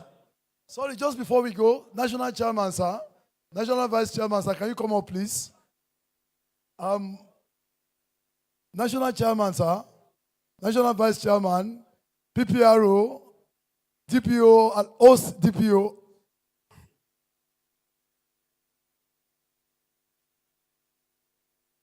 We want you to take, we want to call just 3 people. We want you to take photographs with them. Alarakwe, please, can you come forward? Alarakwe, can you hear me? Okoye, can you come forward? And Chukwemeka, can you come forward? Yes. The PRO, please, can you come forward? First of all, we want them to take photograph with us. These people, they have been trapped. This man, Alarakwe left here 3 a.m. this morning and is back here again as early as 7. And he's been using his personal vehicle, Alarakwe here. He was the one that went down there to go and put this thing on. And not only that, all through, it's been wonderful. Okoye has been the drive. Okoye has been the drive for movement of PCRC to move up in terms of manpower, in terms of support, is always there, an excellent person. And Chukwuemeka is here. He comes all over from Badagry environment. He lives around Badagry side, Janiki area, and he can go and come back if we need him. And we don't even ask anything from us. I will say, how do you do this? We are so excited. We look at these people and said, these are people who should actually be in peace house, selfless. And we have identified them. We have this award for them. And we want to give them this award.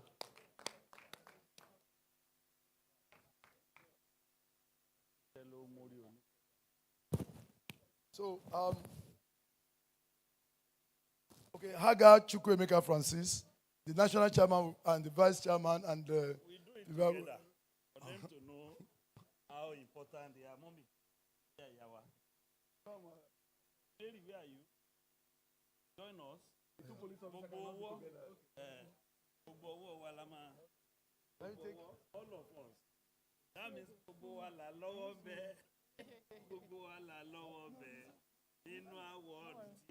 have you taken?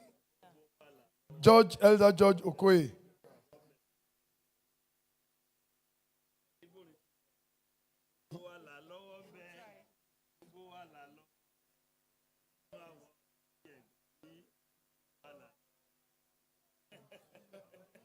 And the last person, Afolabi Alarakwe.